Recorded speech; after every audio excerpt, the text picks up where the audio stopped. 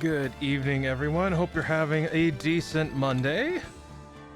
Welcome on in. We are going to... Boy, I was not looking forward to this case. Just because there is a lot of kind of French in it. And I know for goddamn certain I'm going to butcher the fuck out of it. So my apologies ahead of time. But I hope you're all having a decent Monday. Welcome in, welcome in. Let's see who's all in here. Kokiri with first. How you doing, Kokiri? Hope you're feeling better today. Welcome in. Bubbles with second. How you doing, Bubbles? Happy Monday to you. Let's see. Shay, always happy to have you here. See, hello there. Feeling better than yesterday. Still sick, but I got most of my energy back. Now I can finally get around to baking those sugar cookies I plan to bake. Hell yeah. Oh, enjoy them, Kokiri. Koru, hope you're doing well. Welcome in. Hope you're having a good Monday, or at least a decent one. Welcome in, welcome in. Thank you again for the game. It was a very pleasant playthrough. The story was so, oh my god. It fucked with my head a little bit, but it was still a joy to play, so thank you again. Kokiri, oh, already, let's see, who else on the list here? I think that's it. I think that's it for now. Let's see here.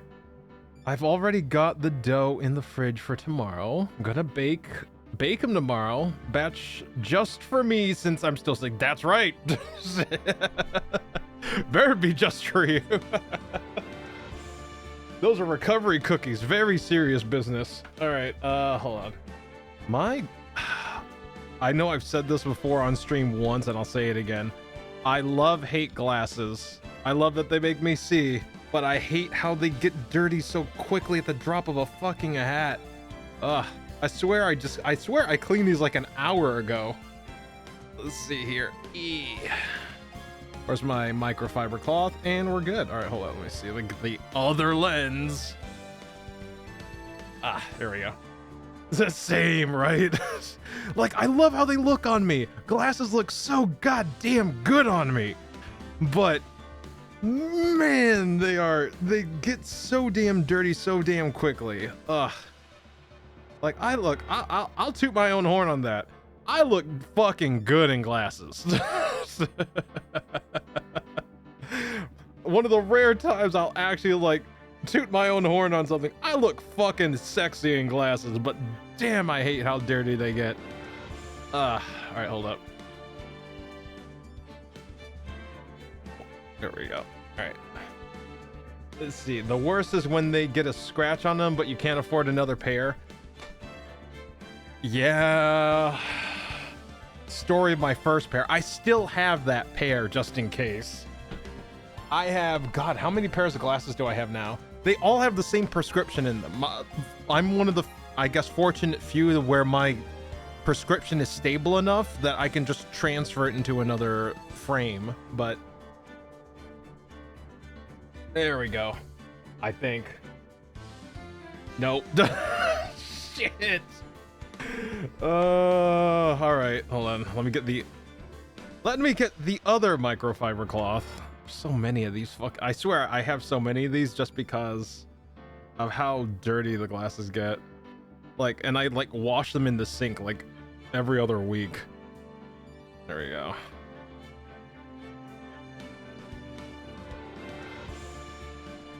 Oh my god. Okay, let's try this. There we go. All right. Okay. All right, I have, oh my god, I just realized I forgot to do my vocal warm-ups. YOLO. Let's see. Or we last did this, I think it was 12:23?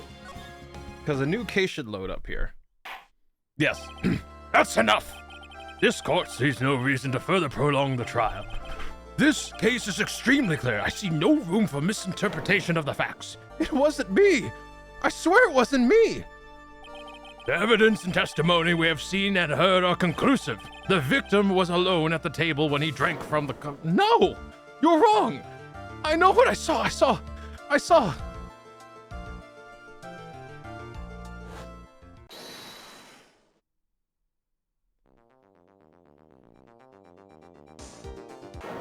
I saw someone else there. A man! He's the real killer!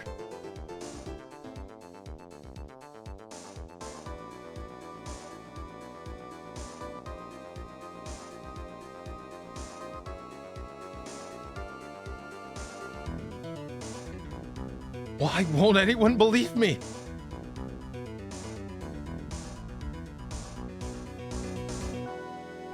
Well, I'd say that pretty much wraps this case up, wouldn't you? Mr. Wright? This court finds the defendant guilty as This court is adjourned.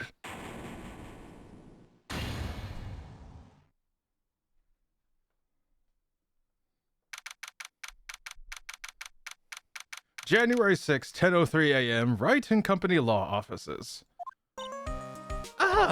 Let's see.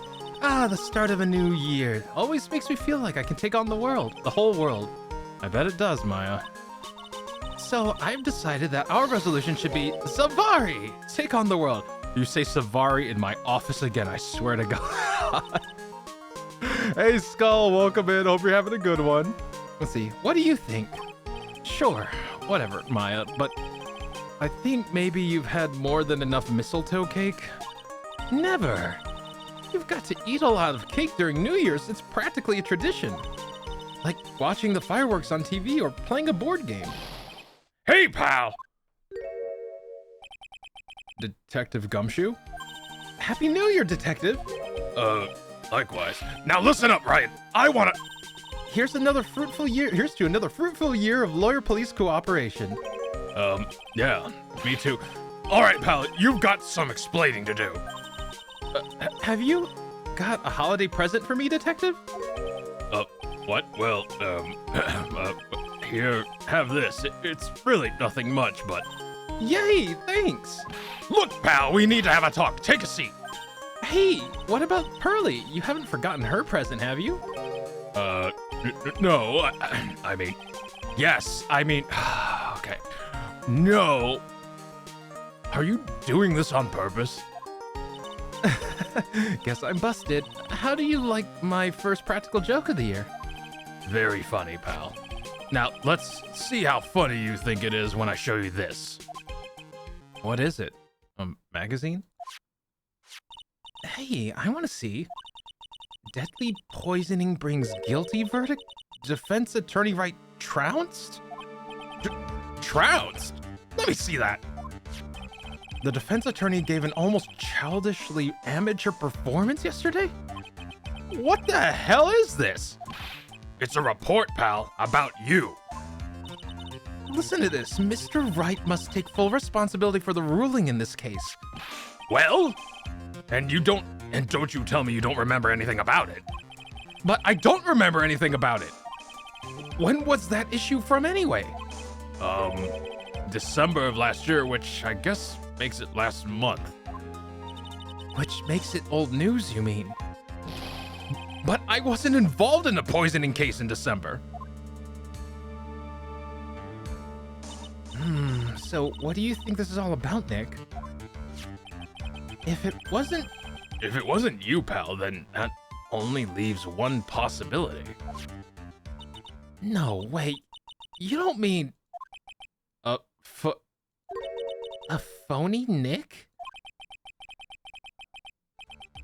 This must be Gumshoe's idea of a joke. Guess he's starting off the new year with one, too. See, an article from December 5th says I was trounced and my client was found guilty. All right, let me see here. Hold up, mistletoe cake as in poisonous berries? It might be, I don't know. Normally you don't. Hold on, I'm gonna look this up. Is this a mistletoe cake? Is that a thing? Oh, let me see. Mistletoe cake. Mistletoe sugar cake. What? Huh. It looks like that it's just designed to have mistletoe on it with frosting and stuff like that, but it's not actual mistletoe? Something like that. I think setting up New Vegas and using, hey, enjoy it, Skull. Sounds like, let's see. Hey, Rose, welcome in. Let's see. I hope you're having a good one, Rose. I sent you an invite in Warframe, so, you know, like, take your time. No rush. Let me know if you need me to send another one. Let's see. Right. So, what are you gonna do about it, pal? What do you mean, what am I gonna do about it? Well, it's your fault that the judge found the defendant guilty in this case. My fault? How do you figure that? Because the Phoenix Wright is super famous now. Well, maybe only sort of. Yeah. See what happens when you hotshots start getting too full of yourselves? But I didn't do anything wrong, at least not that I can remember. You better make this right, pal, now. And that means taking the case back to court, got it? Sounds like we've got our first case in the new year. Let's tackle it with gusto. I don't know. The judge already issued a guilty verdict once in this case. It's not going to be easy to get it overturned. I guess that New Year's resolution is gonna have to wait until next year.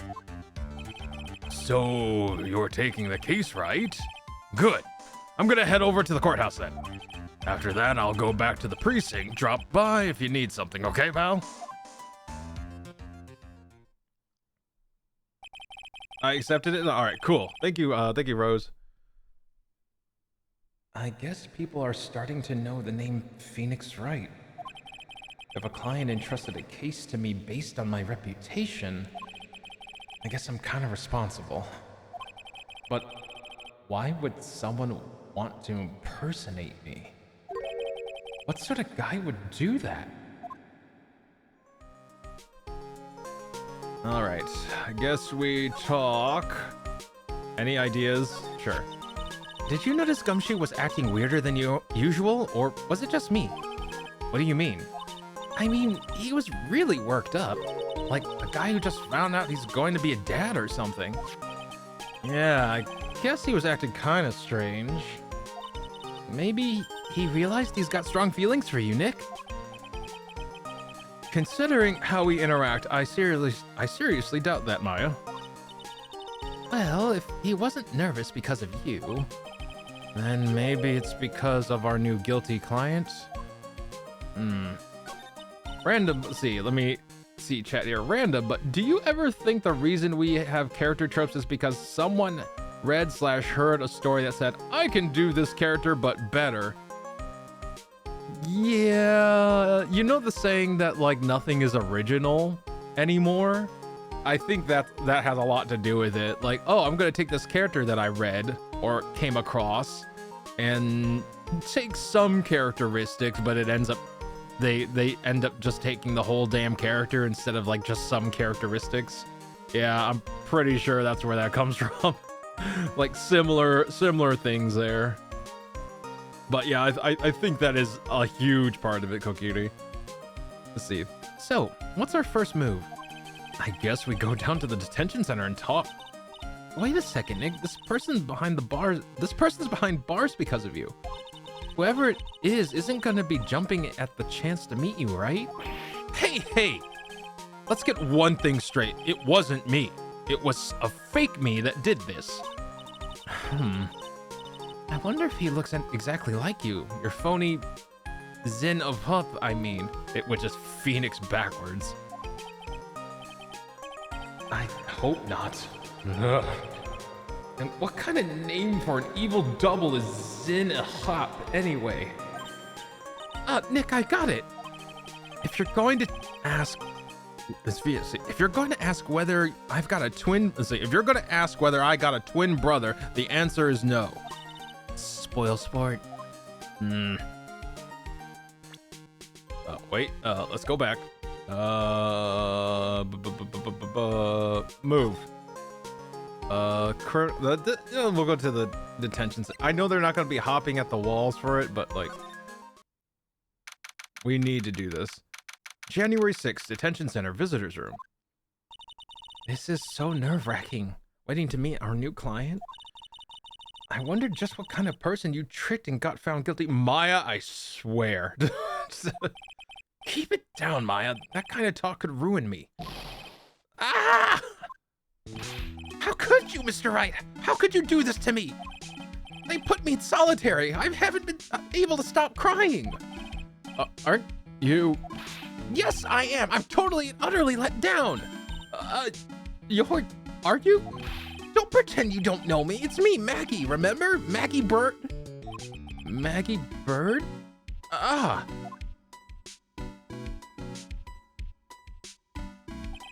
Maggie Bird. Ah. Let's see.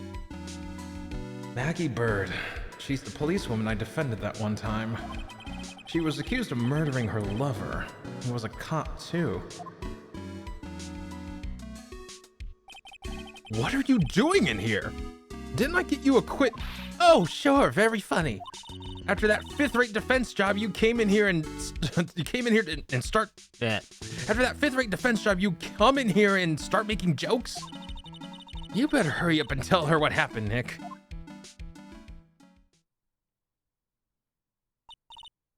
I still don't believe how this could have happened. If there's a doppelganger Phoenix Wright, it's just like, how the fuck did he get into the courtroom? How the fuck was he able to, like, you know, become her defense? You know, like, there's so many things in, like, modern day courthouses and just, like, checking your papers, you know, making sure everything's in order, making sure you are who you say you are. Like, I find it really, this definitely feels like picking up the idiot ball type of trope. I'm just saying. I'm just saying this feels like picking up the idiot ball.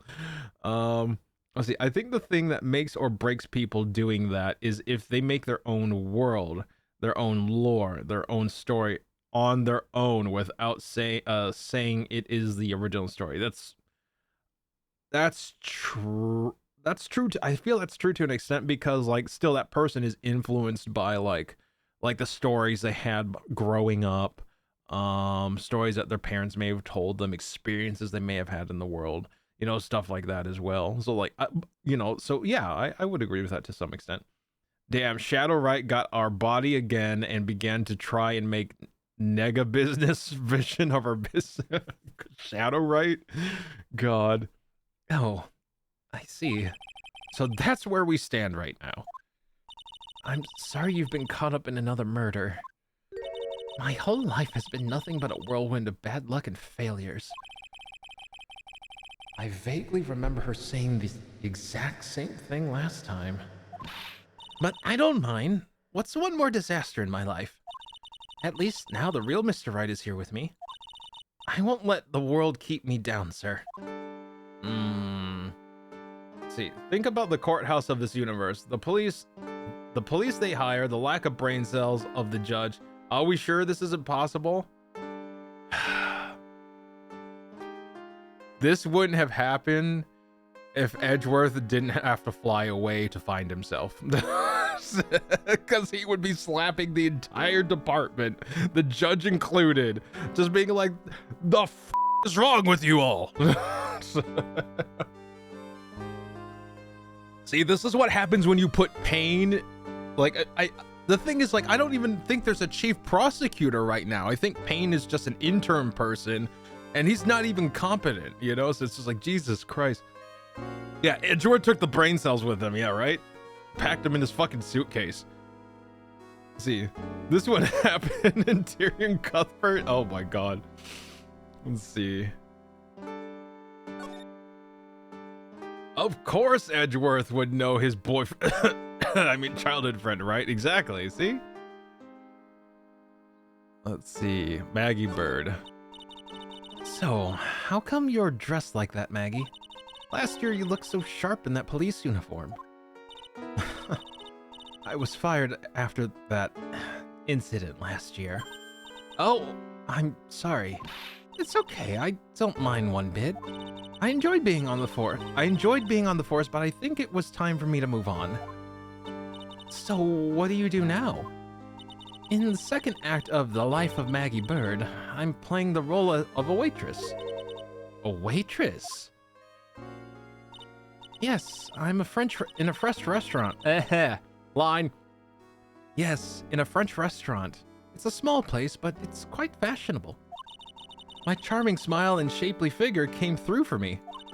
And the owner, Mr. Armstrong, hired me straight away, sir. And then you got into this mess straight away, right? And then you got into this mess straight away, right? Yeah, you could put it that way.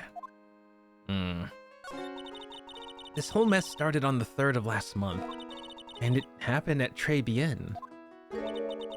Très Bien? Or Très Bien?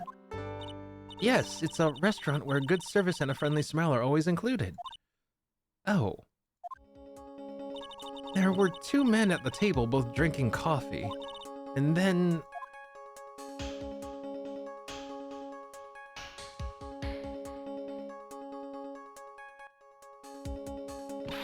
one of the men slipped some poison into the victim's cup. The victim took just 1 sip and was gasping for air.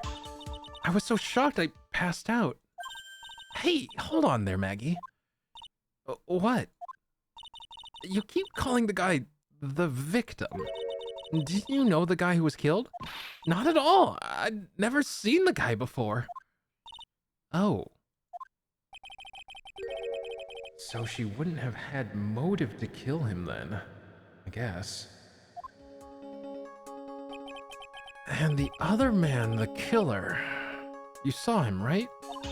Of course, a good waitress must be attentive to the clientele. So, you saw the killer, but you were found guilty of the crime anyway. How come?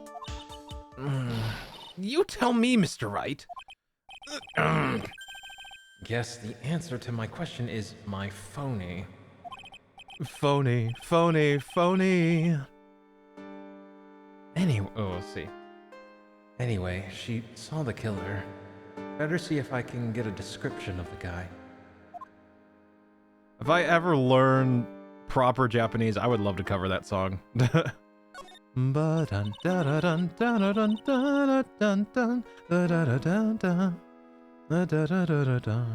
see. So, if you saw the murderer, why were you still convicted? Because no one else saw. Saw what? The other man, the one who put the poison in the victim's coffee. Everyone testified that. Mr. Armstrong, the customer, everyone. The victim was sitting alone at his table the whole time. But how is that possible? I don't know, but nobody, not one person would believe me, sir. Even Phoenix Wright, my one last hope for a fair trial, failed me. What a pathetic defense. My granny could have done a better job. Look, that wasn't me, okay? And then they found something a bit incriminating in my apron pocket. What? A small bottle of poison. What? The poison? It was in your pocket? Well, I passed out when the victim collapsed.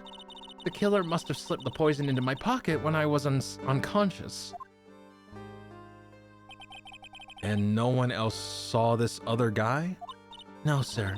That's what everyone said, but I don't see how they could have missed him. Let's see. Quite fashionable. Shows a room that looks like it was decorated by a grandma from the 70s. Let's see. Poison or possibly something the victim was allergic to. Yeah, quite possibly. Let's see. Oh, damn. It was a saying. Oh, God. Oh, well, you had a bottle of poison on you and you passed out. Well, I guess I can see why no one believes you. That's rough, buddy. Let's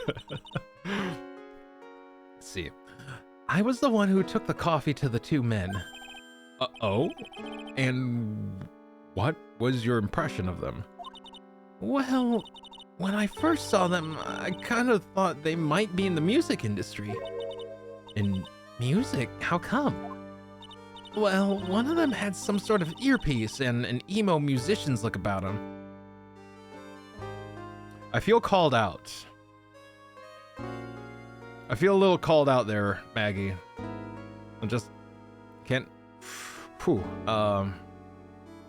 Damn. And there was a sample CD on the table, sir. An earpiece and a sample CD, huh? Did you get a look at the CD at all? It had a band's name written on it. I think it was MC something. They must have been preparing for their debut, I guess. So it was a band CD. Maybe a promo disc? Maybe it was MC Screwdriver. Get serious, Maya. Would you buy the CD of a group named that? What was the name of that group again? MC Hacksaw? No. MC... And what about the killer? What did he look like? Well, I don't really remember. Only that he was a young man, well built like the victim, really. We're gonna need more info. Okay. All right, Maggie. Stay right here. We're gonna have to talk to criminal affairs real quick. Hey, Gumshoe! January 6th, police station, criminal affairs. It's been ages since we came down to the precinct, huh? Huh, Nick? Looks like Gumshoe isn't around. He's got it so easy leaving everyone else to do the work. No, he's out there somewhere. My bet he's on the courthouse. He's probably trying to arrange the retrial of this case. Guess that means we should go to the detention center and chat with our killer, huh? After being convicted without a fair trial, I'm not sure killer is the right label here. Alright. So maybe we gotta show Maggie something. Alright.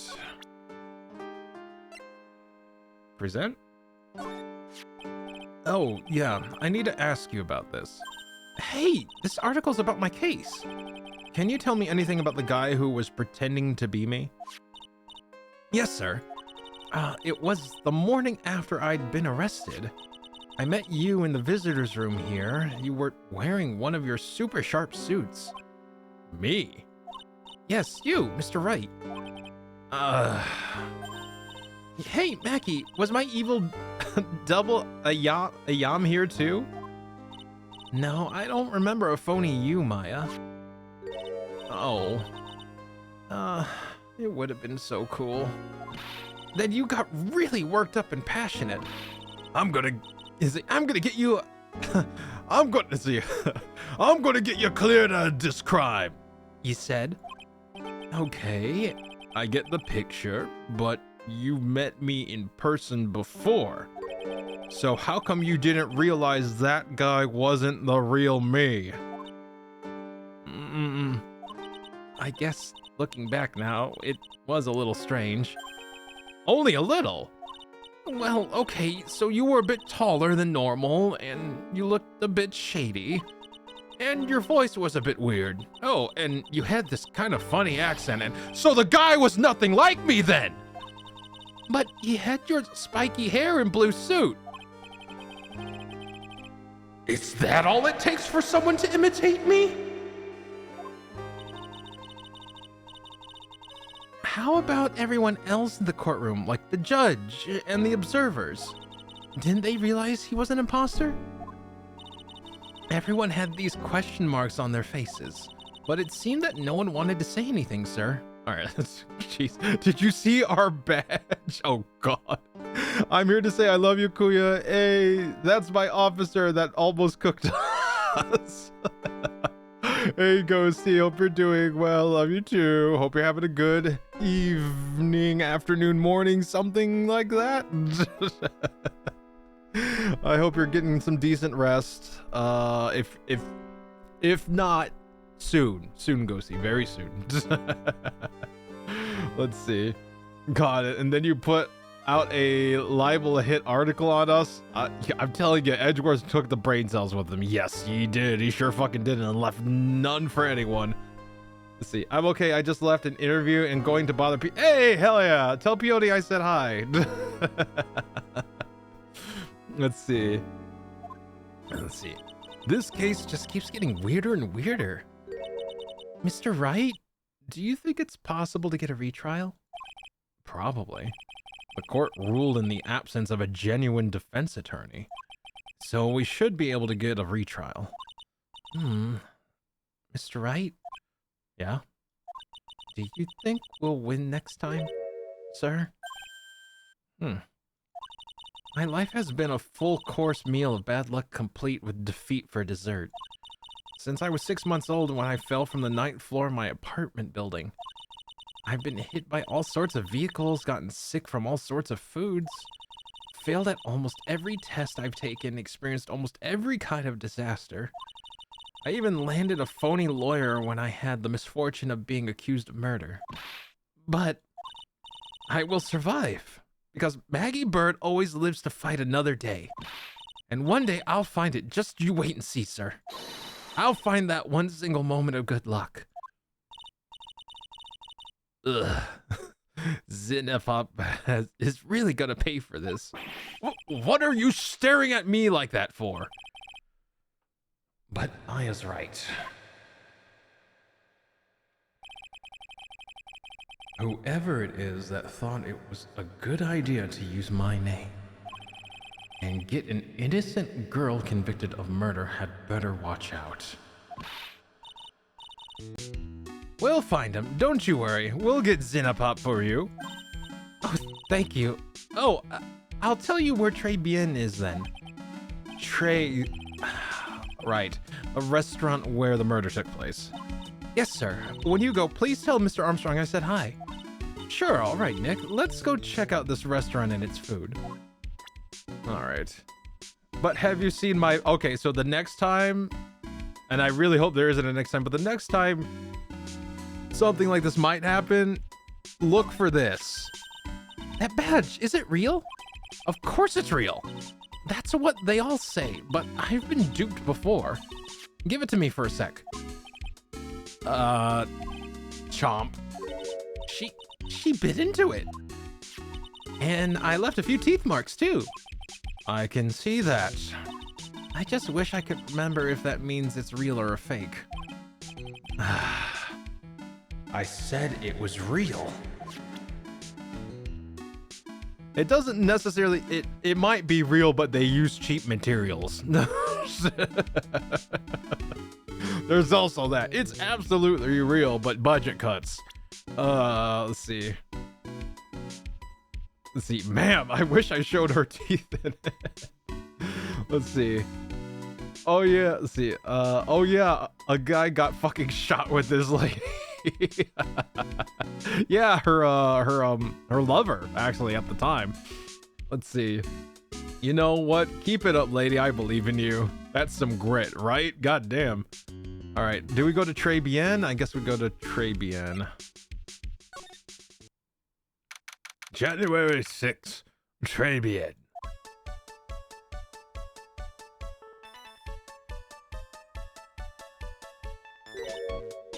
Wow. Look at this place. Look! More like smell. What is with the suffocating scent of flowers in here? And again, girls like that kind of thing, right? Actually, I'm not at all into it. No one's coming to see us. Maybe there's no one here. I take it back. A child designed this. Oh my god. Don't be silly, Maya. This is a restaurant and it's open for business. Hello? Anyone here? I don't believe it. There really isn't anyone here. Perfect. Let's get intrusive. If there's no one here, we can take anything we want.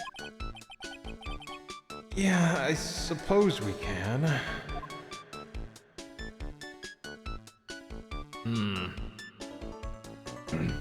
Let's see, examine. It's the restaurant's front entrance. There's a sign hanging on the door written in French. It probably says open or closed. It must be one or the other, but I don't know which since I don't know Jacques about French. Let's see. It's a rack full of fashion magazines and they're all in French. Why don't you try wearing something a bit more chic sometime, huh, Maya? Yeah, I guess I could. I'm always in my acolyte clothes, aren't I? It'd be fun to wear normal clothes every now and then. Hmm? There's something stuffed behind the rack. Looks like a sports paper to me. Hey! And look at this. Someone scribbled a little doodle on one of the pages. MC Bomber in 1, 2, 3, 4, 5 zeros? $100,000 maybe? No, that's 500,000. I wonder what MC Bomber is supposed to be. This paper. It's from December 3rd. This paper's from the day of the poisoning. What? Let's see, date from December 3rd, the day of the incident found at Trabian. Let's see. Let me catch up with chat real quick. See, this looks like something you might see in a lurid mobile game title where you have, where you're having to run a shitty business to have to use globes for fun and spindles of spun joy to restore it. Oh my god. This is giving Strawberry Shortcake cartoon, and I didn't even watch that one. The bomb of pink would be so bad if it wasn't for the overly flowery gaudiness. Oh my god. A paper from the day of the murder. This has to gotta be this. A paper from the day of the murder. This has got to be a clue. I should see if I can find out some more about this paper. Let's see.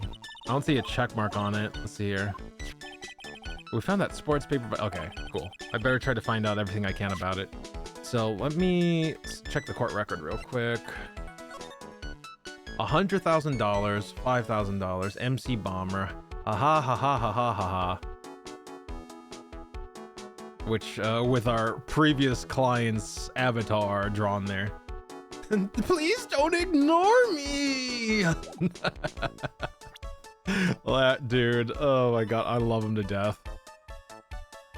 He was annoying as fuck sometimes, but he was fun. He was fun to read the dialogue of. It was really, he was a interesting character. I guess this is Mr. Armstrong? Let's see here. Slide to the left. This must be the table where the murder occurred. I guess so, with all the police tape all around it. And that stain must be from the poisoned coffee. Don't go licking the tablecloth, okay? Okay, Maya? Why would I lick it? I'm not a cat, you know. Then why can I picture you doing just that?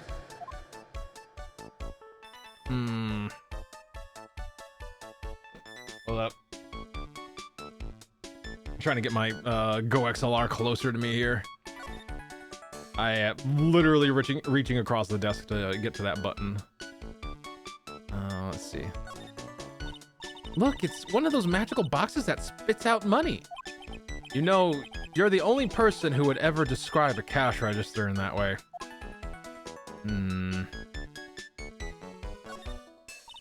Look at all the little trinkets tucked away in here. I bet Mr. Armstrong collected all these personally. Let's see, a bouquet of flowers, some potpourri, and look! Fine Bone China cups.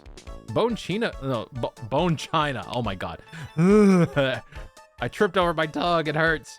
Let's see, a bouquet of flowers, some potpourri, and look! Fine Bone China cups. I never knew you were so cultured.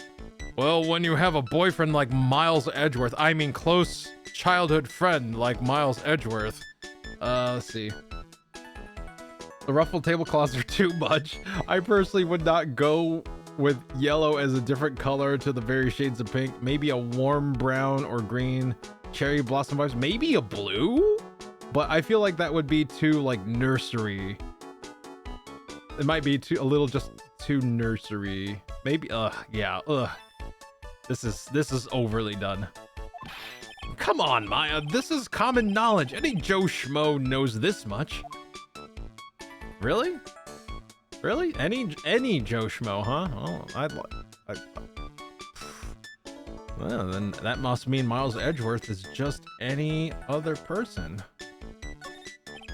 Wow, this is a beautiful winter wonderland out there. It's a beautiful winter wonderland out there. Really? Cool, I love snow. Let me see. Huh? It's not white. It's not even snowing. Gotcha. I was only kidding, Maya. Nick! There are lies that are okay to tell, and there are lies definitely that definitely aren't. All I did was tell an itty bitty white lie about non-existent white snow. You're just mad we got you. The restaurant has partitions that separate the tables. When you're seated at a table, you can only see the tables to your left, to your right or left. This table's set nicely. It just needs a customer. What do you think this flower is, Nick? Let's see. Well, it doesn't look like a tulip, and it's not a sunflower, I don't think. Duh, even I could have told you that. Well, those are the only kinds of flowers I know. Dagnabbit, I'm a lawyer, not a botanist. Let's see. I guess there's no one's actually here, I guess? I guess we go check in with Gumshoe then. I feel like we've examined everything. So, you know what? Yeah, let's head on out. Back. Move. Detention center. Move. Let's see if Gumshoe's all right. I guess not. Move. Detention center. Did I get everything? Let's see. Present. Here. Oh, yeah. Let's present this to her because she was talking about MC Bomber. Oh, a sports paper. Let's see. Did Gunston Braun manage to defend his heavyweight title? Sorry, Maggie. That paper's actually a month old. It's from the day of the murder. And Gunston got knocked out yesterday, I'm afraid. Oh, no. I found this paper in the magazine rack at Trebien. Really? That's strange. Trebien doesn't get newspapers. Mr. Armstrong says he's not really fond of them. Then maybe one of the customers left it behind? Anyway, what I want you to take a look at is this scribbled here. Aha! That's it, sir! MC Bomber! That was the name that was written on the CD. Just as I thought. I guess it wasn't MC Screwdriver after all, huh?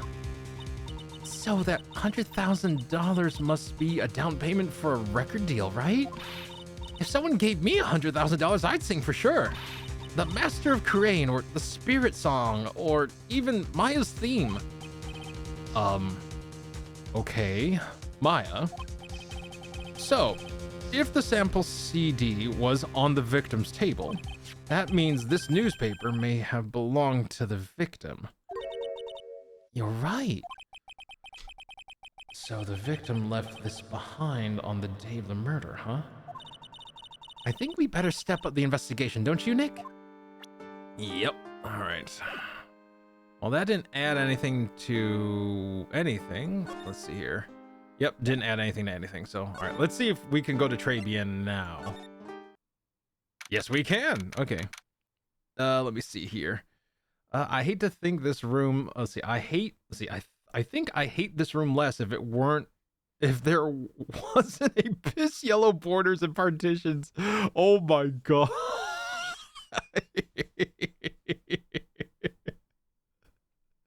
You know,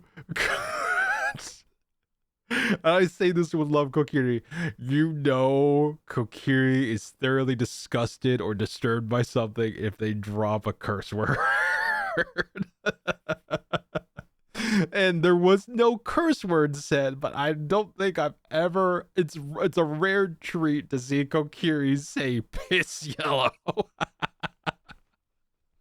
Jesus. Okay, that got my tummy. That got me chuckling. I appreciate you.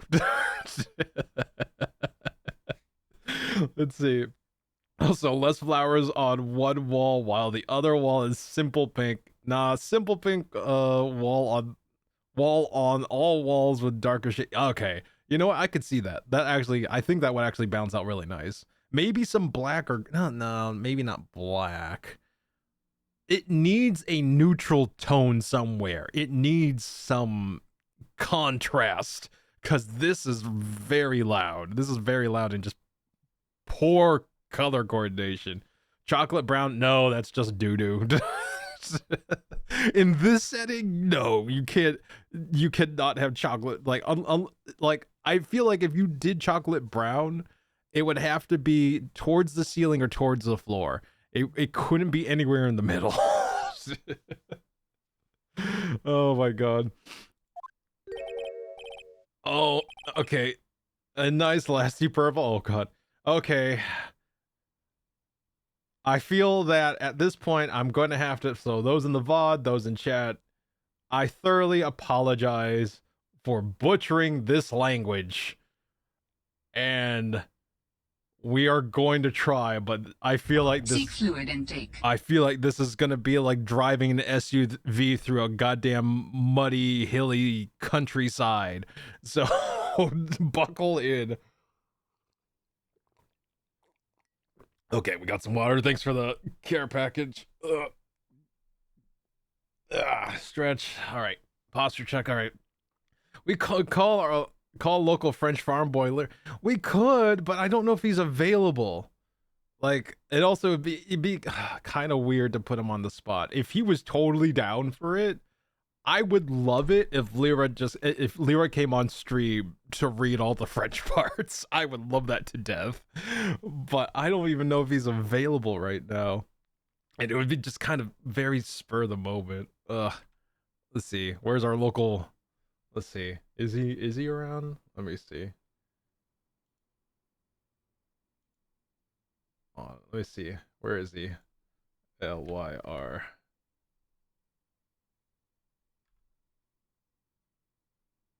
I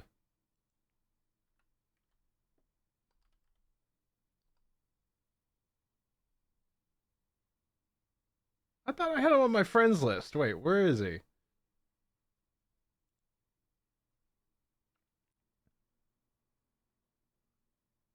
He's not even online. That's why. Yeah, he's not even online on Discord. So yeah. Damn. All right. I don't want to like just disturb him if he is online, so yeah. Okay. Damn. All right.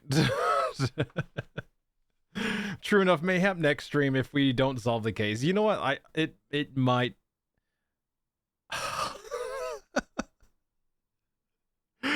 If he wants to do the whole thing, I will restart this case. I'm not even kidding. If it means that we get to hang out and have him be like Mr. Armstrong for this entire fucking case, I would absolutely start the freaking case over. You have no idea. That would be amazing. I fucking love Lyra, and like I will absolutely restart the entire fucking case just for that. Okay. Let's see. Ooh la la, bonjour. Welcome to Le Très Bien. Oh, hello. What happened to Maya? She's frozen stiff. I don't even know. Bonjour. Welcome to my petit restaurant. Hot B Avenue? Oh non, mi petit tulip. Me? Look at this face, like a kitten rejected by its own mother. You are fatigued, non? No? Alors, you need this. An aromatic bath oil melange of La Neroli and La Rose, my personal recommendation. You think I need what? Oui, just add a couple of drops in the mixture in la bathwater and voila! It will soothe your body and mind. You're simply fantastique. Really? And for la monsieur. Who, me? Look at the face, like the puppy rejected by life itself. You're fatigued, no? For you, Monsieur, I recommend this. Oil of bergamot, and maybe a nit of wee. I will add la peppermint and la clay sage for a fragrance exceptional. Such an invigorating recipe will bring out your delicious beauty, Monsieur. Monsieur. My beauty? Hello. If you will be seated, I will bring you the special menu of the day. Actually, we're not here to eat. We're lawyers. Bien sûr. Oh my god, I'm so sorry. Mas bien sûr? Let's see. Oh, see, hold up. Très bien, bro. That's Spanish. Wait, what? Hold on. Wait, I think you're right. I didn't even think about it. Très bien. No, très bien. Meaning, pronunciation. Très bien. How to say very well in French. Très bien is very well in French, apparently.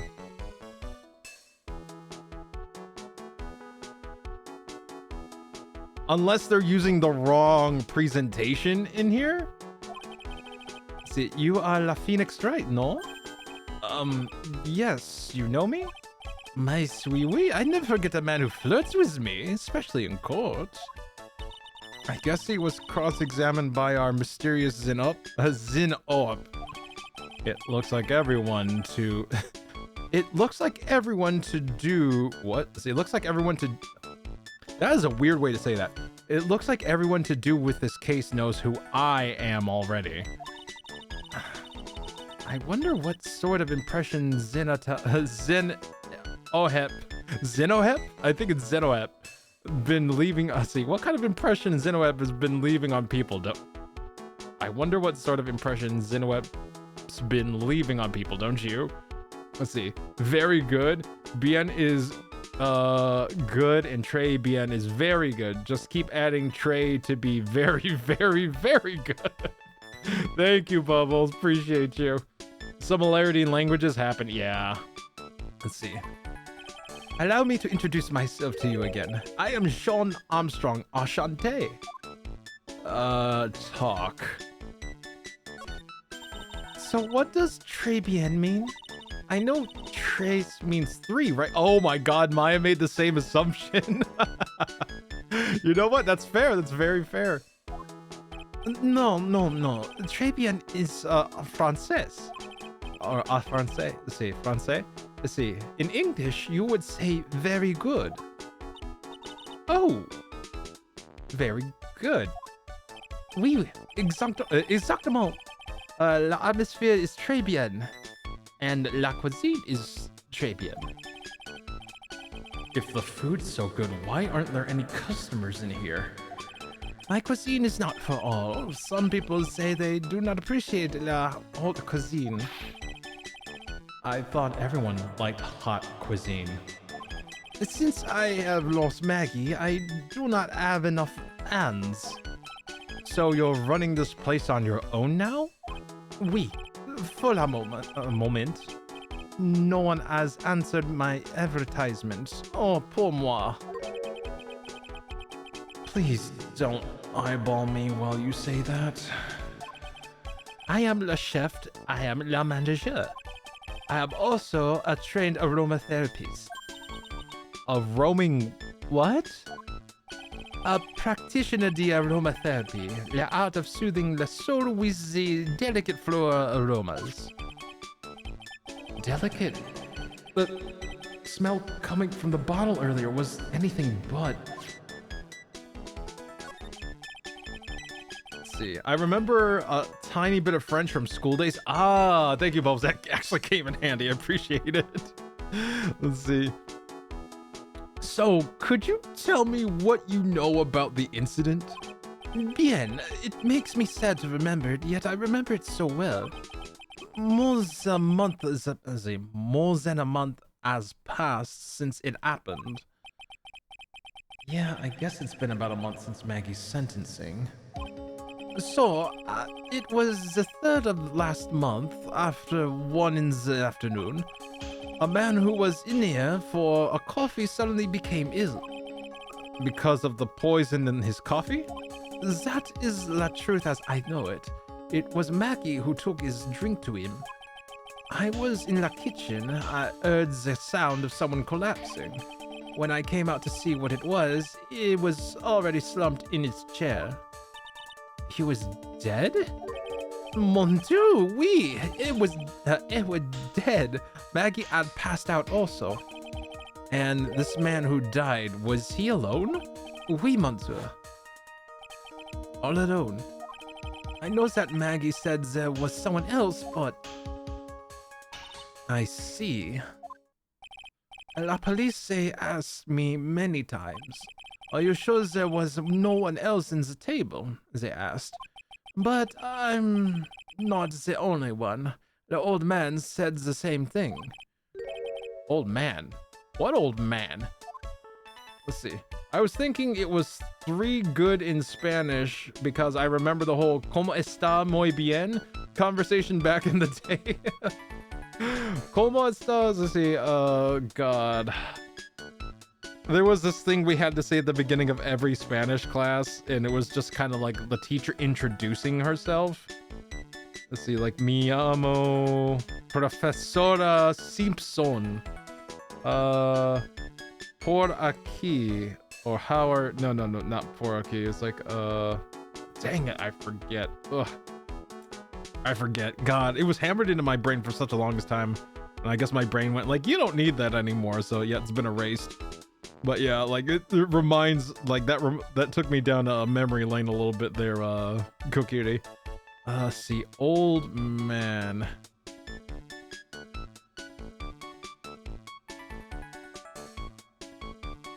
Hold on. My phone is exploding and I want to make sure.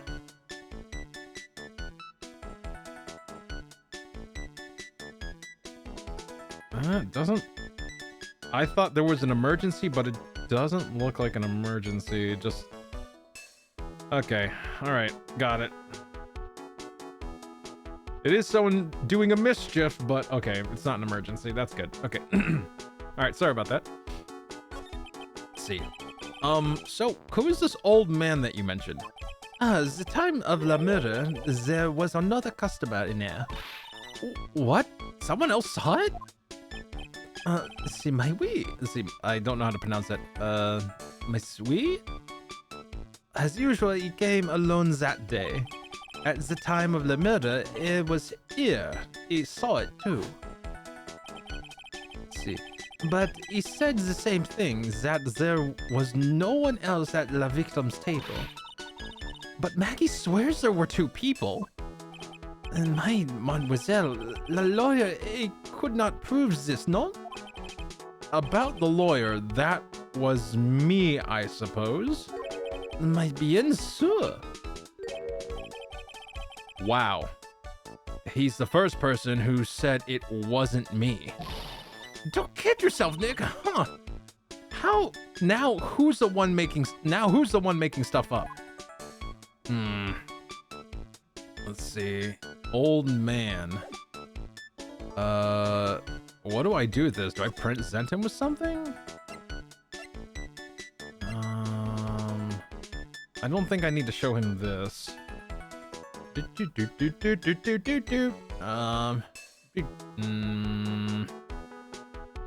I'm not sure what to do from here.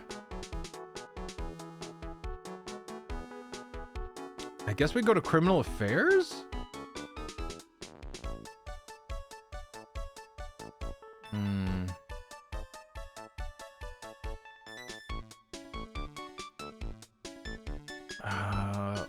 Maybe, no, wait. Maggie's still available, right? Yeah, detention center. We can present profiles. How about this guy? Oh, so you met the owner, Mr. Armstrong. He's, oh, how can I put this? Pretty unique, huh? He has a really intense aura, as a chef and as a person. Yeah, he has a pretty intense aroma, too. So, did Mr. Armstrong really not see the killer? Apparently not. Well, he's in the kitchen all the time, so I guess it's possible that he didn't? Okay.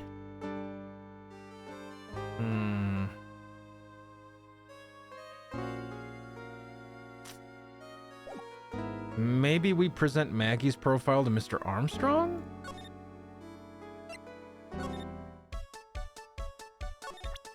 Let's see. Profile. Oh wow, Pink Chefs. Hey Peach, how you doing? No, I hope you're having a decent evening. Let's see here. Honestly, the one person that comes to mind when I hear Armstrong is Muscle Man. Yeah, right? Friggin' Alchemist Armstrong? Hell yeah. That's the person who comes to my mind too. Present. Maggie was a policewoman once, n'est-ce pas? Yes, but she had to quit for, reasons beyond her control. Oui, oui. She was the suspect in the murder investigation, no? Oh, you know about that. That is why I gave her a perfume of la happiness. Happiness? Happiness perfume? Oui, blended from Bergamot, like I have given to you before.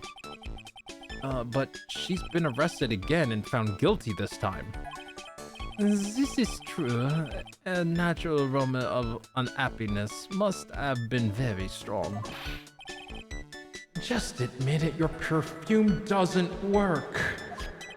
I'm not surprised she was the prime suspect. After something like that took place before my very eyes. Something like what?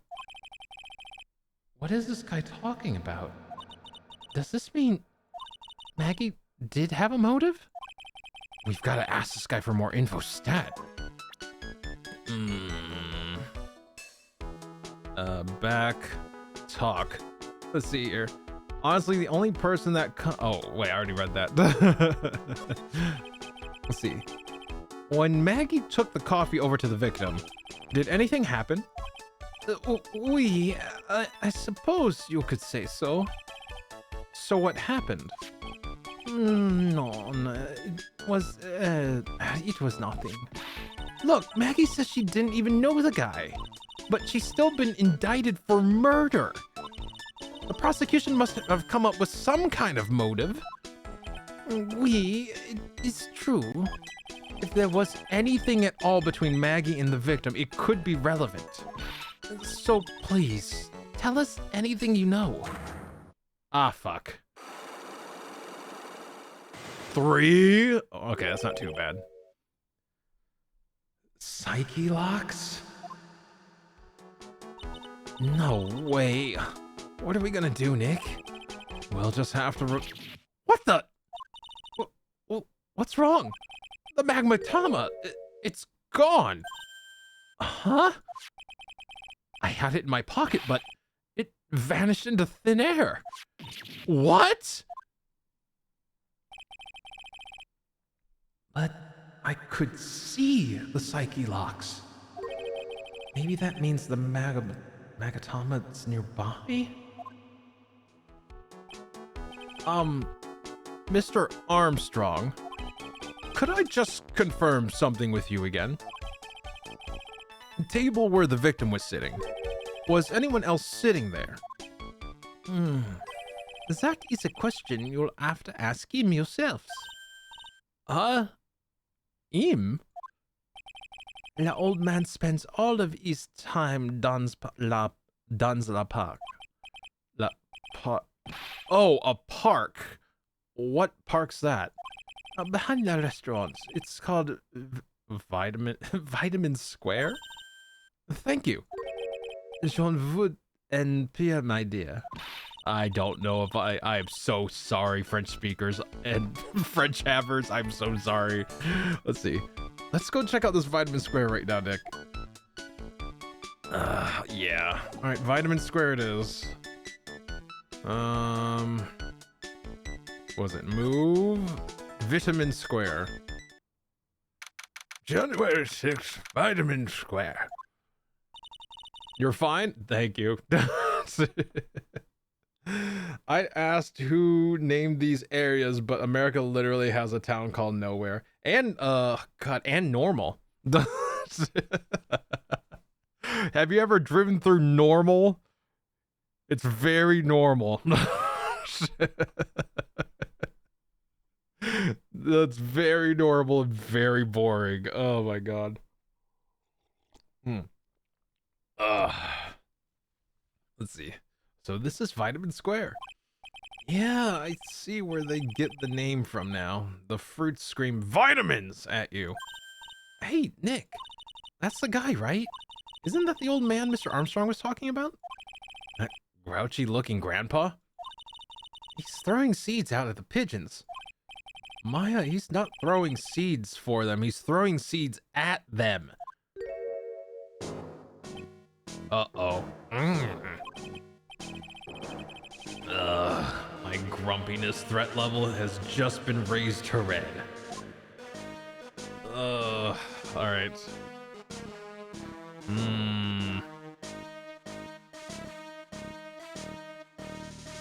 Let me see. Before I talk to him, I guess let me examine. Ah, heavy drinker, right? What's with like the super kind of like proud music I noticed? Oh, there's a magazine here. It's a magazine full of job listings. You disgusting rogue picking up something someone else threw away. Threw away? Did you throw this away? Are you looking for a job? That's none of your business. Sorry, I guess I'll just take the magazine with me then. I don't want anyone else having it. Give it back. Too bad that you want it so bad, I don't want to give it up. Let's see. Picked up from a bench in Vitamin Square, thrown away by the old man. Hey, that's mine. Let's see. If he wants to throw seeds at rats, he can do this. He's a proud Empire citizen. Oh my god.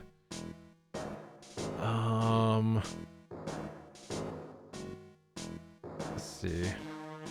I guess I'll talk to him? Trebian. Do you go to Trebian a lot? That miserable excuse for a restaurant. That garbage they serve in there's not food. Where's the sushi? Where's the tempura? The rice? Trebian's a French restaurant, sir. Where do you think we are, boy? In Paris? I want real food, not those snooty snacks. And what about those shameless girls? You mean the waitresses? You can see it all the way up to their... Yes, the waitresses! They're practically naked! It's a disgrace, isn't it? Well, isn't it? Listen, it's not my restaurant. Gah! It's a miserable excuse for a restaurant, that place. Miserable! He certainly knows the place. He must be a regular. But if he hates it so much, why does he keep going? Oh dear God. Oh God. He's one of those. Yeah, right. The pigeons. Trebian regular. Are you a regular at the restaurant, sir? It's just, if you dislike it so much, why would you keep going there? Sir? There you are, you filthy pigeons. You want food? Take that. He must be hiding something, right? If he is, I should be able to see a psyche lock or two. Oh, wait. I don't exactly have the Magatama right now, huh? Remember, Nick, that Magatama is only on loan. You better find it or else. If Pearls ever gets wind of this, I'm going to be in a world of pain. That guy likes getting stepped on by women and then yelling at them about it. Oh, what you saw. Excuse me. Would you mind if I had a word with you? Yes. I just want to ask you a couple of questions. What's the matter with you? Can't you see I'm busy? So you don't like my seeds, huh, pigeons? He's really chucking those seeds at them. That's gotta hurt. Go on, eat this.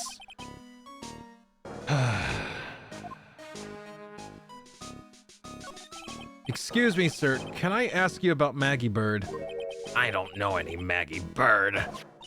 Yes, you do. Maggie, the waitress at Trevian. It's a disgrace, I tell you. An utter disgrace. A disgrace? An innocent young girl revealing herself like that. Revealing? You mean her uniform? The youth of today, they don't have any shame. No shame, I tell you. Not 1 ounce. Whatever happened to the old Bushido values of Japan, like honor and modesty? What about me? I'm not wearing anything revealing. Your problem is you lack any sense of grace. Talk about hitting a girl where it hurts. Oh boy. All right. Let me examine the pigeons here. Hey, wait, what about this one? Hey, look, pigeons. Yeah, and heaps of them too. Did you know that pigeons are a symbol of peace? That's a dove, not a pigeon. Oh, poor things. So they can't be symbols of peace and harmony just because they're gray? Is that it? You're overthinking this one by a smidge, Maya. Let's see. This place is so fruity. That's not a bad thing. Besides, I love apples. They're among my favorites. Then that apple slide is perfect for you. And what is so perfect about it? Oh, come on. Don't be a stick in the mud. Slide down it a few times. Go on. Woo! No way. I'd get covered in sand if I slid down that slide. Anyone can see that. Yeah, you're right. Otherwise, I'd give it a try too. Let's see. I used to love sandboxes like you wouldn't believe. Really? You? Sure. Finding iron fillings in the sand with a magnet was my favorite thing to do. Iron filings. Wow, that's too exciting for words. It was my ambition to collect every single shred of iron in the sandbox. I was such a kid back then. So, did you manage to get all the iron? No, I never did. I think I came close though. Come to think of it, I still have all the iron filings I found way back when. You want them? No. Just straight up, just no. Let's see. All right. Let's try. Move. I don't think we're gonna get anything else out of this guy.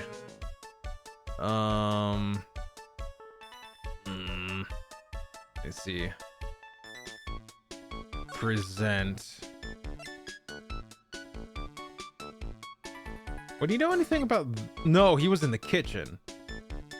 And if the dude's a regular, he probably has this a lot. So yeah, let's present this. Mademoiselle.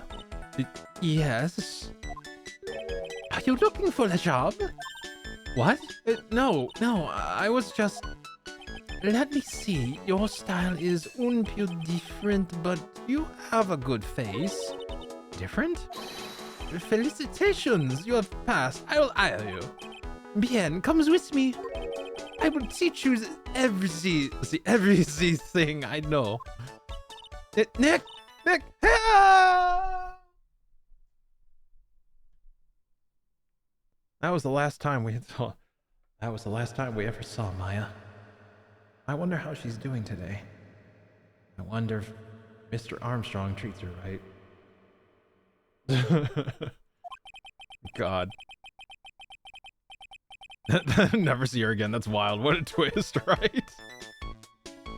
Let's see. I don't know whether to laugh or feel bad for Maya. Maybe I should do both? Let's see. Let's see. Well... Okay. I thought we would get more about the old man, but it looks like Maya got fucking recruited. Yep.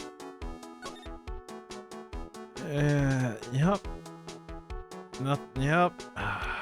Yep. All right, where can we travel from here, I guess? Let's see, move. Oh, okay. January 6th Detention Center, Visitors Room. Looks like they have Maggie in questioning. I guess I have to ask her pretty much I guess I've asked her pretty much everything. I'll come back if there's anything else I need to ask her later. Okay, so we're done with her. What about Gumshoe? Would Gumshoe have anything by now? Let's see. Hey, Gumshoe has something. January 6th, police station, criminal affairs. At least I hope he does. Well, pal. Oh, holy shit. Hold up. Pal. This is why you do your vocal warm-ups. God damn it. Well, pal, have you found the evidence yet? The one that's gonna find her innocent? No, not yet. We've only just started our investigation. Well, whatever you need to know, I'll give you the dirt on it. I'm putting off all my other cases for now, pal. Gumshoe's really fired up about this. Oh, yeah, one more thing. The retrial's been approved. Court sitting at 10 a.m. tomorrow. And Godot's gonna be the prosecutor. Oh. Him. Now, listen up, pal. If Maggie's found guilty again... Yes? I'll make sure you get locked up for good, got it? Does Lasty have tea for his voice? I do. Yes, I do. I don't know how much honey I have, but I do have tea. Yes, I do have tea. Let's see. Bum bum. Bum bum bum bum. Maggie Bird. Let's see. Very good. Yes. Good. Yes. Excuse me. So the guilty party was Maggie Bird, huh? Yeah. Back when she was on the police force. You were her mentor when she was a rookie, right? Yeah, I kept a close eye on her. I mean, not too close, you know.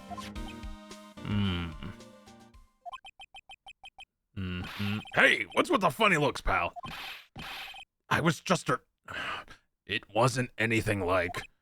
Look, sure, I was her boss when she was doing her trading. But that was it. Nothing happened. Gumshoe sure is swearing up a storm over nothing. Ah, so that's it. Our big old Gumshoe has a little old crush on Maggie. I don't like her in anything. I was... Ah! Note to self. Gossip with Maya about this later. Look, pal, don't tell anyone, okay? You've got to keep it secret, got it? Sure. And would you mind not guessing what I'm thinking? Would you mind not guessing what I'm thinking all the time? Hey, tell your face, pal, not me. You have to be blind not to see what's on your mind. Let's see. The victim. So, I was wondering, could you fill me in on the victim? Glenn Elg. He was a computer programmer. I see. A programmer. He was just a regular Joe working for a small-time computer firm. Maggie never had any contact with the guy before that day. And all she did was take him his coffee on the day of the murder. Yeah, Maggie also claimed to have never seen the guy before. Did the victim go to the restaurant often? Not according to the chef. Said it was his first time. He said it was the first time he's seen the guy. A programmer and a first-time customer at that. What possible reason could Maggie have had to kill a guy like that?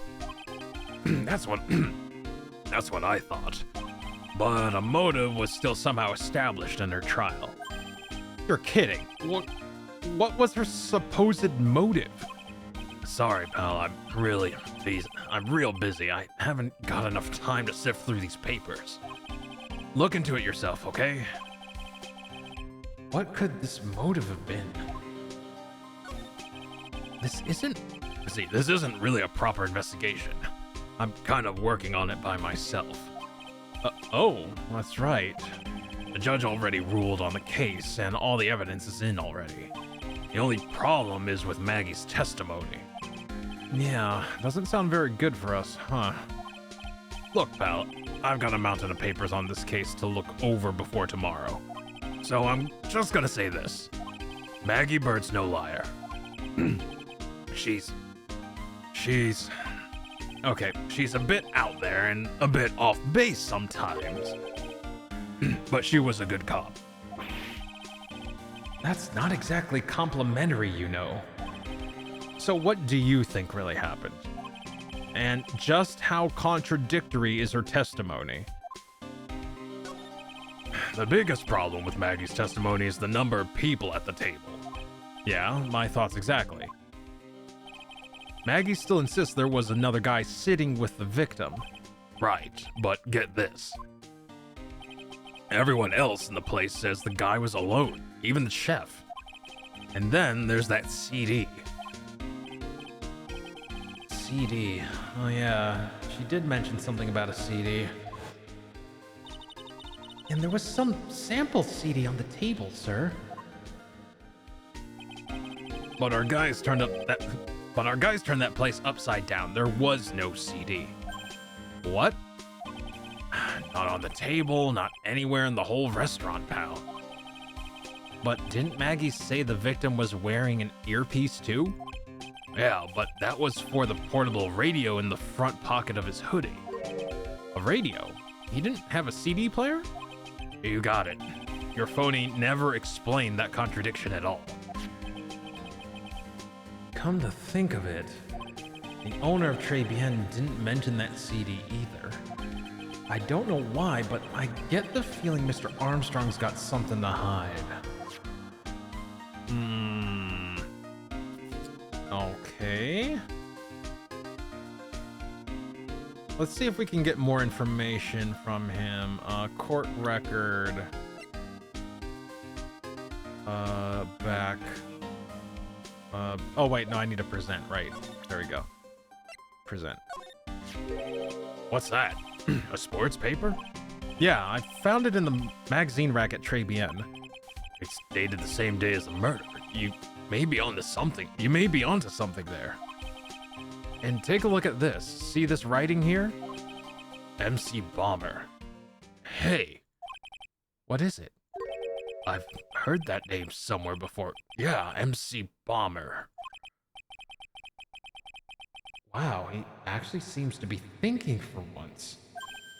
It's no good. I can't remember.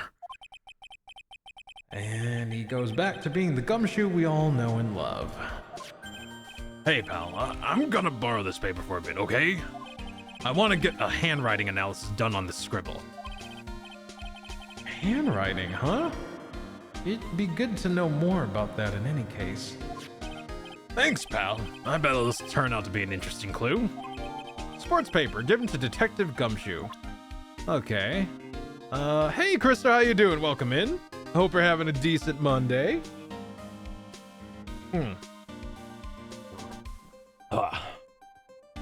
I just haven't met you yet. Hi. Oh yeah, Lassie, I found an interesting $5 book at my local outlet store. Ooh, what's the title? Let's see. What else? What else? Bum, bum, bum, bum.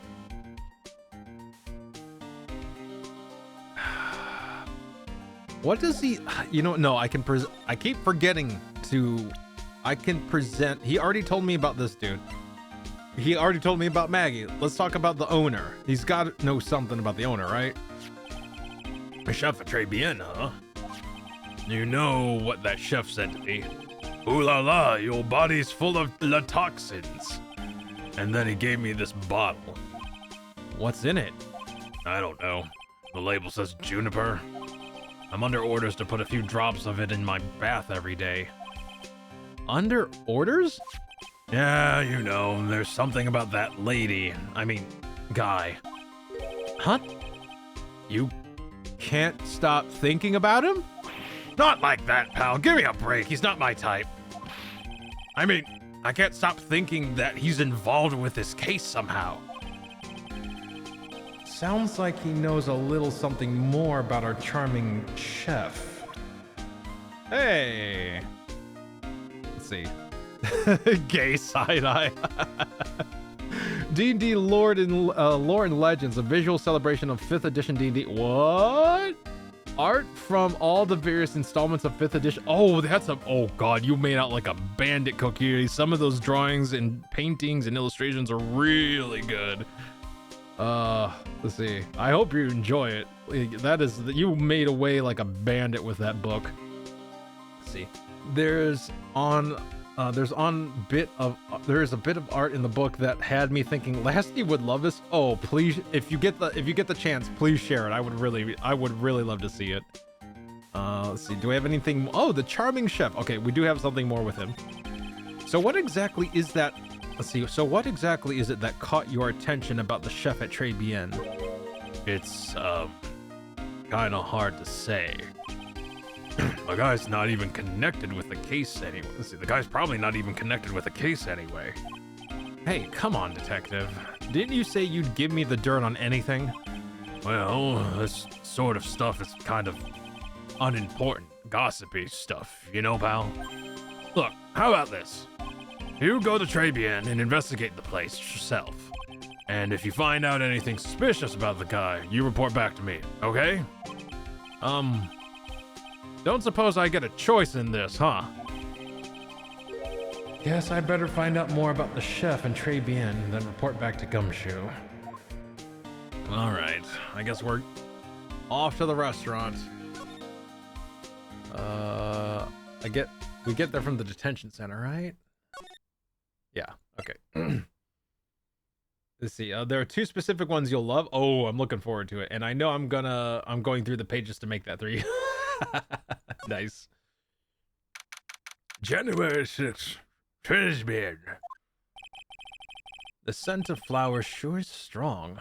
It's almost making me dizzy. Uh-oh. Oh, hello. Who was that just now? A customer? She had sort of a dark aura about her. Ah, welcome, B Avenue. Wow, what a cute voice. Oh, it's just you, Dick. Maya? Well, how do I look? Maybe you should quit being a spirit medium. Maybe, but it's kind of boring being a waitress. I mean, you're my first ever customer. Then who was that woman I just saw? Since you're here, you might as well have something to eat. I am kind of hungry, actually. Let's see. It's one from Spelljammer Adventures in Space Collection. Oh my god, that sounds amazing. Let's see. It smells like lilac everywhere. Everyone seems to be blissfully unaware of a cloying stench in the air. Why is everyone swaying over there? Maya is wearing a Ronald McDonald outfit. You wake up. Oh god, it does sound like a fucking like Cthulhian horror nightmare scene. In like the most innocent way possible. Waitress. So how do you like your new job, Maya? I never knew there was so much for a waitress to do. Take people's orders, bring them their food, make coffee, work the cash register. Of course, we need a customer before I can do any of that. Yeah, it's a nice looking restaurant. That's a lie, Phoenix. That's a lie. Don't lie to yourself. Yeah, it's a nice looking restaurant. It's a shame more people don't come. Don't forget about the ultra cute waitress. Check out my gimme a tip smile. Hey, Nick, why don't you order something? The chef's preparing a tasty lunch set at the moment, or so he says. How much is it? It's the twin tea set, so it's $20, of course. The twin tea set. I believe I'll be taking a pass on that. It's kind of expensive. What? But you can't. Come on, Nick. It's not every day I get to be a waitress. I want to try carrying plates and working the cash register. How about cleaning the toilets? That should keep you busy. Yeah, right. Maybe later. About the lunch. Oh, a fine choice, sir. No, Kitchen, a lunch special, please. With all the extras, drinks, side salad, dessert, and gift. I don't need any of that. Just a moment, please, sir.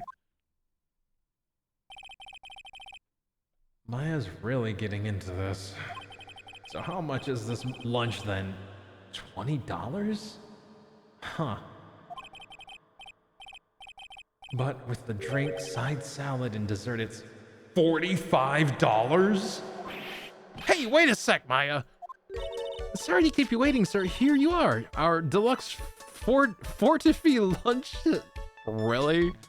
Our deluxe fortifie lunch set. Whoa. A dish inspired by lobster and abalone fricassee? Is that what is this? By lobster and abalone fricassee with a balsamic vinaigrette? Bon appetit. Thanks. Thanks? Come on, Nick, hurry up and try it already. Lobster? Huh. All right. Down the hatch it goes. Well? Are you hungry, Maya? I'm starving. Here. It's yours. Really?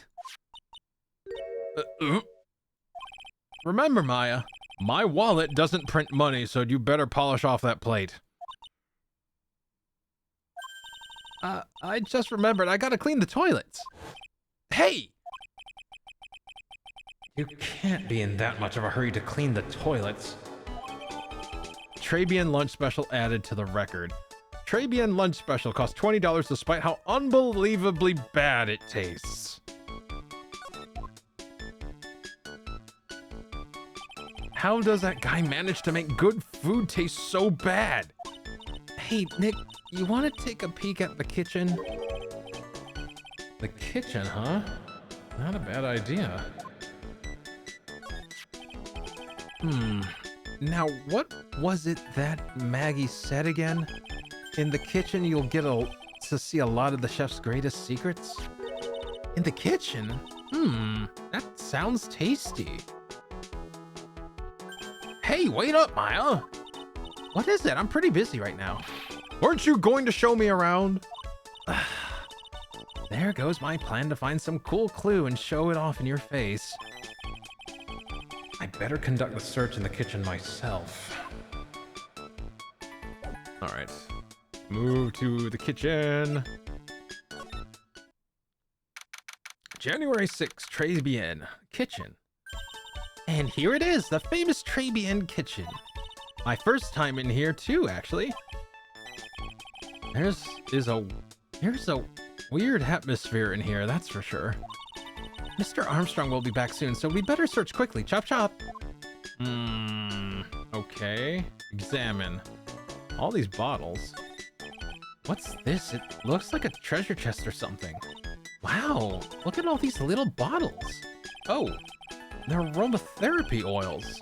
It's got so many, they're overflowing onto the floor. Let's see, 1, 2, 3, 98, 99, 100. They're all the same, too. Hey, wait a minute. What is it? There's one bottle that's different from all the others. Well, what do you know? And it doesn't have a label either. And it doesn't smell. So what's that liquid inside then, I wonder? Hey, Nick, we should borrow this. I mean, look how many bottles he's got. He won't miss one, will he? Found in the kitchen. Shape is different from the other bottles. Contents unknown. Oh, look! The Magatama. Hello. Now I know I'm in a French kitchen. I've never heard of most of these seasonings. Hey Nick, this container has oyster sauce? What's that? Isn't that used in Chinese food? Look, right there on the counter. My Makatama! What's it doing there? What indeed? Magatama, on loan from Maya, recovered in the kitchen of Trebien. Let's see. Fun fact, some pages include art from other editions of D&D, including Van Richten's various Ravenlaw. Ooh, yes. Good, good. That's some good art right there. Very good, yes. God. Let's see. Oyster sauce, delicious. Can be. God, I remember as a kid hating that stuff. Just because it was just like in everything we ate, but you know, you get used to it. Also, many maps of, oh, of course, that makes sense. There's so many maps. There's so many maps in D&D. Let me see. Boop, boop, boop, boop, boop, boop, boop. Let's see.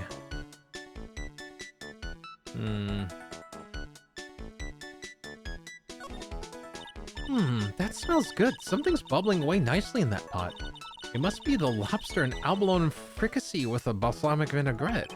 Isn't that what I just ate for lunch? Maybe? What you ate is the only French dish I know the name of. Oh. I see. What are these lace curtains for? I don't know, but they give the place a real homey feel, don't they?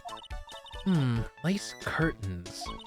You know, if I was a cooking pot, I'd be perfectly happy to sit on a shelf under those.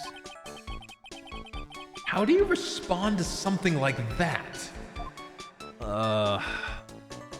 Let's see. Lace curtains in a kitchen. Boy, OSHA would have a fucking field day in here. Now this is one large mirror. I bet this is where he makes himself look pretty. There's a book on the dresser. Clarice Armstrong's bedtime literature? Not exactly Pulitzer Prize material, is it? It looks like a collection of poems he's written.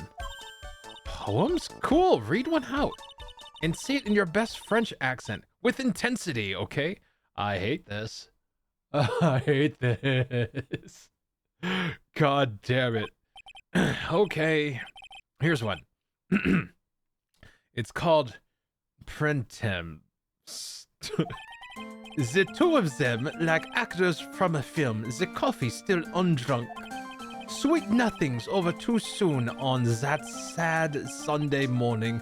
The foolish cocktail so delicious. Take the last sip of your tea and I know what I will do. I must lie to you. I must.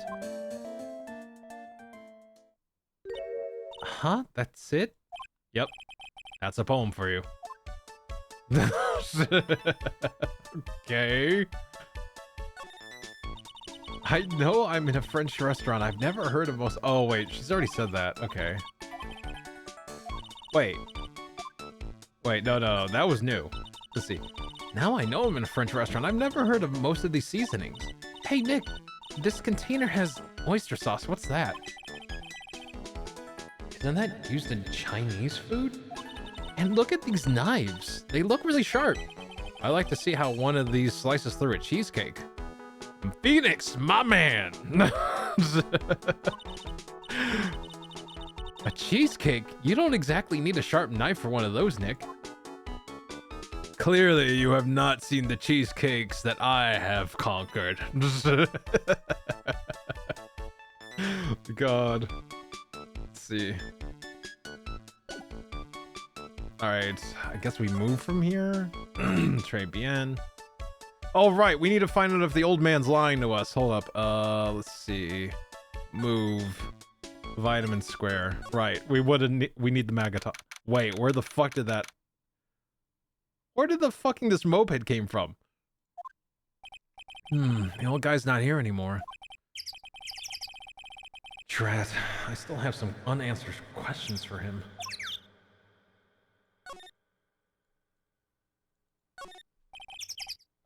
A scooter, huh? Who would leave it right in the middle of a park like this? The wheel guard and the light are busted. I guess it must have been an accident? It's totally wrecked.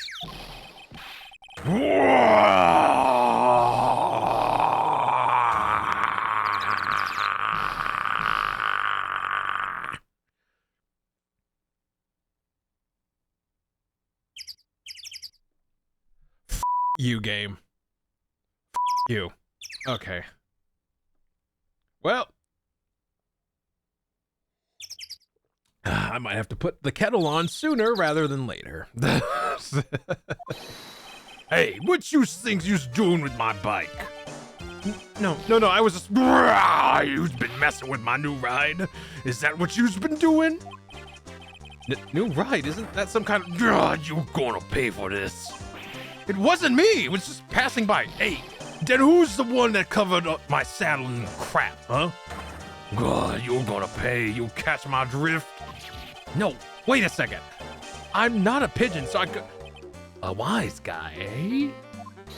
I oughta beat you so hard you'll feel like you was smooching the express train. Uh-oh. Yous better watch your back. This ain't over. I'm gonna wound up a group of lawyers and then you's gonna pay. Actually, I'm a lawyer myself. What'd you say? I'm Phoenix Wright, attorney at law. Phoenix Wright. You saying you Phoenix Wright? Yeah, I am. So you a wise guy too, huh? 'Cause I'm Phoenix Wright. The one and only. What? Out of my way, I gotta cruise. He's gone. Surely that guy wasn't my phony, was he? He wasn't anything like me, these motherfuckers.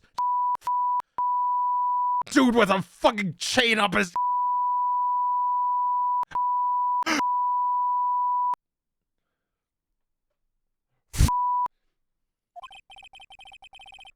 Guess I better make a note of the scooter.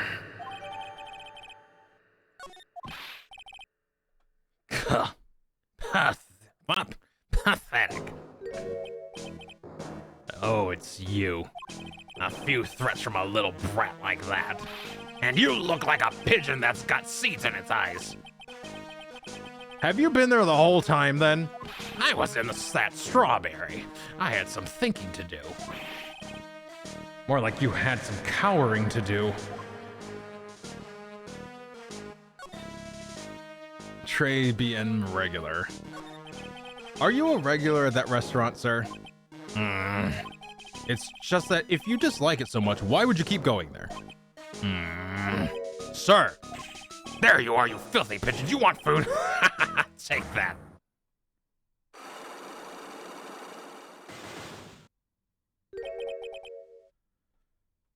I knew it. This old guy has something to hide. But what could it be?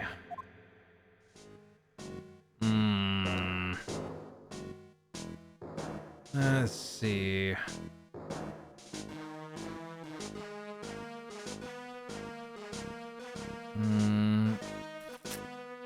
I don't know what to do here.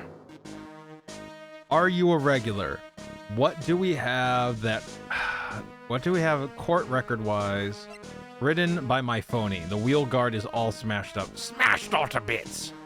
Magatama. I posted 9 pics of various arts from the book in Discord for you, Lassie. Thank you, Kokiri. I appreciate you. I'll take a look after stream.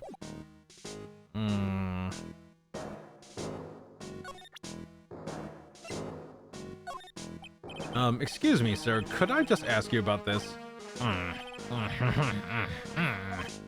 Sir? There you go, boy. See, How does some pigeon feed sound to you? this wasn't exactly what I was hoping to get out of this guy. Okay. Move. Trebien. Move. Does anyone have anything new? Detention center. All right, now the detention center. Criminal affairs. Do you have anything new? Possibly. Okay, January 6th. Police station, criminal affairs. Hey, hey, you're just in time. What is it, Detective Gumshoe? The lab got back to me about that newspaper you gave me. He must mean the sports paper with the memo scribbled on it. So, what did they say? Did any analysis turn up anything? Did the analysis turn up anything? They said the doodle was they said the doodle was written by the victim, Glenn Elk, no doubt about it. I expected as much. The victim took the paper with him to the restaurant on the day of the murder. That's our best interpretation of the facts at the moment. Let's see, left by victim, doodle is in victim's handwriting. Let's see, sports paper refiled into the court record. Okay. MC Bomber. I get the feeling I've heard that name somewhere before. Oh well, I guess it'll come back to me. Don't forget to report back to me with whatever you find in the restaurant, okay, pal? Since when did I start... Oh, let's see. Since when did I start taking orders from Gumshoe? Although, I get the feeling there's something I need to show him. Yeah, we got the vial, right? You got one of those aroma bottles too, huh? Only this one doesn't smell. Huh? I don't get you. This was mixed in with all the other aromatherapy bottles, but it's not the same. It doesn't even look the same, wouldn't you agree? A cologne bottle that doesn't smell, huh? Smells like a skunk to me, pal. Mind letting me borrow that bottle for a while? I want to send it to the lab for analysis. The victim was poisoned, so the contents of this bottle are pretty important. Small bottle given to Detective Gumshoe. There we go. I had a hunch there was something funny about that chef. You suspect John Armstrong? I've got that guy's number. I know what his secret is. That must be the same secret Gumshoe was talking about before. I guess I better fill you in on the details. About this Armstrong's guy's secret, I mean. Alright. I'm ready for some hot tea. Give it to me. So what's Mr. Armstrong's secret? You ever had lunch at Trabian, pal? Yes. So, how was it? To put it nicely, it was inedible. Don't worry about being nice around me, pal. You and I both know the reason that place is so empty is because of the food. I mean, the place is clean and he's got a girl like Maggie as a waitress, so... Yeah, I guess it's probably the food. The real scoop on the guy is he's up to his ears in debt. Really? How much does he owe? This is a copy of his loan contract. It's about $500,000 in the red. $500,000? Are we talking dollars? Yeah. Hey, if it was sterling, he'd really be in trouble. Sorry, that figure just took me by surprise. Yeah, this case is full of surprises. And I'd be willing to bet that chef's got something to do with most of them. That's my hunch. Let's see, Jean's loan contract added to the court record. John's debt is $500,000. The owner of the loan is tender lender. Let's see. $500,000 trouble dollar due?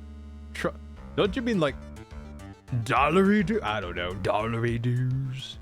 I don't know. Let's see. Vitamin square. Do I want to go to Vitamin Square or do I want to talk to Mr. Trabian?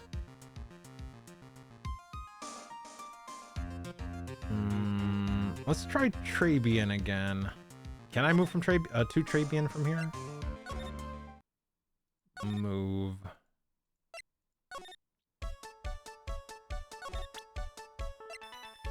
Let's see. Present. About this. Sorry, Nick. I'm a waitress now. I've got a pile of work waiting for little old me. Okay, she knows nothing.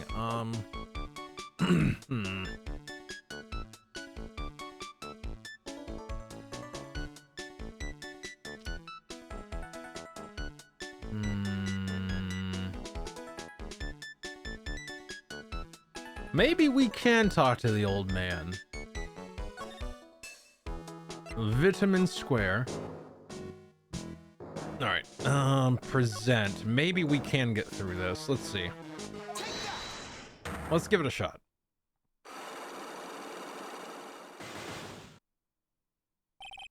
Trabian regular. Okay, he's got to know something. It's time you told me the truth. Why are you a regular at a restaurant that you dislike so much? Isn't it obvious? People only have one reason to go to restaurants: to eat. To eat? Is that the whole truth? What do you mean? I don't think you go to that restaurant for the food at all. You insolent brat, how dare you accuse me? What proof have you got?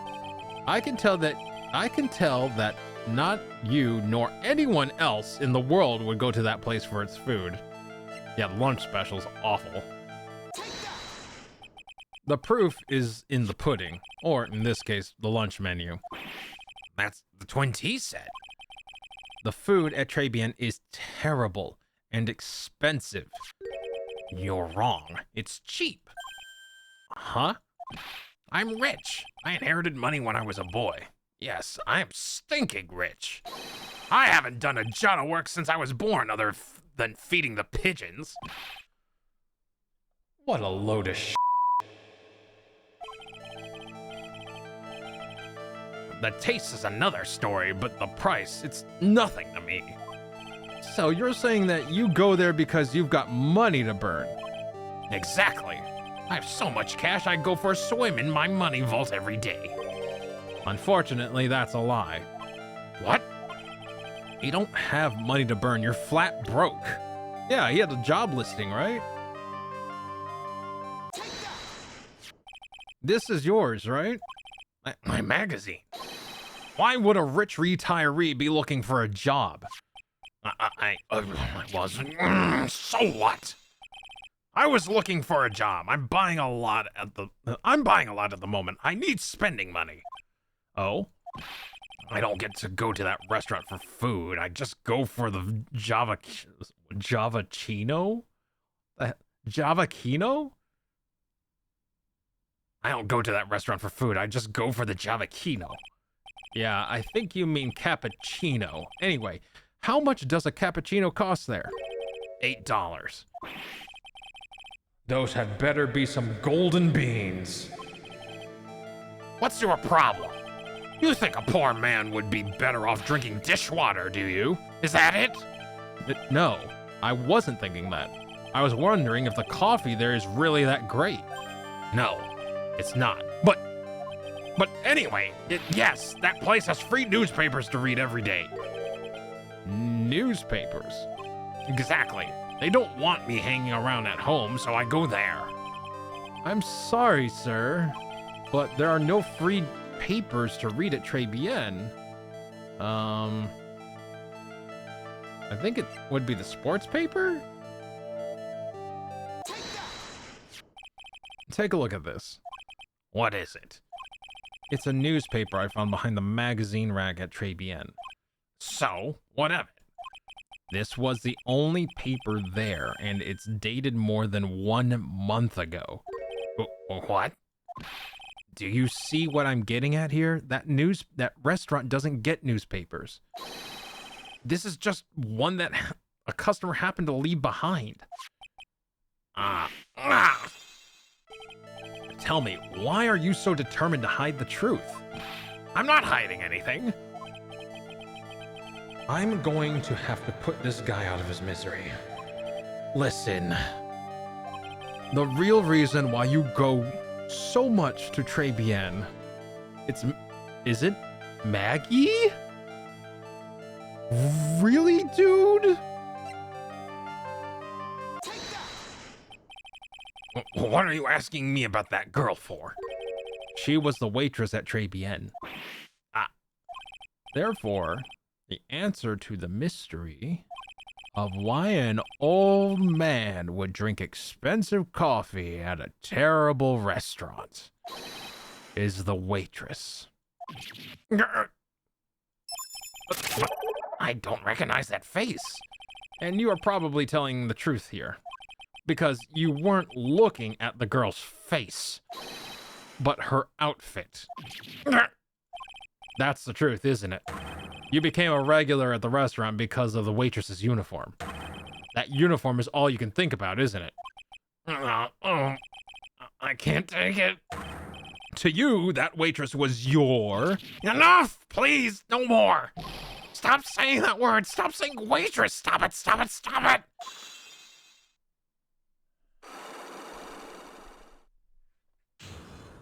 Correct language! Hey, Betty, thank you for the raid. Appreciate you. Hope you're having a good evening. Hope you and Knight enjoyed your shenanigans. And Korrig as well. I saw you all playing I can't pronounce the word to save my life. Neskis or whatever it is. I forgot how to pronounce it. But welcome, and I hope you're having a go at it. Hey, Bacon. Injection. Damn it. It's okay. It happens to us all, Bacon. Let's see. Knight, how you doing? Welcome in. Nice to see you as always. Let's see here. Wait, what did Automod do this time? Completely failed my objection. It's fine. Ah, old perv. Yep. Mm-hmm. Yep. Bingo. Oh. All right. Let me get a sip of water here. There's been a whole lot of screaming in a short period of time here, and I didn't do any vocal workouts. Boy, that was a great idea, Lastiel. That was an amazing fucking idea. All right, here we go. Trey being regular. Sir. Yes, it's true. I was there for the young girl. Fine, so I'm a dirty, wicked, sinful old devil. No, I didn't mean it like that. I even get one of those lousy cups of Javicino every time for $8. All because of the serving girl. Punish me. Lock me up. Really, that's not what I'm here for. You'll be the same. Another 20 years and you'll understand what it's like. You'll know how painful it is to be an old man like me. No, really. Listen, sir. Stop calling me that. I have a name, you know, boy. Show some respect, hmm? I'm Victor Kudo. Sorry, Mr. Kudo. You young ones think you know it all, don't you? Well, I'm not saying another word. I won't tell you anything more. This guy was in the restaurant at the time of the incident, which means I have to hear his testimony one way or another. I don't believe this. I even broke his psyche locks and everything. I guess I'll have to try to get him when he's in a better mood. Let's see. Hey, bud, my Twitch crash. Hey, no worries, Vanny. Nice to see you as always. Hope you're having a good night. I'm making do, buddy. I'm making do. I hope you're having a good night too.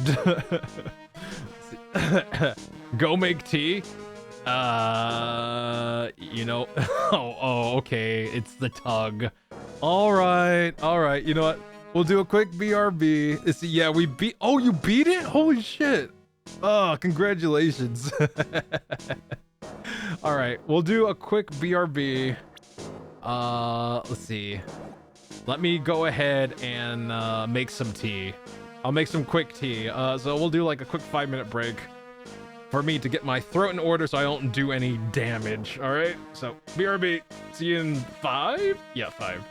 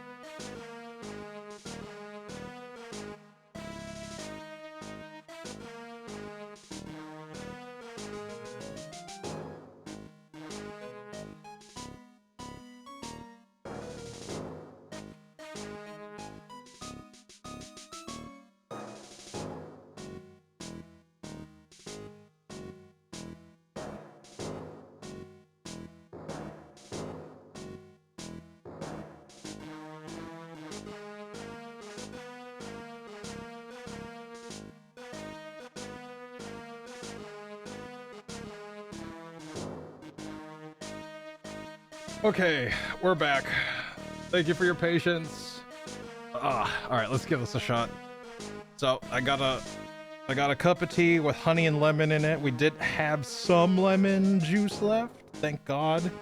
And apparently we had like half a bottle of honey, so I put some of it in there. So I finally have like a little bit of vocal relief. Ugh. That's it. I will have to be wary about. I just need to keep monitoring my voice, and hopefully I don't kill it. All right. All right. So I guess we talked to him, or was that everything we had to get done? Throw some whiskey bourbon. Ooh, that is tempting, Bacon. I'm not even kidding. That is tempting. Ooh, I do have a little whiskey reserved from damn. You know what? You might be onto something there. Let's see. Hot toadies, great. Really? Is that what it is? Okay. Hey Jasper, how you doing? Welcome in. Hope you're having a good evening. Welcome to the craziness that is this game. You know what? Okay. You know what? You convinced me. All right, hold up. One moment.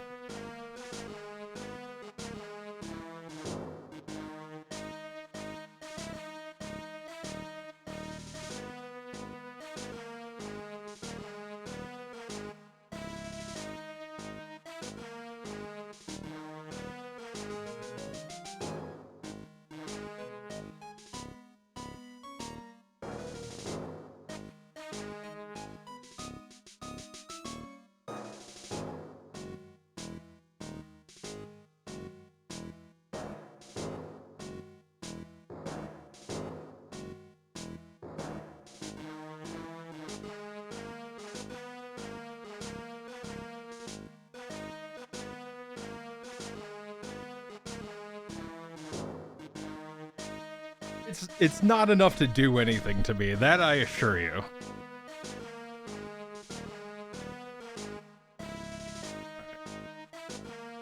That said, it has taken up the rest of the space available in the cup, so I do need to sip some of it out.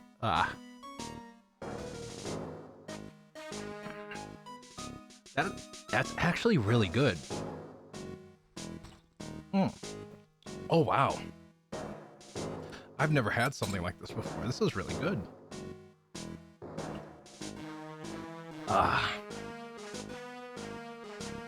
I do not mind that at all.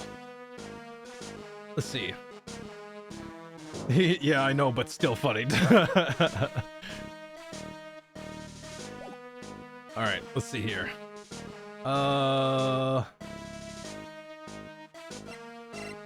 Wait, what's going on? I saw Jasper came in. I did say hi, but I don't see anything else from him yet. Wait, did something get nixed? Hold up.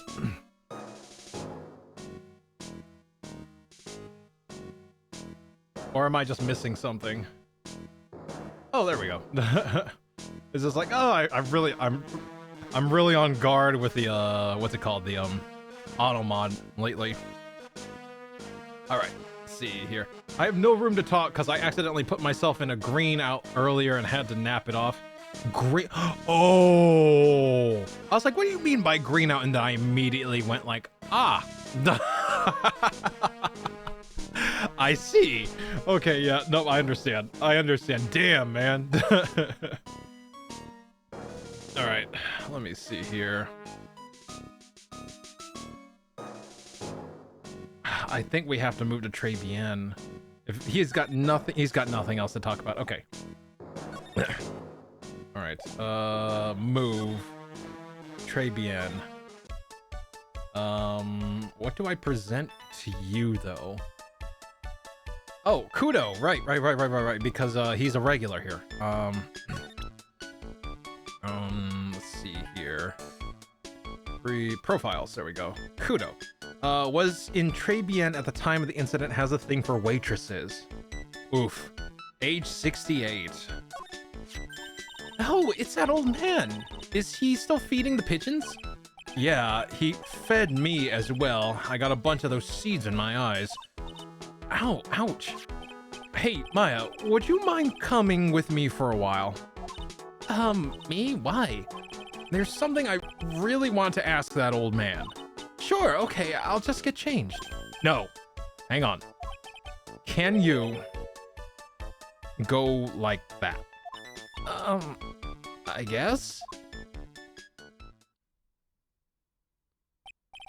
Okay, hold on, let me catch up with chat here. Let's see. This guy has a killer cold or a very bad addiction. Yes, simply. I hope you're having a good one, Simply. Welcome in. The streak message seems to have been lost, but it was that I'm tanked. Swapping between 4 streams is an unstoppable. Damn. Well, wait, where is the message? The message, where is... I don't see it on my end. There it is. Holy crap. Why is it that my chat thing doesn't show any of those messages, but, God. Thanks. Thanks, Streambot. I appreciate that. Let's see. Watch streak of reach. Jasper is currently on the 5 stream streak. Holy shit, Jasper. Thank you for the support. I appreciate you. It fits. I'm 3 sheets to the 3 sheets to the win. Swapping between 4 streams and unstoppable. Damn. Okay. Well, I hope you're having fun. Was that I'm tanked? God damn. Well, I hope you're having fun, and hopefully we can help you chill out for the evening as well. Like, and by that I mean, like, hey, continue to have your fun, but hopefully we can help you unwind when it's time to stay in one place, I guess the best way to put it. And by that I mean, like, God, my brain, I'm overthinking it. I really appreciate your support, Jasper. Thank you. That's what I'm trying to say. I gotta leave the sheet level of drunk 1 to 6. Which one is... I guess 6 means you're absolutely plastered? Is that the one? I know 3 sheets to the... Like, I don't know about the system. I'm familiar with the term 3 sheets to the win. 6 is obliterated. Okay, gotcha. All right, gotcha. Okay, let me try this now. Oh, I'm peeking a little bit. Hold up. I just realized... Test. Okay. I'm not peeking as much, but... There we go. Ah, a little bit. 3's like half drunk, half having fun. Gotcha. Okay. Sir? You again. Well, I see. Nick, his eyes are burning into me. It's okay. I think it's going pretty well. Huh?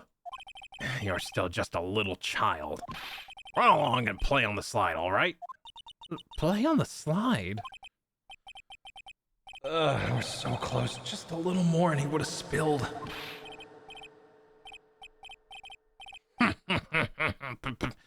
Pigeon. How can we crack this guy? Excuse me, please, sir. Quiet! Can't you see I'm feeding the pit?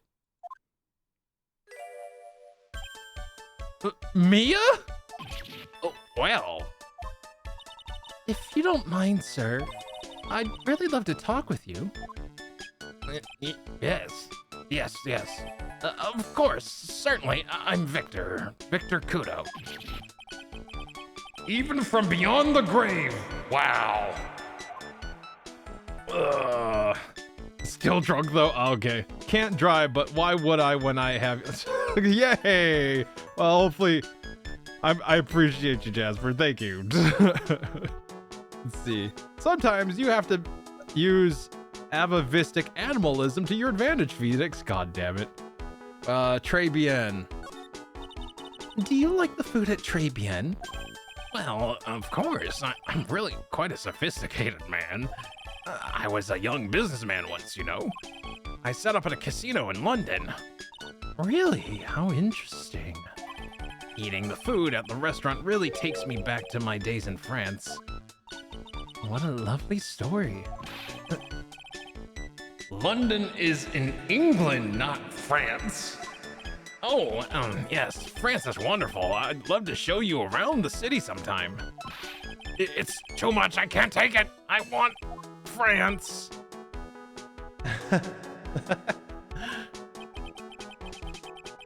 I can't believe Maya's laughing at the guy. Ugh.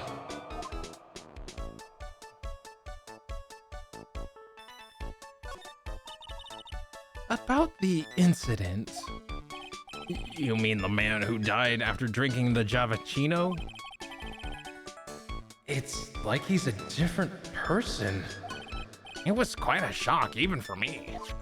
He was a strange-looking boy. A girl that took the Javachino over to him, you see. And the customer... was the customer alone? Definitely, he was the only person at the table. Then he took one sip of his Javachino And he said something like, "Ah!" and then collapsed, dead. oh, how terrifying. You're so good at listening, aren't you? I'll tell you anything, whatever you want to know. He certainly seems to be telling the truth now. But it looks like Mr. Kudo didn't see this other man either.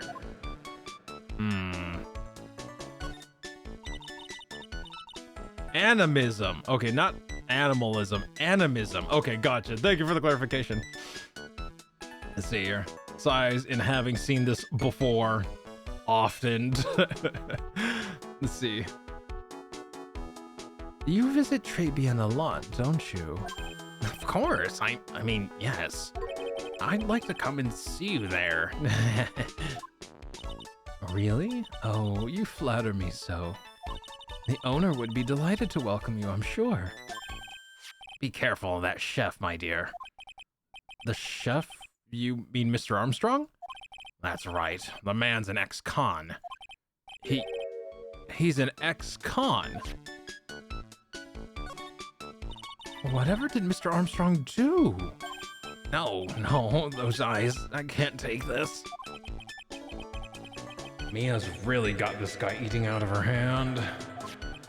He steals things from his customers. From his customers? Gloves, handkerchiefs, little things mainly. He's a pilferer. So you'll be careful around him, my dear. Are you sure about this? Of course. He was arrested for it once. I was there when it happened, having my Javachino. He really is a regular. Let me write you a little haiku about it. A haiku? A Japanese poem. I'll explain all you need to know about that It'll explain all you need to know about that chef. Victor's note added to the court record. Convicted before, a wicked man or woman, repeat offender. Okay. I close the book.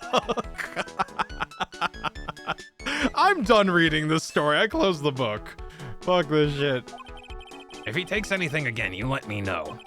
If it's not too expensive, I'll buy you a replacement. Poor guy. He couldn't do anything for Mia.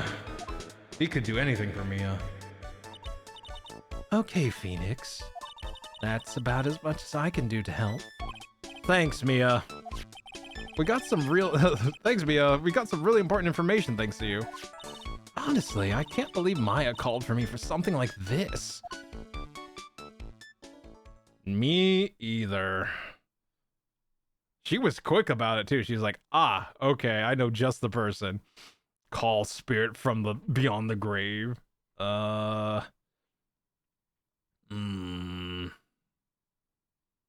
guess I talked to Armstrong now? Très bien. January 6th, très bien. I guess it's about time to wrap up today's investigation. Had enough of being a waitress? Yeah, plus no one came to the restaurant. Ooh la la, Mademoiselle Maya. Non, how can we leave me like this? I'm sorry? That reminds me. Mr. Armstrong had a psyche lock or 3, didn't he? I'm gonna have to break those. Mr. Armstrong, I hope you won't mind, but I'd like to have another word with you. Voler, of course.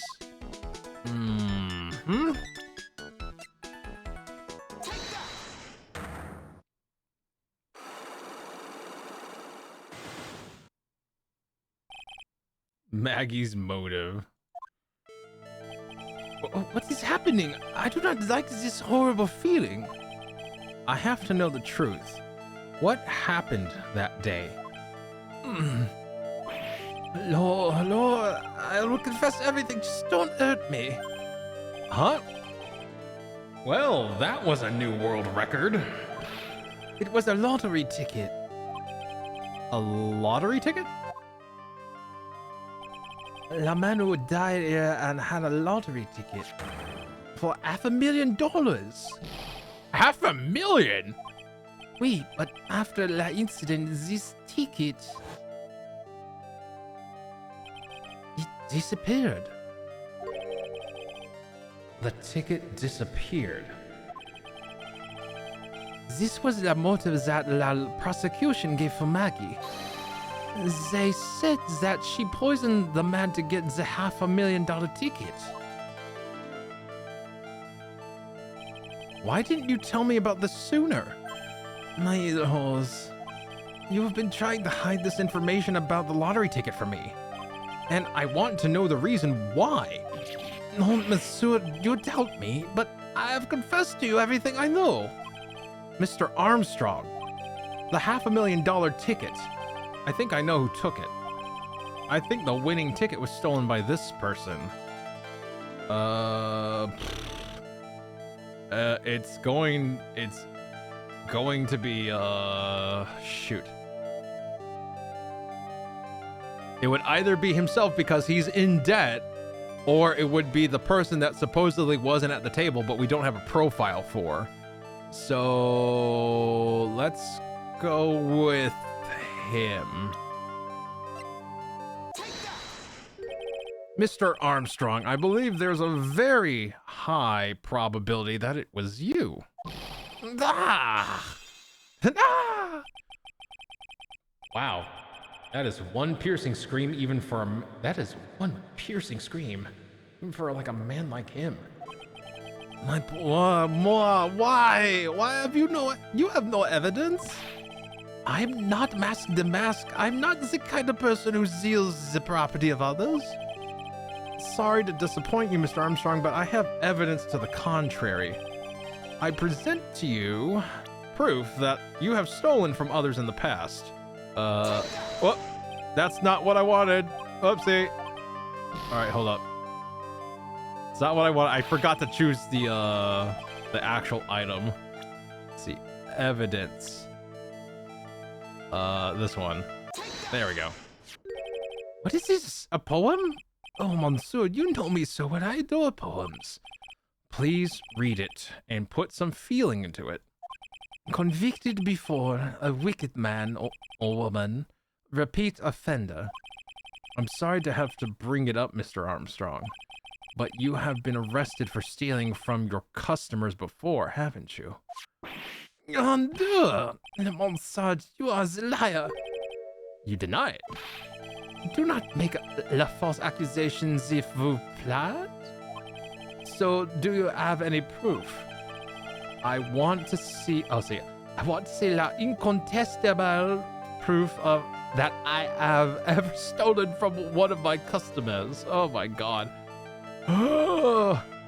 This is a fucking... I keep tripping over my tongue. Jesus Christ. Yeah, he stole the Magatama from us. Let's see. It seems old habits die hard, Mr. Armstrong. What is that? This is my Magatama. And I found it in your kitchen. No! Wow, that scream just about broke some windows.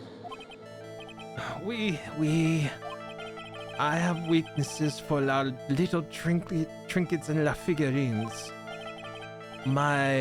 And it just slips out. I cannot stop. You've stolen handkerchiefs, gloves, and other things from your customers, right? Oui, it is la truth. I'm just a timid little girl inside, Monsieur, a timid little girl. Besides, this time it was not a small trinket. Oui, it was $500,000. My non, why would I steal it? I have no need for such money. Really now?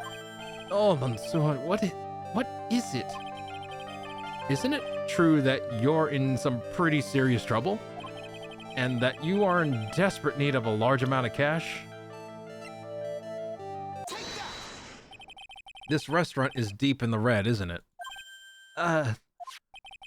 You have a loan to the tune of $500,000. That lottery ticket would have wiped out your debts. Well, Mr. Armstrong, what do you have to say for yourself now?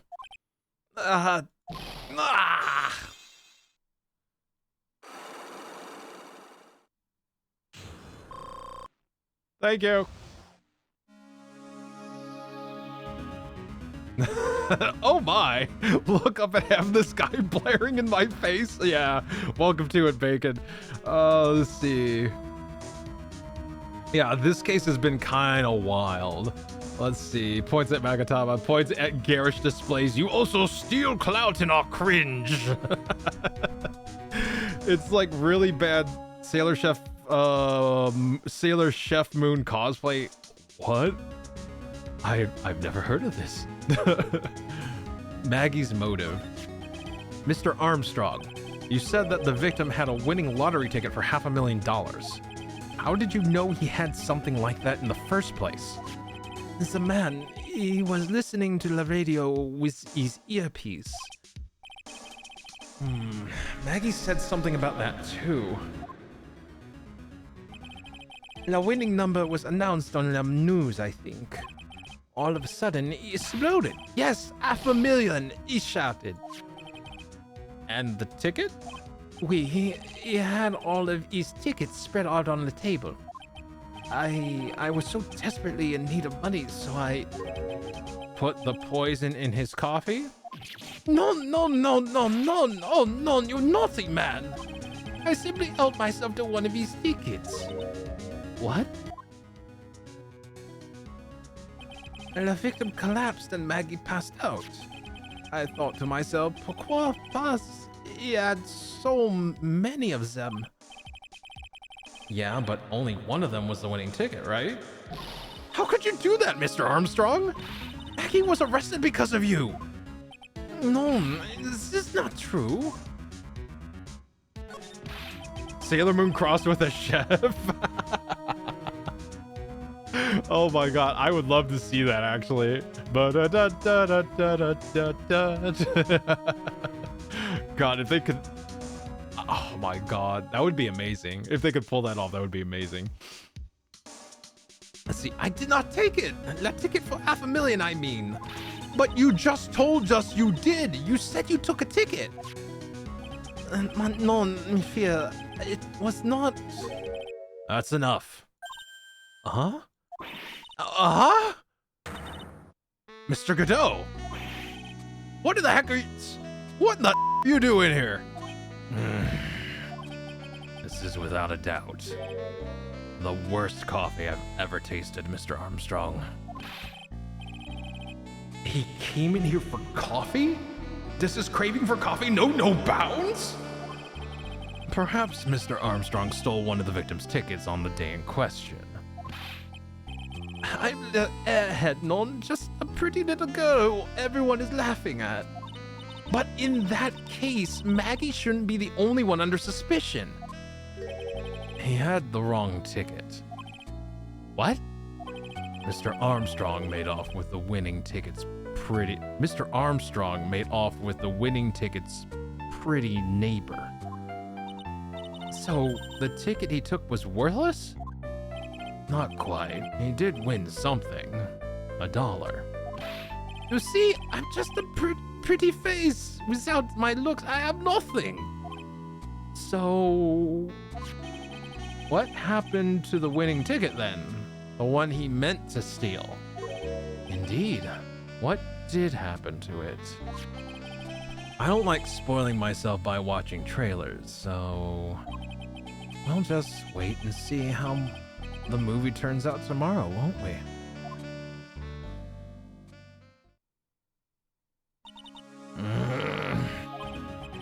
Voila, you two. Time to laugh at that pretty little airhead.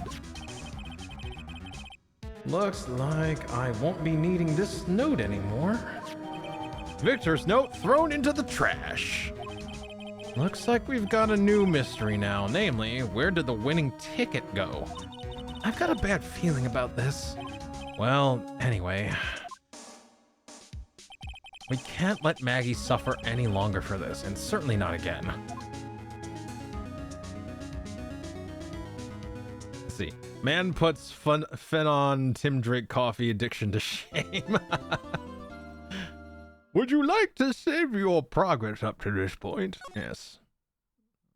Save 7. There we go. Like Zoinks, a mystery Scoob.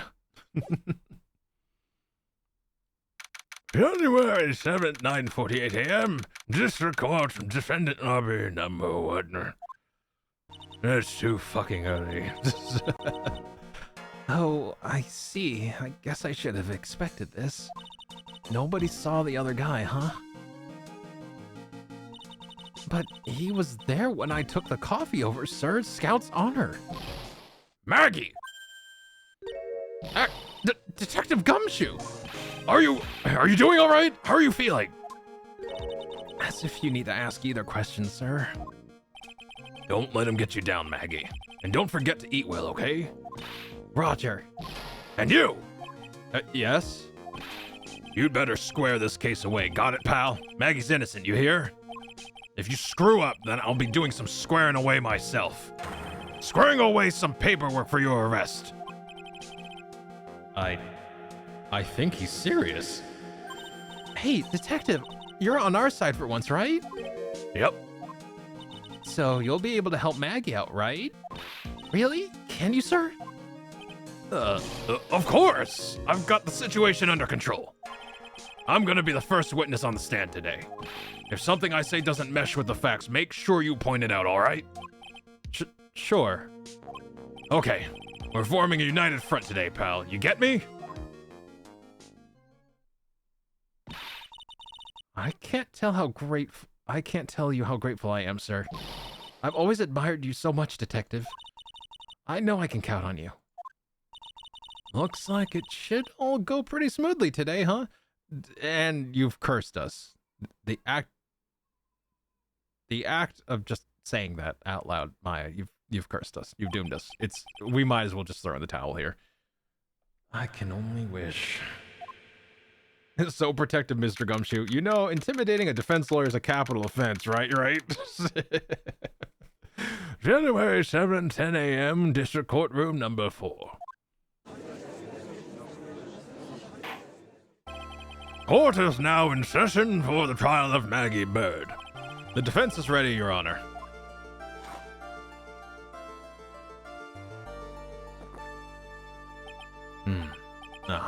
Bitter. Mr. Wright? Yes, Your Honor? Ah, What's wrong? nothing. It's just whenever I addressed you in the previous trial, your response was, "You's talking to me?" It was a little, intimidating. No, that wasn't me. That was the phony Phoenix. I see. So our trusty Phoenix Wright is back with us now, is he? Our trustee? So, Mr. Godot, your opening statement, please. Mr. Trite, whether you're a fake or the real one, or the real deal, we will find out soon enough through this trial today. But I can already tell you I'm the real Phoenix Wright. I wasn't questioning whether you are Phoenix Wright or not. I was questioning whether you had studied law or not. That's what I intend to find out. There's no denying it. Behind that mask is a man who really hates me for some reason or another. As everyone is aware, the court has already given its verdict on this case once before.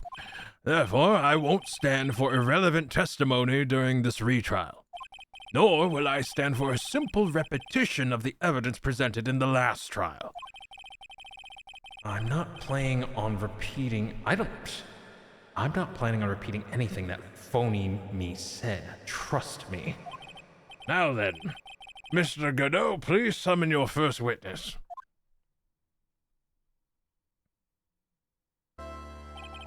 Alright, let me see here. Bruh, imagine if Court assumed fake Phoenix was acting the way because he had a breakdown from missing Edgeworth and was doing a midlife crisis. Oh my, they may have. Yeah, that's a good point.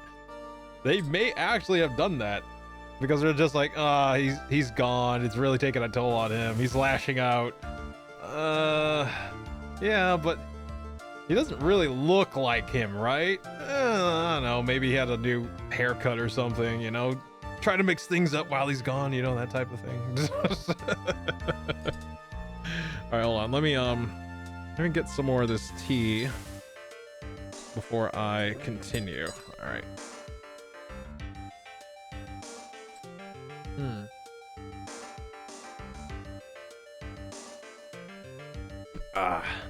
Hey, Moo Moo, how you doing? Welcome in. Hope you're having a good evening.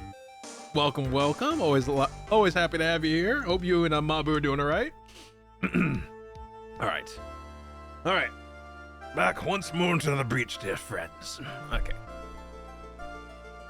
Let's start with the formality, shall we? Name and occupation.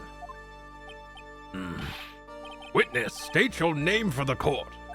Huh? Oh, sorry, sir. The name is Police Department Detective. Occupation Dick Gumshoe. Other way around, detective. Huh? Oh, sorry. Anyway, I'm the officer in charge of this case since yesterday, sir. Since yesterday? Yeah. The guy who was on the initial investigation is tied up with another case. I hope Gumshoe really got everything under control for everyone's sake. I see. So, Detective Gumshoe, would you outline for the court the basic facts of the case? Yes, sir. The victim's name was Glenn Elg. He was a professional programmer. He was on the payroll of Blue Screens Incorporated, a local company. This is the victim's autopsy report. The court accepts this into evidence. See, Glenn's autopsy report died of potassium cyanide poisoning. Time of death was between 1:30 and 2:30 p.m. Why is there such a large window? Why is there an hour large, like, if it's potassium cyanide, like, and there were witnesses, like, I think that window could be closer than an hour? Damn. Okay. And here are the floor plans of the restaurant. When the incident took place, the victim was sitting right here. The poisoned coffee was brought over to him by the waitress. The waitress being the accused. Yeah. The victim died from poisoning almost immediately after he took a sip of the coffee. At the time of the incident, there were 2 other people in the restaurant. Mr. Jean Armstrong, the owner and chef, and a regular by the name of Mr. Victor Kudo.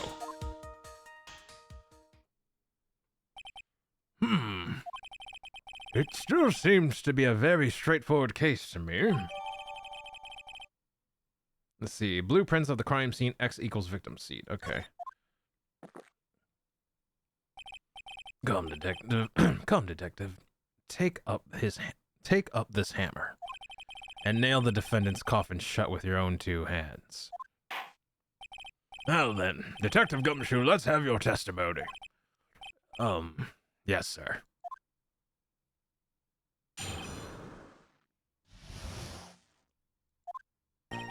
When the incident took place, the victim was alone at his table, sir. We understand that the guy, Glenn Elg, was listening to the radio at the time. Traces of poison were found in his coffee cup. And what we found was potassium cyanide. That stuff really packs a punch. And, it looks like Miss Bird might have... well... Miss Bird might have had some kind of motive.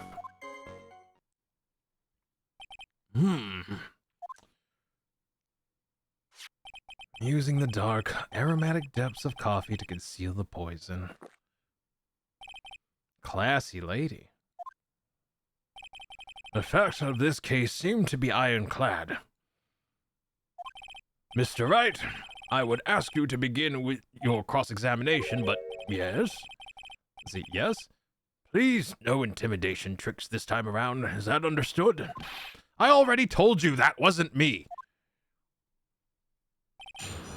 I hit auto go by mistake. Auto scroll. Okay, what do we got here? When the incident took place, the victim was alone at the table, sir. Press. Can I stop you for just a minute? What is it? Did I say something that contradicts the evidence?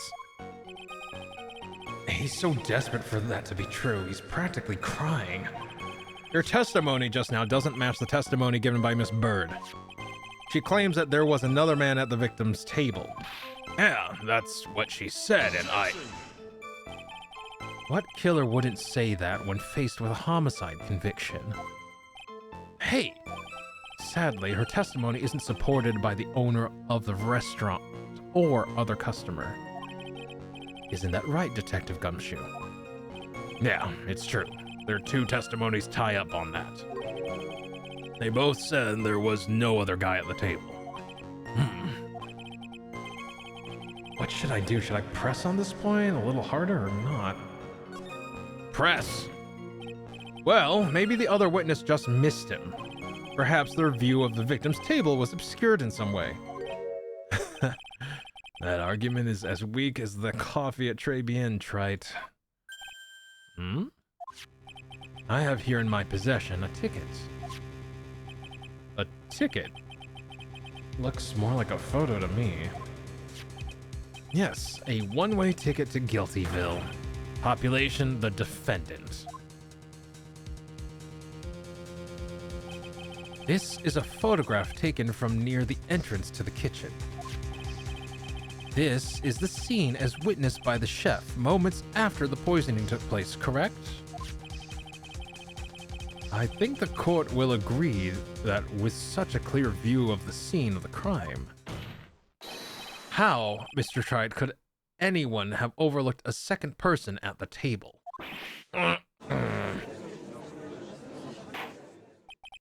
It certainly seems to show the victim's table extremely clearly.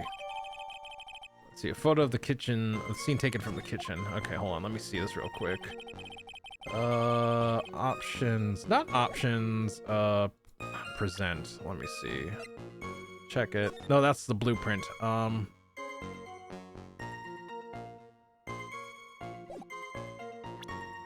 Where was it? Check.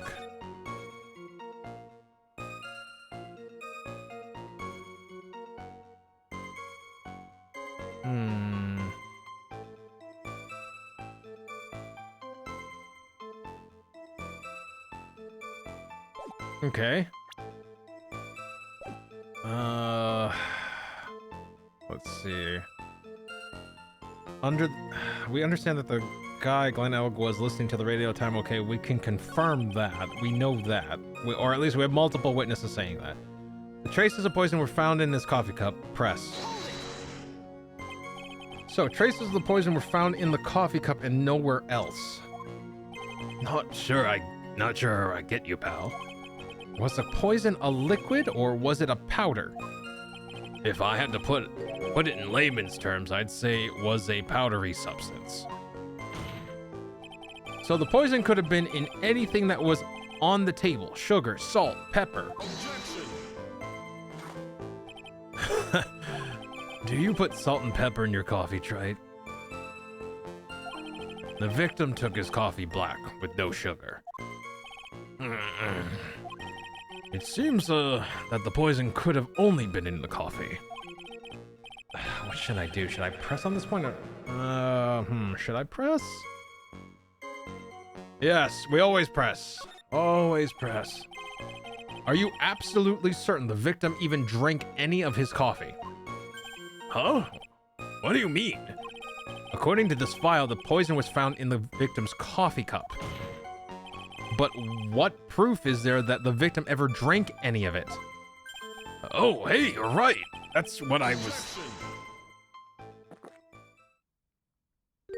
In case you were wondering, that last objection was for the detective there. Huh? For me? Oh, hey, you're right. You may be fooling the court, but I'm not falling for it.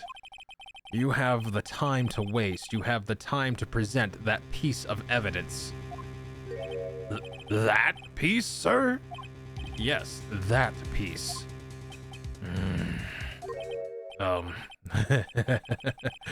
What piece was it again?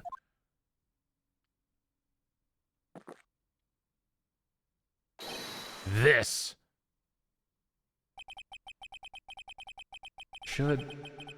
Should I be grateful this coffee's only hot enough to give me first-degree burns? Oh, now I remember. This is the, victim's coffee cup. Yes, the victim's cup. Take a good look at the rim. Oh, yes, it's unmistakable. This is clearly a coffee stain on it. Conclusive proof that the victim did drink the poisoned coffee that was in this cup. The victim gulped down the bitter death that the waitress brought to him, like this.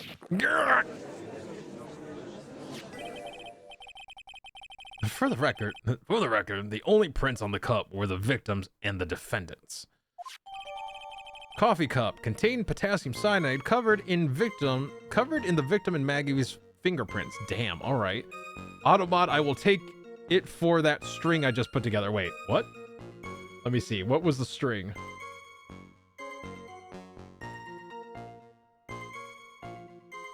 I'm allowing that one. Dollar General fucking discount Cyclops ass barista's back. Yeah, welcome to it. Let's see. I now have a spiked tea. Oh, enjoy it, Knight. I hope you enjoy it. We can be tea buddies. Yes. Good. All right. All right. Upon further investigation of this cup, we found a certain chemical substance. It clinks. Yep. Cheers, but Cheers, Knight. Cheers. Clink. Well,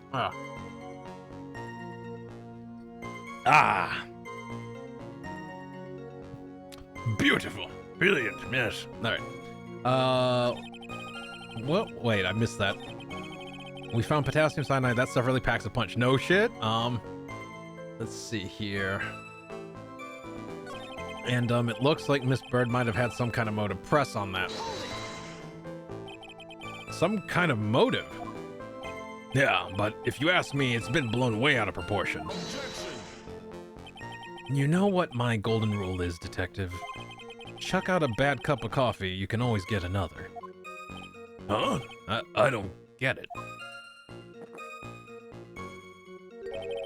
I'm saying we can always get another witness on the stand if we have to chuck you out. So stick to the facts, Detective. Now then, what was Miss Bird's motive? Come on, Gumshoe.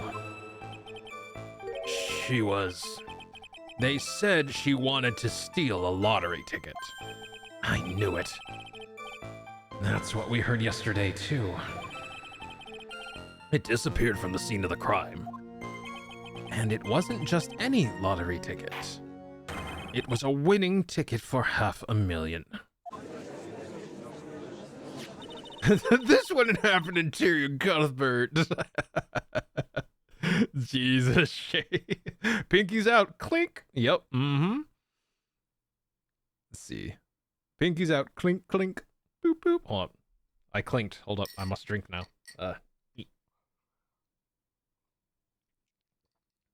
Oh, I have a sandwich waiting for me in the fridge, and I'm so happy about that. It's like, oh, I'm gonna have a nice cup of tea, a nice stream, and a sandwich. God. That is that is comfort. Mr. Armstrong knew about the ticket too, didn't he? But he stole the wrong one. Then is it possible Maggie stole the winning one? What should I do? Should I press on this point a little harder or not? We always press harder. Wait a minute. The mere fact that the lottery ticket disappeared in no way implicates my client. I have here in my hand the very ticket in question. That's $500,000. That's the $500,000 ticket? One of the female police officers found it when she was conducting a search of the defendant. What? Order! Order! That never happens in court, by the way. I'm pretty sure. Or it's rare. Aha. Let's see. She's quite a lucky bird, our little waitress. You will submit that ticket as evidence to the court immediately. I better keep an eye on that ticket. The way the judge's voice is quivering. Victim's lottery ticket. Let's see. The winning ticket for $500,000 found during a body search of Maggie. This ticket was presented to the court in the previous trial, too. But it feels heavier now somehow. $500,000, you say? It's just a scrap of paper. What matters is where it was found, Your Honor. And that's on Maggie's person, unfortunately. That's enough! The facts of this case seem overwhelmingly clear to me. The defendant had ample opportunity to commit the crime of which she is charged. Furthermore, it seems beyond reasonable doubt that she did indeed commit this crime. I like an old man who knows the score. There is also the matter of the $500,000 lottery ticket. That alone provides a very credible motive. I mean, for that sum of money, even I might be tempted to bend the rules. I don't mind an old man who is weak to the siren call of money. Not good, Nick. The evidence against Maggie's starting to pile up fast. Yeah, that's because the court has ruled guilty once already. I'd say it's about time to wrap up this repeat performance. With one final decisive piece of evidence. He's got more evidence against Maggie? This is the apron the delightful Miss Bird was wearing at the time.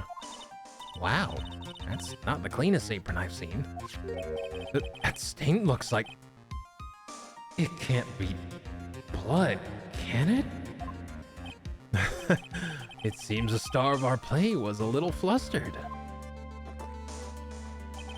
And somehow spilled coffee on herself.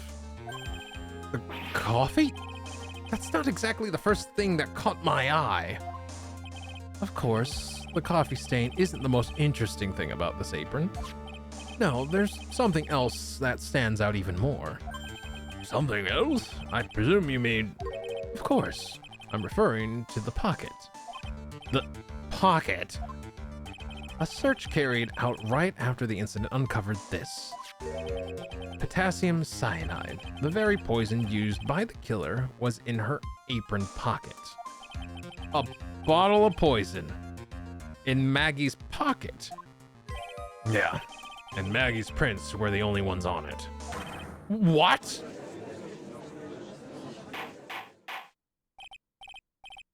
Let's see, hold on. Let me catch up here real quick. Why does the chef's face look like it's got smushed by a pan? Today was my birthday and I got some new paint I need to try. Hey, happy birthday, Rose. I'm glad to hear that you got some nice paint here. Okay, hold on. It's tradition. I need to do this. Okay.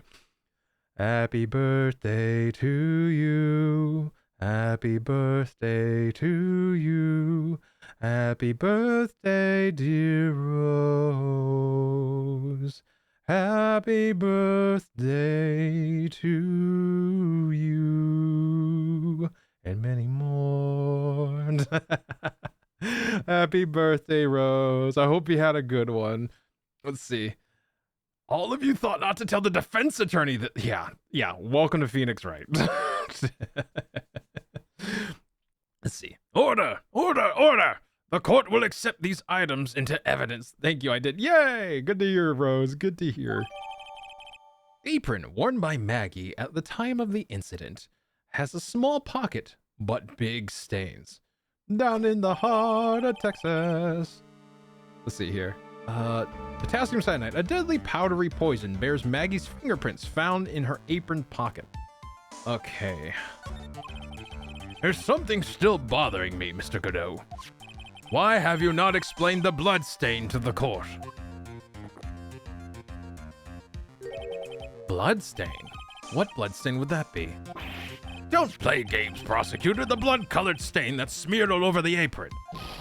That's ridiculous. No one told me anything about a blood stain. You can't see red. Huh. I think Godot's actually colorblind. You don't need to be told. Just look at it. Well, detective, could this stain really be blood? No way, sir.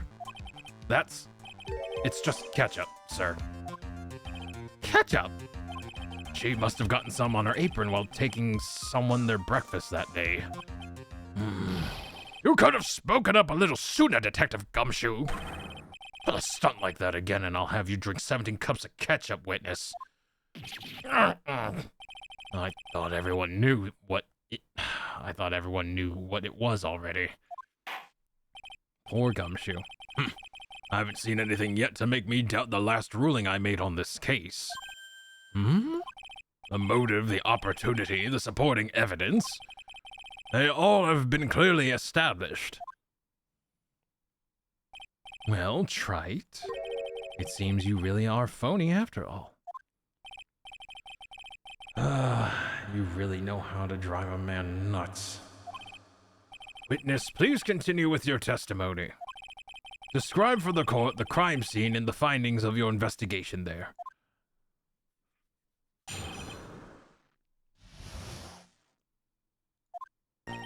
The crime was reported at 2:25 p.m. by a kind of scary old man, sir. Poor Maggie had passed out from the shock. It must have been real tough for her. The victim didn't have any identification on him, but we figured out who he was pretty quick, and then the investigation went smoothly. When Maggie was searched, we found the lottery ticket and the bottle of poison. And that was it. There was nothing else missing from the crime scene.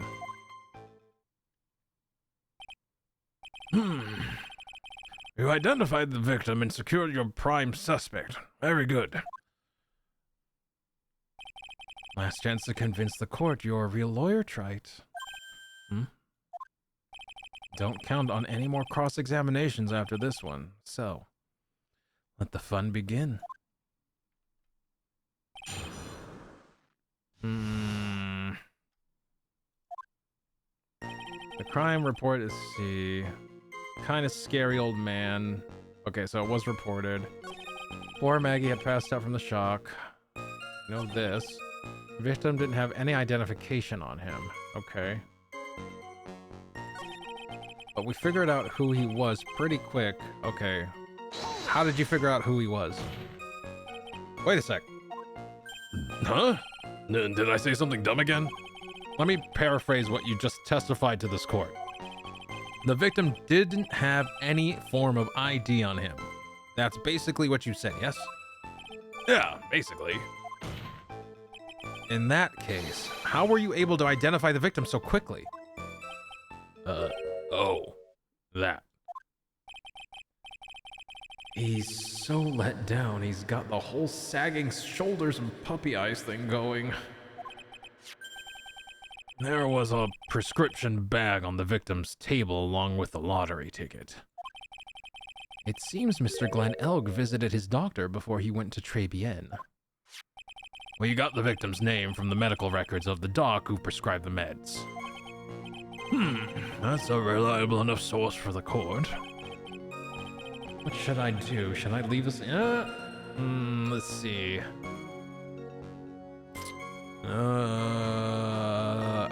I think we're gonna ask about the prescription bag. So, what sort of medicine was in the bag? Well, actually, the bag we found was empty. Huh? Yeah, completely empty. It was completely empty. The victim got this from the doctor before going to Très Bien. The bag is empty. Okay. You're entering an empty paper bag as evidence? Desperate, are you, Trite? Now, what happened with the investigation after that, Detective? When Maggie was searched, we found the lottery ticket and the bottle of poison.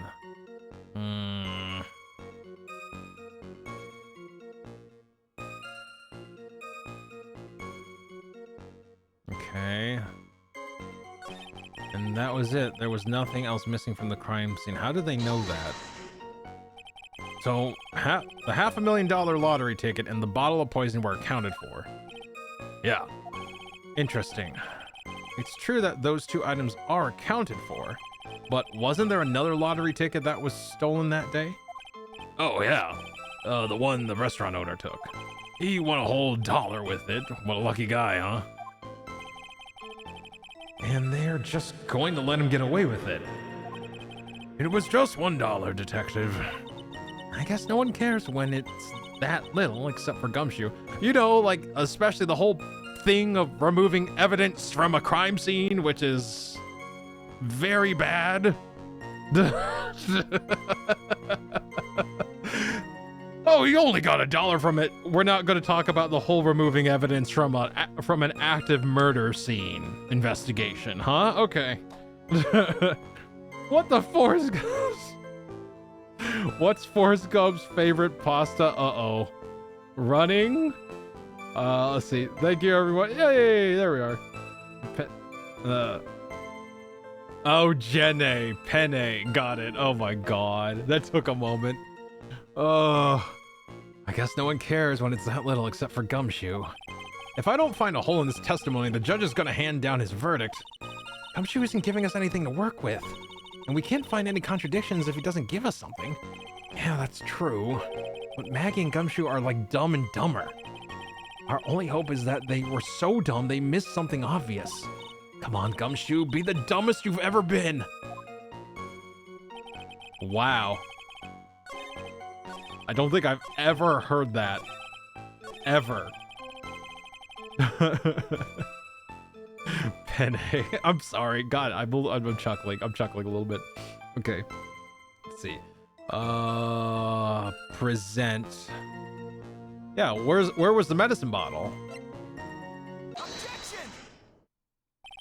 Detective Gumshoe, I think I should point something out to you. There's just one small contradiction in your testimony. Oh, finally. I'm getting all like anxious just waiting, so hurry up, will you? You testified that nothing else was missing from the crime scene. However, the prescription bag you mentioned was empty. Did the officers recover the medicine from the scene of the crime later? No, they didn't. The victim was given a prescription right before going to Très Bien. Where, then, did the medicine disappear to? You are too cool, pal! Indeed. Due consideration wasn't given to the victim's prescription in the previous trial. Witness, why do you always overlook such vital pieces of evidence? I guess that's the most careless thing I've done so far, huh? The victim was killed by poison, and the victim's medicine mysteriously disappeared. The victim's own prescription could have been the lethal poison itself. Order! Order! Well, Mr. Godot, what do you have to say to that? That's all. What? Ready? Read the court the name of the clinic on the prescription bag, if you will. Read the court the name of the clinic on the prescription bag, if you will. What's the clinic's name got to do with anything? New Ear Ontological Clinic.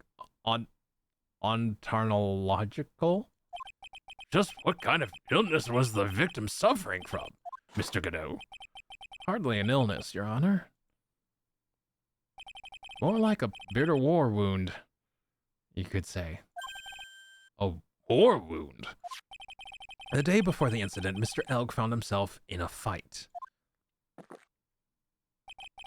He took a blow to the side of the head and ruptured his eardrum. He ruptured his eardrum? Then what on earth was the prescription he was given? It was a cream that was to be applied topically inside his ear canal, not to be ingested. What? It's mentioned in the autopsy report if you read the fine print. They found traces of the medication in the victim's left ear. That makes no sense. He has a fucking, every picture that we've seen of him, he has a fucking,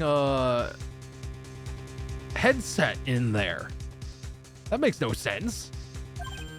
Yes, here it is, in very, very fine print.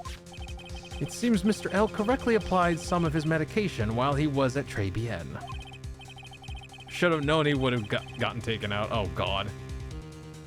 Let's see. He became half Saiyan, joined the Frieza Force God.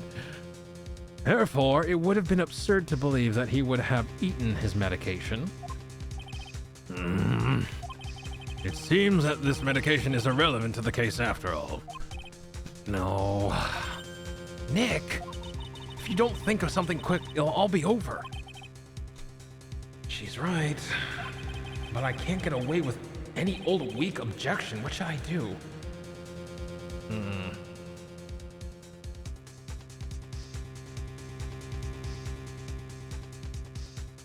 Push it.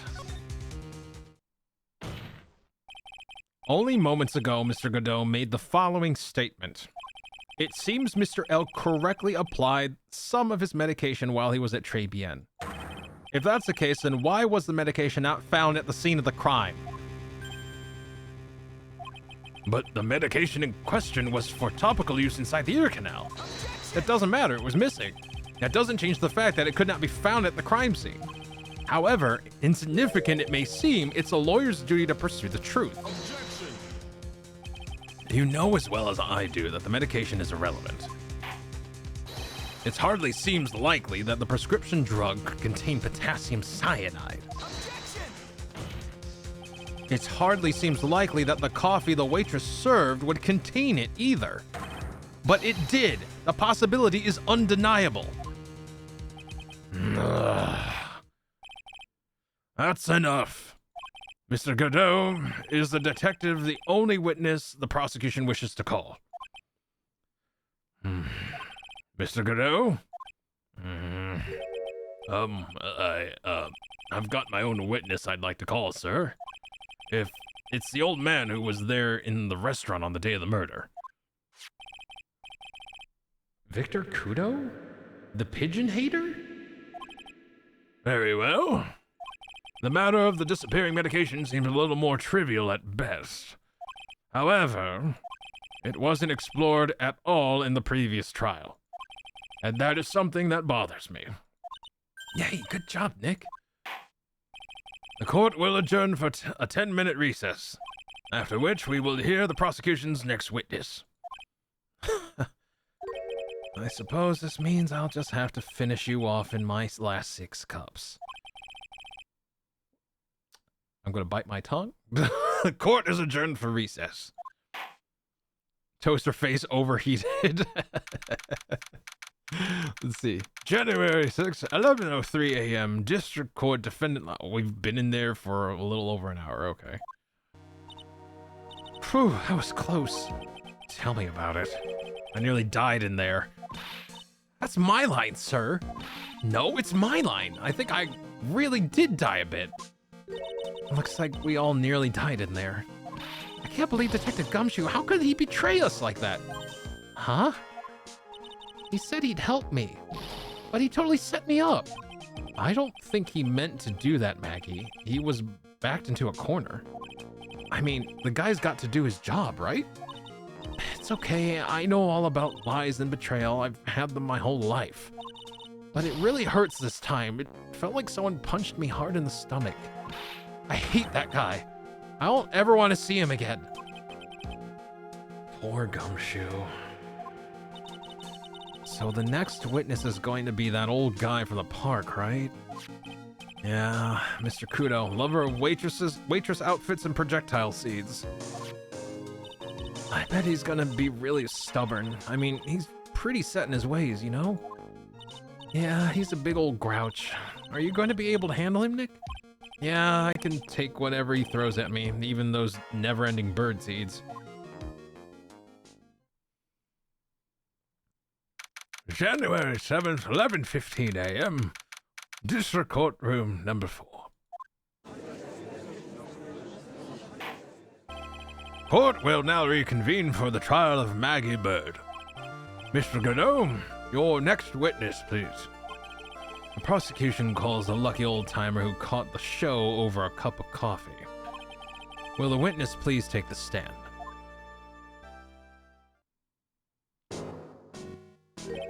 Name and occupation, if you don't mind. My name is Victor Kudo, born and bred in the land of the rising sun. Honor and duty are what make me.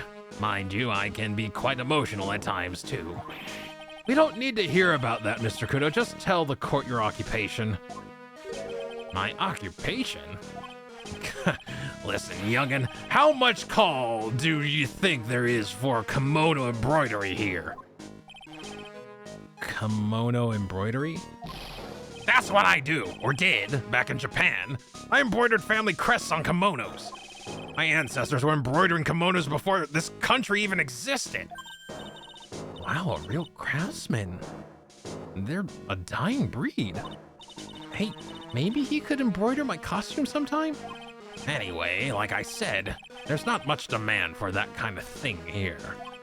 So I had to take a job working the cash register at a burger joint, pretending to smile. That burger joint would have been better off putting him in the kitchen. Well then, witness, were you in the restaurant at the time of the incident? Oh yes, I was eating some seeds over a cup of Javachino. Seeds? What do you think these are, I see. So you saw everything that happened, Gramps? I did, oh yes. Oh yes I did, I saw it all. And please, tell the court. We're all ears. Sure. I'll tell you. I'll tell you every last detail. He's really getting into this. What I witnessed. The young man was reading the sports paper. The serving girl brought him a Javachino, but she put something in it. The man took one sip of it, looked like he was in terrible pain, and then collapsed. That's the serving girl, right there in the defendant's chair. I remember her well. Mr. Kudo, she is not a serving girl. Please refer to her as a waitress. You're as bad as the rest of them. All these newfangled words. What's wrong with old-fashioned ones, Newfangled? All this talk of radios and glasses, and it's wireless, and spectacles, I tell you. Excuse me? Listen to me, everyone. Don't forget the old values. Don't let the good old days slip away. Well, I think it's time to begin the cross-examination, Mr. Wright. Yes, Your Honor.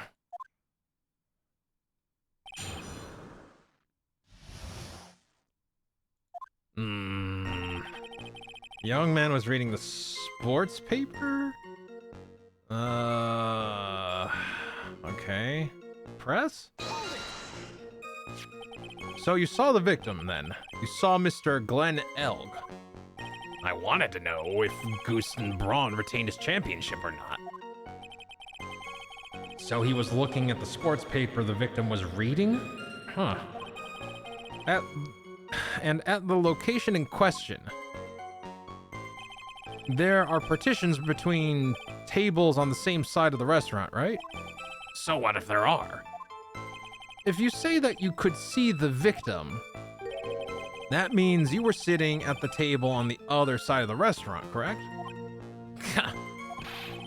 I go to that place to drink Javachino. I don't go to sit. I don't remember which table I was sitting at. You mean you go there to eye the waitresses? The serving girl brought him a Javachino, but she put something in it. All right, press. Mr. Kudo, that is a very grave accusation. Are you sure about what you saw? Victor Kudo never makes mistakes. I dot every T and cross every I. I see. My eyesight's fine. The doctor said I only need spectacles for reading and driving. I bet his eyes are only fine when he's scoping out a waitress. And I saw what the serving girl put into the Javachino as well. I bet I know what's coming up, and something tells me I'm not gonna like it. I think we're gonna leave this one behind. I'm gonna leave that one alone. It'd be dangerous to press this too much. I'd better ignore it for now. So, what happened next? Yeah. The judge made it clear, it's like, we can't do repeat bullshit. I don't think we need that. Everyone's like, damn it, it was Zine off before, and now it's this guy who can't help but sniff himself. Oh my god, I hate that.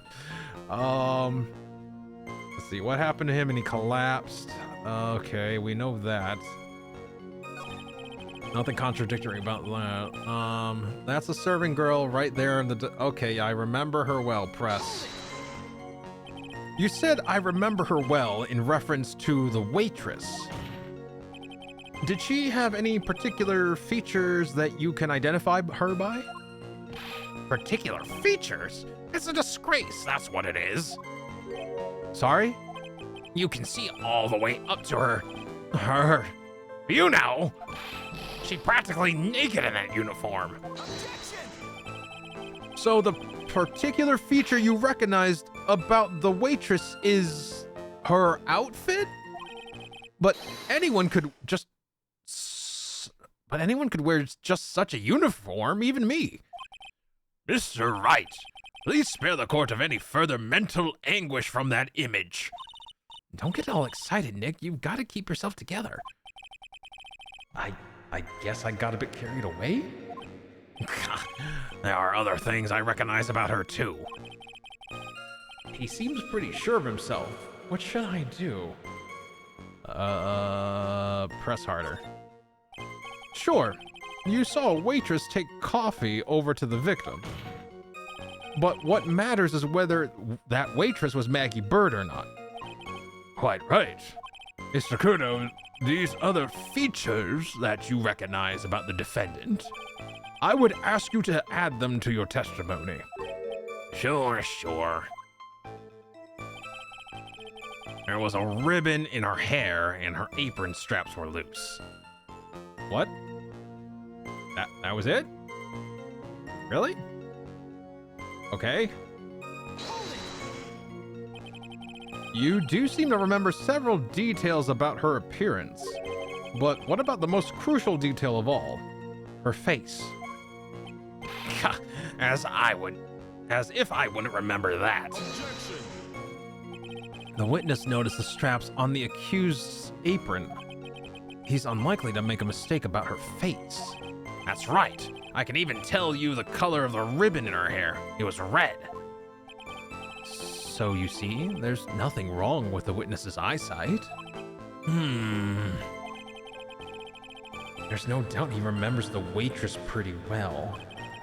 What should I do? I get a feeling there's something more to this somehow. Let me see here. Asks about the waitress's back. The identifying features you described are all things you would see from the back. So what? Is it possible that you never saw the waitress from the front at all? Objection! He's got you there, Gramps. Seek fluid intake. Let's see. People don't normally talk about facial features. People normally talk about facial features when they're asked to describe someone. But this witness's testimony is nothing but straps and ribbons. This is harassment. I tell you, I'm not obsessed with straps or ribbons. I'm just telling you what I saw. Mr. Kudo, the court requests that you add details about any identifying features. Features you observed from the front, that is, to your testimony. Sure. This old man's testimony is getting longer and longer. And if I can't find a hole in it soon, it'll get even longer, I bet. Kokiri, thank you for the care package. Let me go ahead and knock that out. It's gonna be melons. Alright. Alright. Stretch. Let me hydrate with the tea a little bit. Yeah.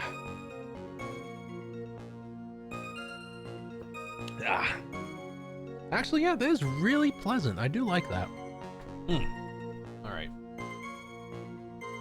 And straighten out myself in the chair. Alright, there we go. Thank you, Kokiri. Let's see. There wasn't anything that caught my interest about her when I saw her from the front. Really? You didn't find anything to be distinct, but you did clearly see the witness's face, yes? No question about it. I didn't come this far to back down now. Victor Kudo never backs down. That's not the answer I was looking for, but okay. This has turned into a matter of pride for old Seedy now, I guess. I wonder if he really did see Maggie's face or not. Like I thought, we need some concrete proof of this. Proof that the old guy didn't see the waitress clearly from the front. Do you think old Seedy really saw Maggie do it? Hell, he probably had his eye on the waitress the whole time. That's why he was there. But he was there for the cute outfits, right? Not the waitress. I guess? She makes a good point, though. Hey, did I just say something clever? I wonder if the waitress Mr. Kudo saw really was Maggie. That's what we have to figure out, Nick. Well, that means if he saw her from the back, where he's sitting in the restaurant is incorrect.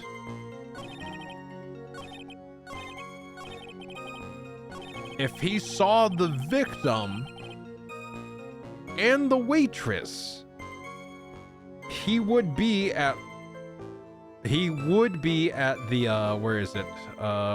Present. Where's the map? If he saw the victim, which is at the top near the X on the right-hand side, and the kitchen from the back, he would be seated where we assumed he would be seated. But if he only saw the waitress from the back and not the front, okay, that means he's not where he was seated. His point of view is different. So, and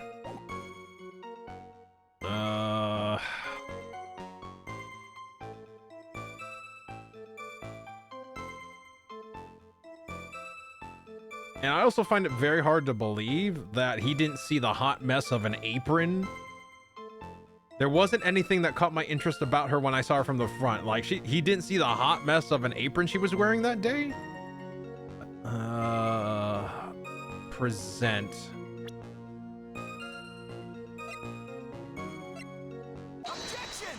Yep, that's it. Mr. Kudo, I would like you to please take a look at this. God, that filthy thing would suit filth like you just perfectly. Actually, it reminds me of what my grandson looks like just after he's done eating.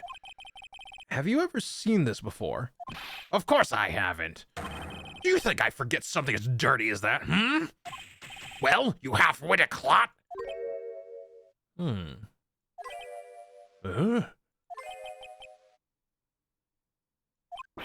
What? What is it? Ever since I said you half-witted clot, there's been an eerie silence in here. Mr. Kudo, this apron is the apron worn by the defendant on the day of the poisoning. Huh? And as you just said yourself, you wouldn't forget something like this. Which means, if you had really seen this apron before, yes, you know what I'm getting at. You couldn't have possibly seen the waitress from the front. Oops. Witness! You can't just oops your way out of this. Well, well.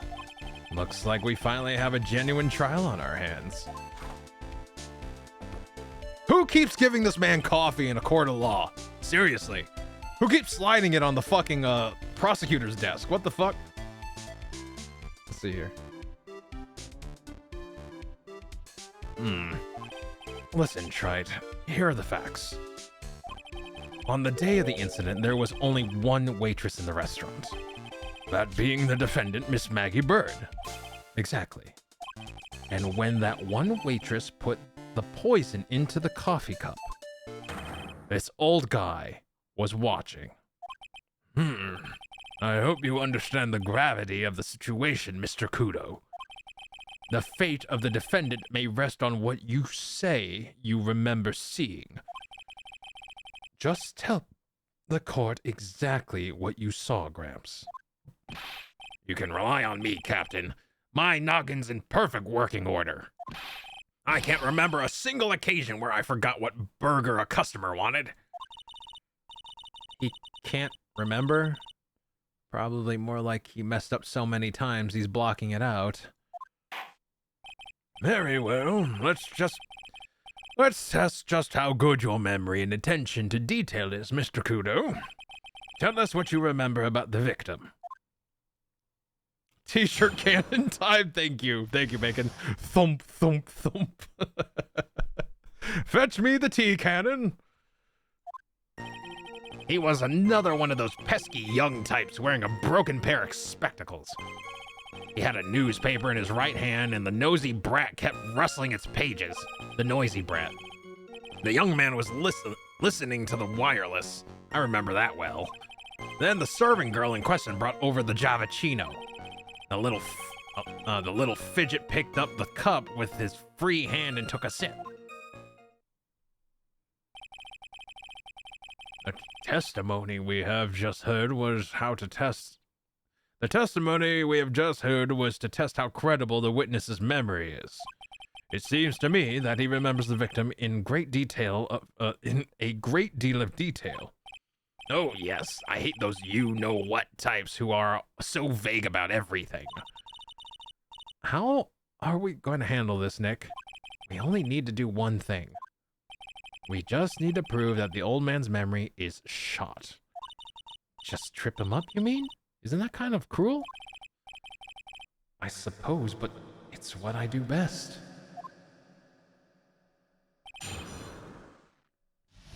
Okay.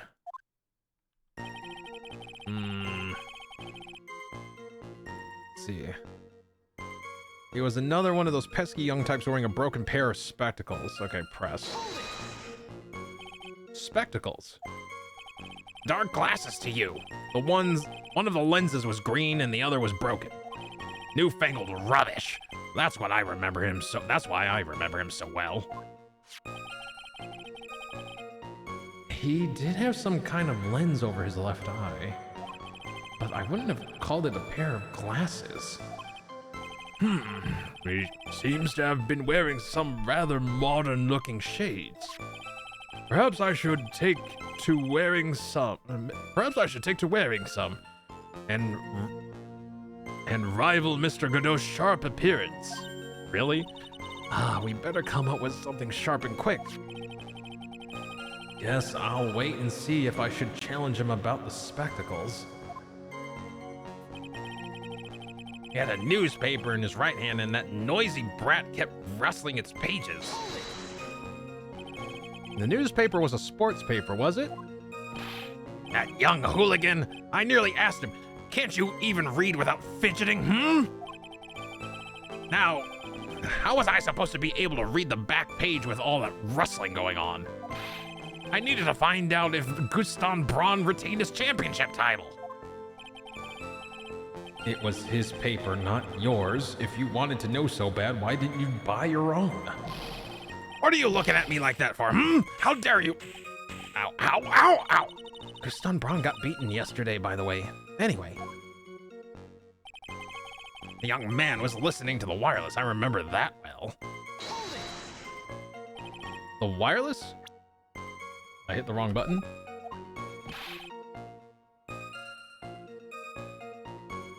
The decadent young rascal. In my day, it was one or the other. Read the paper or listen to the wireless. Oh boy.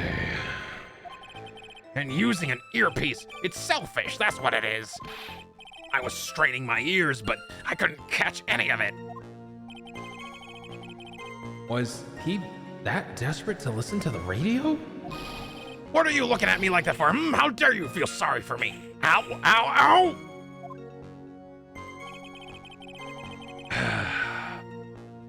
Bacon, can we get more than one cannon ready, please? And can we overpressure the fuck out of it? Still keep the ammunition t-shirts, but just overpressure the fuck out of it, please. Let's see. And the serving girl in question brought over the Javachino.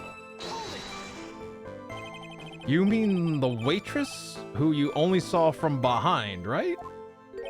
You're one of those, are you? You never let anything go, isn't that right? Maybe. What does it matter if I saw her from the front or from behind? Ow, ow, ow! I better not push it until I've got some hard evidence. Breaking out the six-pack canisters, loading with nitrous for added pressure levels, soaking and freezing t-shirts first. Yes, thank you. Oh my god. Let's see. The little fidget picked up the cup with his free hand and took a sip. Okay, let's press this. Nice. We are going to make sure to pop that clown nose. God. His free hand? Yes. Which hand was that? Weren't you listening before, cloth ears? I said he was rustling the newspaper with his right hand, didn't I? If his free hand was his right, then which hand is it to you, you moron? Ow, ow, ow. Perhaps the great Mr. Trite has three hands. Yeesh, I was only asking. No need to gang up on me and treat me like a freak. The whole point of this cross-examination is to establish just one thing. That this old guy's memory has more holes than a slice of Swiss cheese. I guess we needed to find a contradiction in the testimony somewhere, huh? Anything will do, even the smallest detail. We just need one mistake and he's ours. Okay, hold on. A little fidget picked up the cup with his free hand and took a sip. Let me see, where's that cup?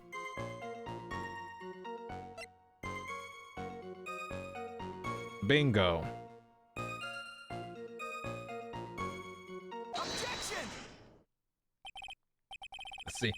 It was one of the one of his comic skits. Let's see. Fun fact: the classic look of an old drunk with a bulbous nose is based off the actor Jimmy Durant. Is it Durant? Jimmy Durant. I've never heard of that. I had no idea. It was one of his comedic skits. Really, I had no idea. Hey, Aizen, welcome in. Hope you're having a good evening, morning. You just woke up. Forgot what side of the world you are in for a moment. Hope you're having a good morning so far, Aizen. Welcome. Durante. Jimmy Durante? Okay. Or Durante. T-E-E. So Durante. I hope I said that right. Mr. Kudo, do you remember what you were told at the start of this testimony? That this was a way of testing the credibility of your memory.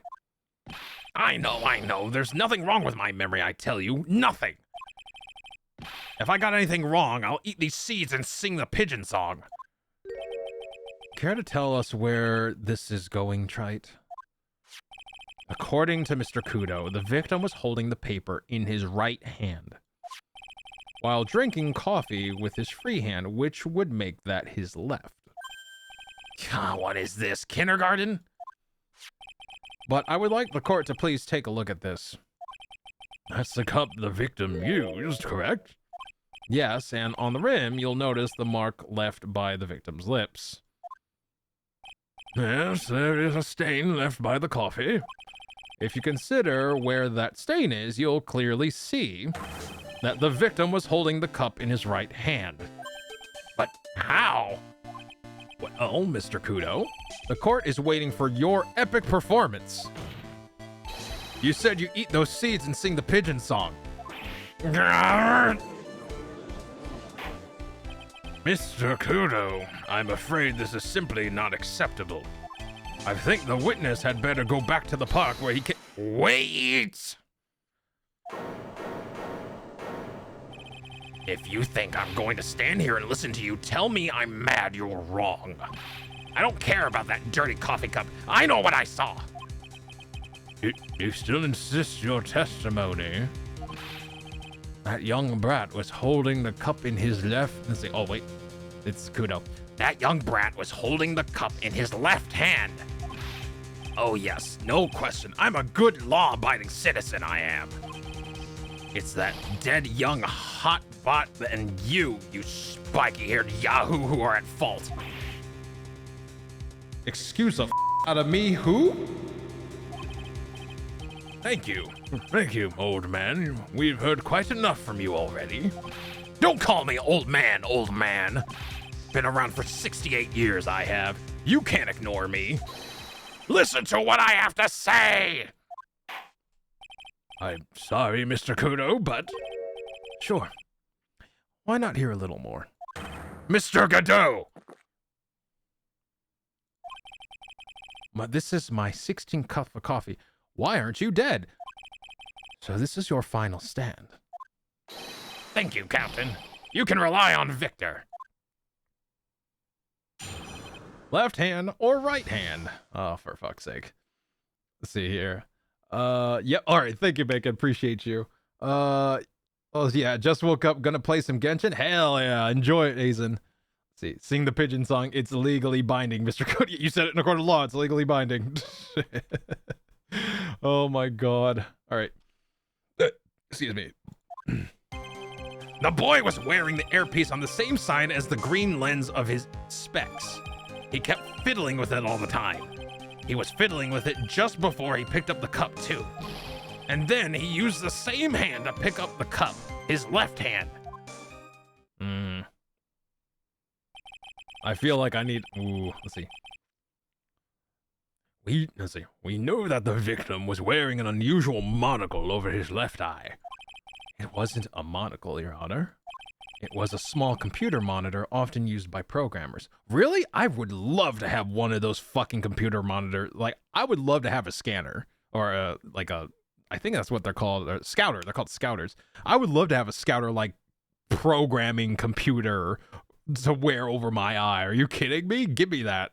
Really? Gimme. A monitor? You mean like a television screen? The inside of the lens is a screen that displays computer data. It's called an HMD. It's a common tool in the victim's line of work.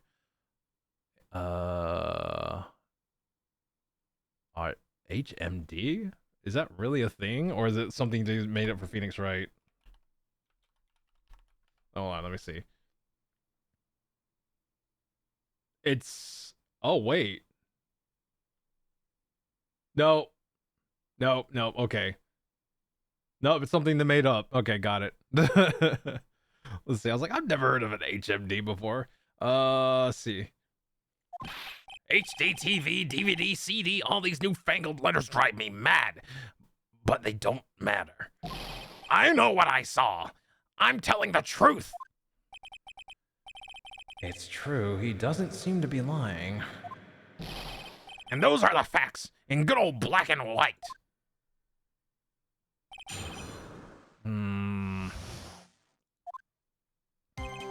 Okay. The boy was wearing the earpiece on the same side as his green lens. Okay, so he's wearing the earpiece on the same side as... Okay. So he's talking about the monocle and the earpiece are one and the same. Okay. Left side. Well, his left, our right. He kept fiddling with it all the time. Okay. He was fiddling with it just before he picked up the cup too, and then he used the same hand to pick up the cup, his left hand. Is he switching left from right from point of view? Is that what it is? Is that he's literally just fucking up with point of view? Hold on.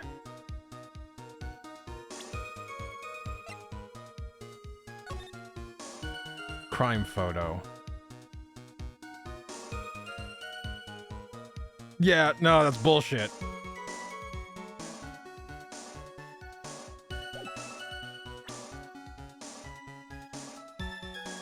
Hold up. What was that last statement? His left hand.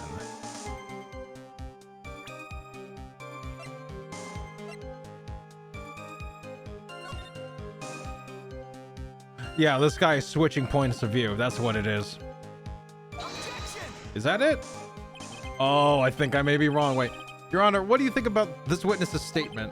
I'm not sure I follow. It clearly contradict... Ah, shit. Okay, I need to do something here. You don't sound very sure, Mr. Wright. Objection denied. Okay. All right. I don't... Okay, let me see here. Think...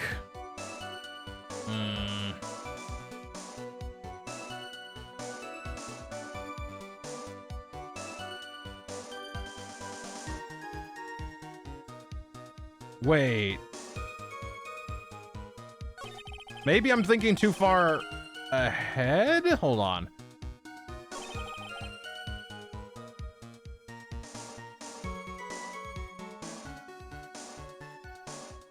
What do I need to show you? Hold on.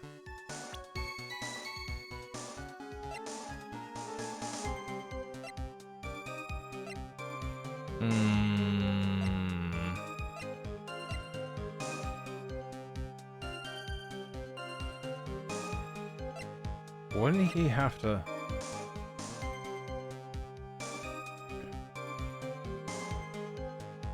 Maybe something in profiles. He wore an HMD over his left eye. Left eardrum was ruptured. Okay, hold up.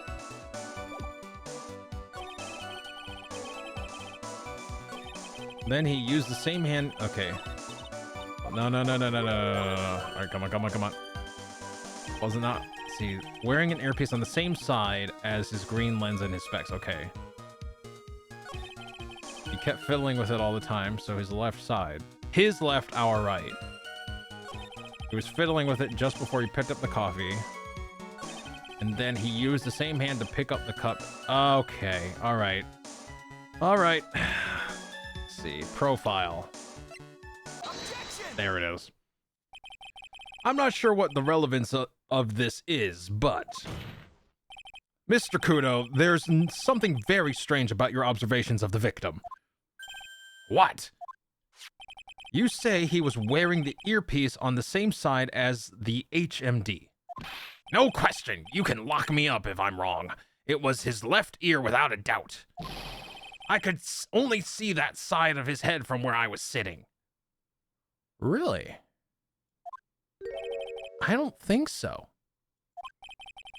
What did you say? You're no doubt unaware of this fact, Mr. Kudo. But the victim couldn't hear with his left ear. His eardrum was ruptured.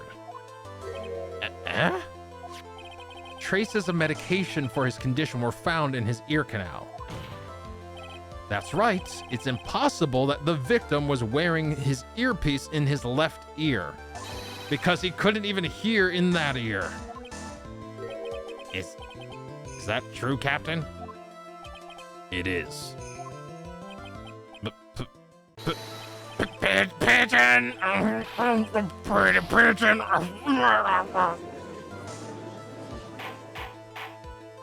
Order! Order! Order!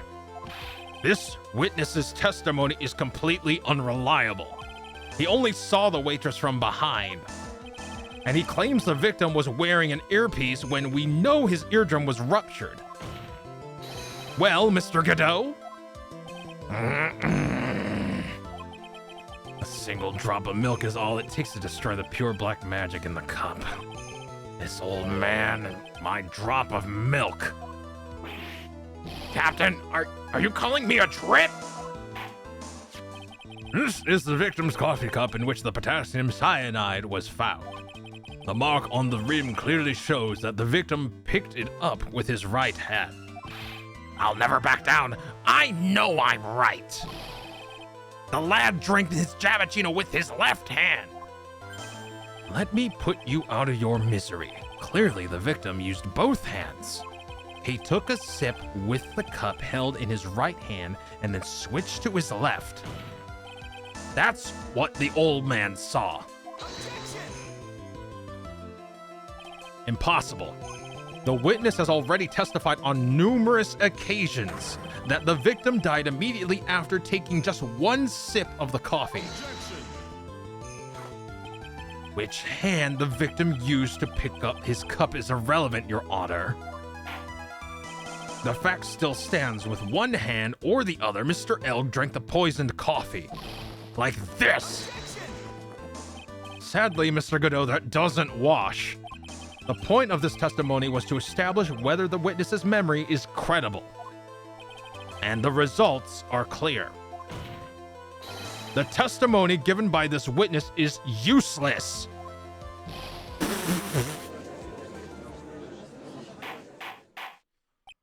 I believe it is time to conclude today's proceedings.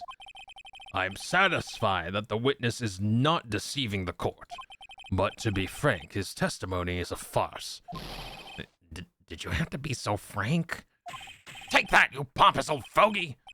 I'm sorry, Mr. Kudo. You can't reach me from there. I'm ordering the defense and the prosecution to investigate this case further. That is all for now. This court is adjourned. Hold it! Wait! If we stop now, where does that leave me?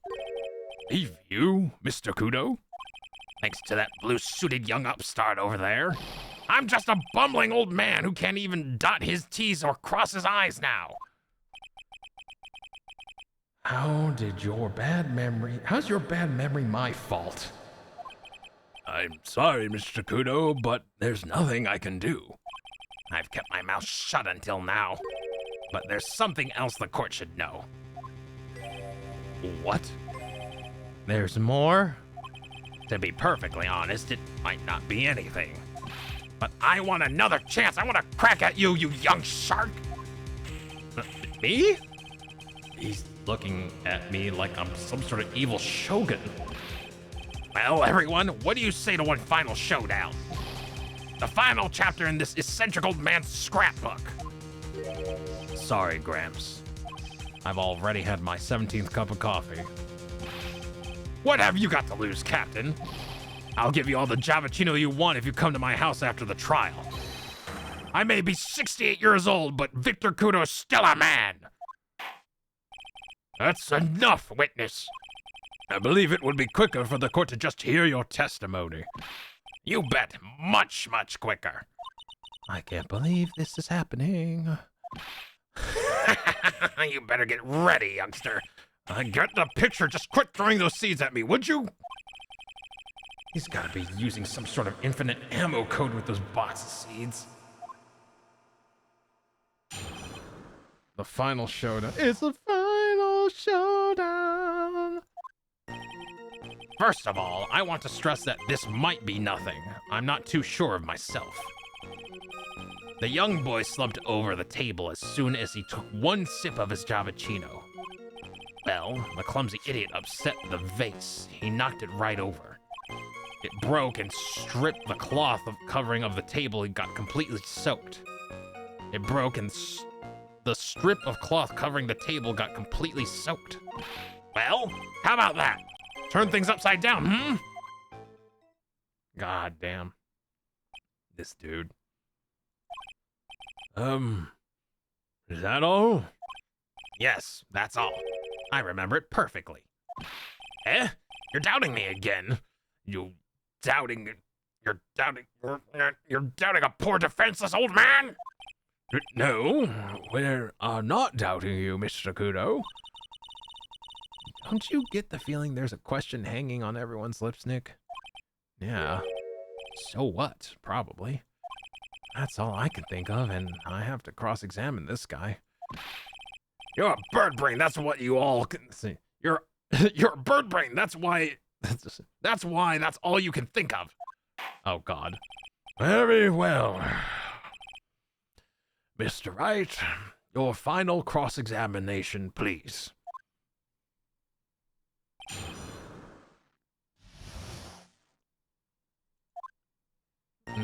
All right. Let's see. First of all, I want to stress that this might be nothing. I'm not too sure of myself. Okay. The young boy slumped over the table as soon as he took... Okay, so he took sip, gone. All right, off into the great beyond. Okay, that makes sense. That makes sense with the evidence and knowledge we have so far. Well, the clumsy idiot upset the vase. He knocked it right over. Okay. Immediately, my mind also went, so what? But we'll press just to see if we can get more information about it. A vase, you say? Yes, there are vases on all the tables in that place. They're accidents waiting to happen. They're practically begging to be knocked over. Well, he's right about there being vases. I do remember seeing them too. There was a vase on the table when I ate lunch there. And you saw the moment when the victim actually knocked over the vase? Well, it's hard to say. It's a bit unclear. How do you really define... Okay, I get it. I heard it break, and the side of it is burned into my memory as clear as day. Bacon! Deploy t-shirt cannons. Deploy modified t-shirt cannons. Thunk, thunk, thunk, thunk. Let's see. It broke and stripped. Okay. It broke and... Okay. We'll press. We'll press. Soaked in water, you mean? What? Let's say, so it soaked everything. He said it soaked everything. Okay, cool. Soaked in water, you mean? Yes, it splashed me on the knee as well. You said you were sitting at the table across the room from the victim, correct? And yet the water still managed to splash onto you. It was cold. I clearly remember it splashing me. Could the water really make it all the way across the other side of the room? Spray and pray. Thump, thump, thump, thump.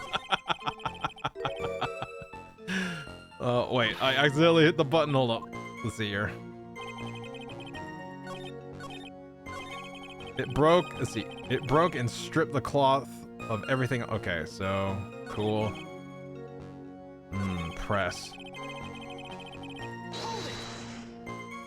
Soaked in water, you mean? Yes, it splashed on me on the knee as well. You said, okay. Okay, you remember it splashing you? Okay, hold on, let me see here.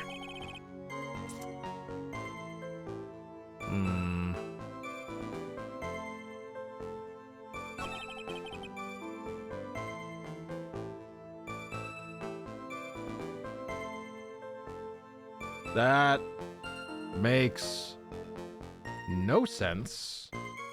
I think this is what we're talking about with the point of view. Present. Yeah, I think this is point of view. The point of view concern I had earlier. Yeah, that makes no fucking sense. That would mean if he actually... Okay, let's assume everything he says is accurate.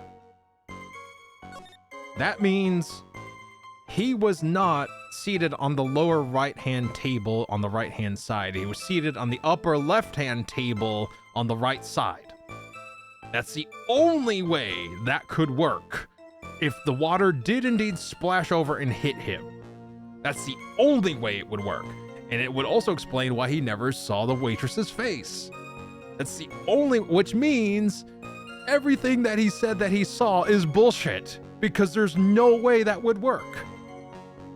His back is literally up against a partition. He can't do it. Oh my God. Hey, Debbie, welcome in. Hope you're having a good evening. Welcome, welcome. Let's see. Yeah, I think dude's full of bullshit. I think this is the point of view. Bingo. Mr. Kudo, this is a photograph of the crime scene. So what? Look carefully at the table. The vase is there. Intact. Yep. Huh? Lost your tongue, Granddad? I'm no granddad of yours, hopscotch. Ow, ow, ow. Enough! If you throw any more seeds in this courtroom, the cleaners will be here all night. Ah! What is it now? I just remembered something. Yes? Go on. The broken vase. It was on my table. What? What? Well, you see... It startled me when that young lad collapsed. So I stood up. That must have been when it fell over. The vase on my table, I mean. The vase on your table. Yes, it was on my table. And that's how my groin came to be completely soaked.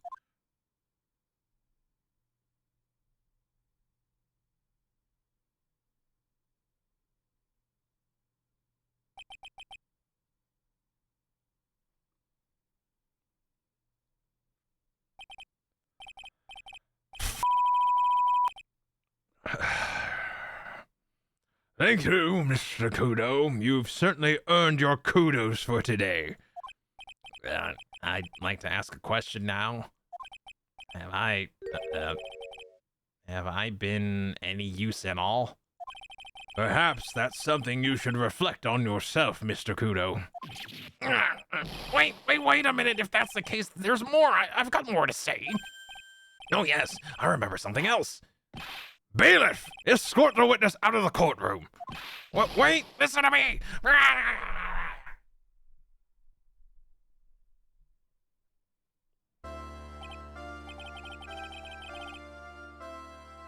Well, it seems to have been considerably sidetracked, and I'm still not in the position to deliver a verdict. The defendant has not been positively identified as the waitress in question. Additionally, there are two disparities in the testimony we have heard thus far. The mark on the coffee cup and the victim supposedly drank from... Let's see, the mark on the coffee cup and the victim supposedly drank from... line. The mark on the coffee cup that the victim supposedly drank from with his left hand. And the earpiece, which was inserted into his left ear, out of which he couldn't hear. Wow, Nick, you did it. I therefore require both the defense and the prosecution to further investigate the facts. Yes, Your Honor. There is one more thing before I call today's session to an end. One more thing, Your Honor? The witness we just heard from.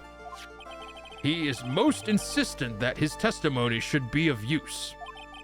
So he summarized it accordingly into this statement. Okay.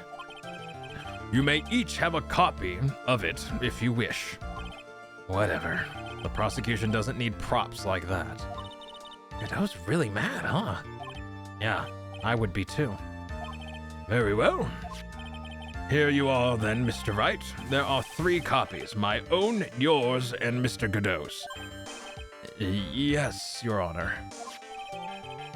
Victor's testimony added to the court record. Victor's testimony, when the incident occurred, I broke the vase at my seat. I'm sorry. Jesus Christ. I'm doing pretty well. How's your night been? Not too bad. Not too bad. Thank you, Autobot. Why does his nose look... Yeah, I saw that, Debbie. I have no idea either. He's not drunk. Typically, you see that in cartoons where they're drunk, but he's not drunk, so I have no idea why his nose is like that.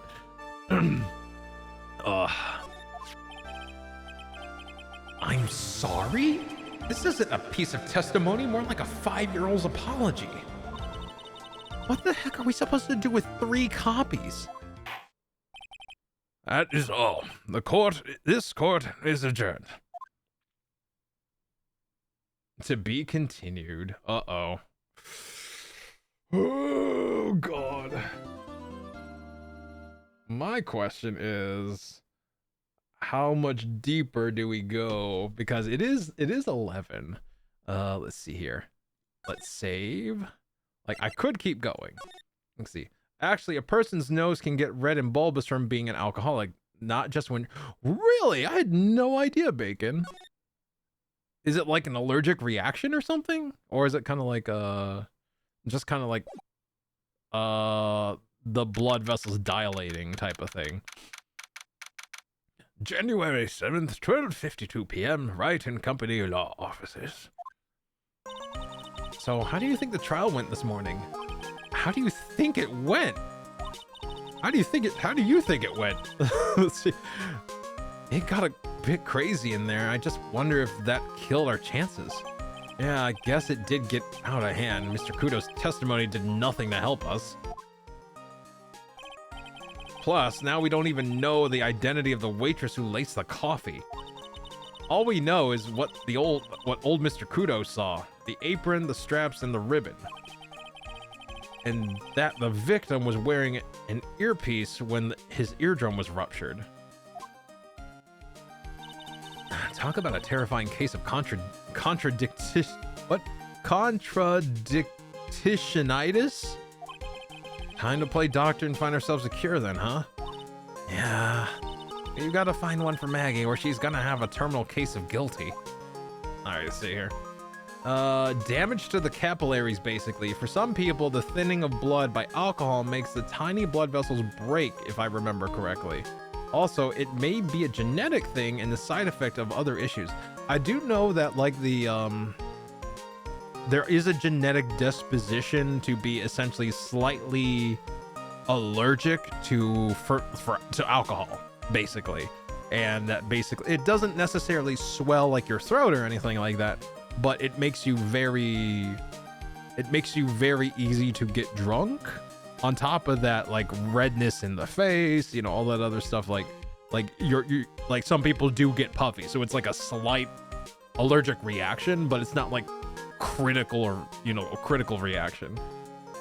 Good night. See you next time. Night, night, Rose. Thank you for stopping by. Happy birthday again. All right. Rest well. Let's see.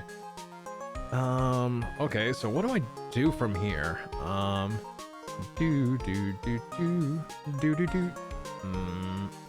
I think we might be able to get pretty far. Yeah, you know what? Let's give it a shot. Let's see. Thank you. Of course, Rose.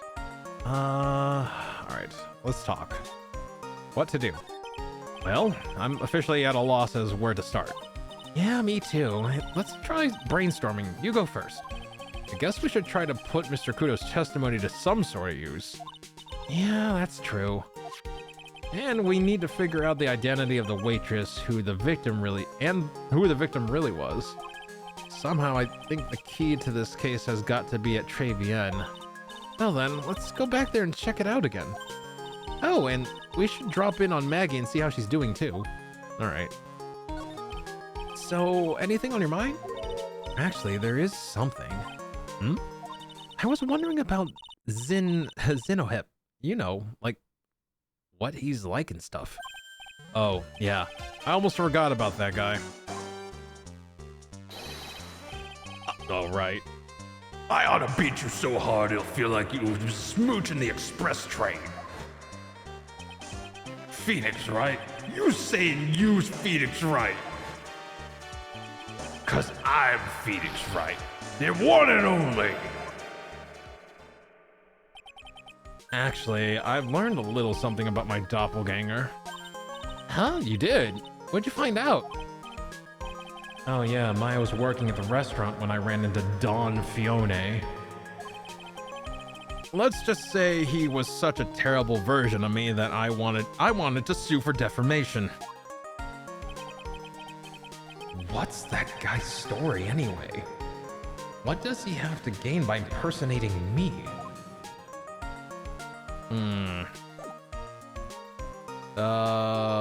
Okay, move. Yeah, let's try detention center. It's on the way. We'll go to the detention center, sure. January 7th, detention center. Visitor's room. I guess Maggie's still in questioning. But we've got questions to ask her too. Maggie! Maggie! Keep it down, Maya. This isn't a playground, you know. Okay, I guess we go to Trabian. January 7th, Trabian. Empty as usual. Yeah, and it's lunchtime too. See, that's it. Come on, come on, come on. Hey, that sounds like... Now just call an 8, pal. Come on, I know you can. He's getting really worked up about something. No, that's a wrong number. Looks like an 8 would have only netted me $5 anyway. What a ripoff. What's the problem, Detective Gumshoe? Lottery. Huh? Oh, it's you. I was I was just I was just listening to the radio, pal. To the radio? Hey, Detective Gumshoe, having lunch here? He is. He's having the twin tea set. What can I say? Oh, God. Why are you eating here? Let's see. Boo, boo, boo, boo, boo. Today's trial. This is a nightmare. How am I supposed to look Maggie in the eye now, pal? You really drove her into a corner, you know. You always blow apart my testimony. Why of all days didn't you do it today? Sorry, there just weren't any holes in it for once. Yeah, what happened? Yeah, what happened? Usually your testimonies are like Swiss cheese. Swiss cheese? Would he have preferred crumbly like aged Parmesan? Anyway, this case has already been ruled on. There shouldn't be any holes left to find. So, Maggie... Did Maggie say anything to you? About me, I mean? Well, how did she put it again? I can't believe Detective Gumshoe. I hate him, sir. I mean it. I don't ever want to see him again. Something like that?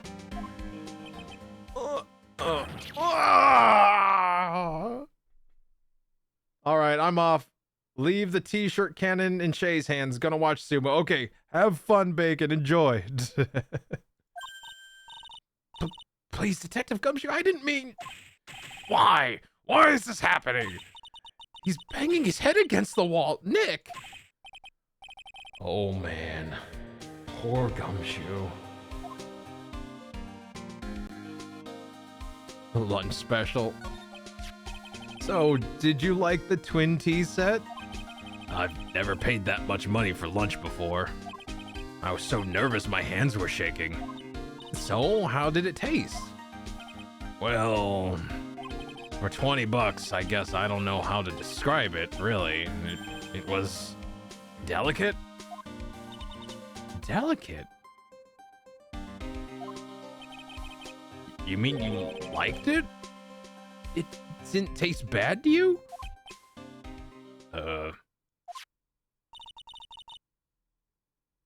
What's the matter with him? Looks like he's thinking.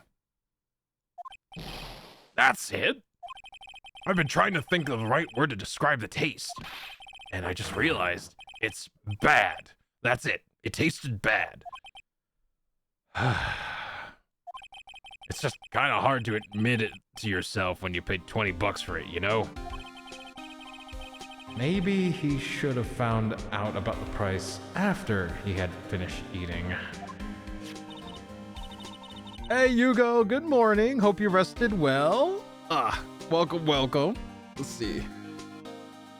Hey, Nick, maybe that's why Glenn Elg came here? Maybe he heard about the super fierce twin tea set? If by fierce you mean fearsome, speaking of Glenn Elg, that reminds me. We still hardly know anything about the guy. Why don't we ask Detective Gumshoe what he knows, seeing as he's here? The radio. So, what were you all excited about earlier? Huh? Oh, that's right. You were... Whoops, I switched voices. Huh? That's right, you were saying you were listening to the radio or something? Oh, that was nothing. I wasn't excited. Come on, Detective Gumshoe, you can tell little old me. What were you listening to? Nothing, really. It was just a daily exercise show.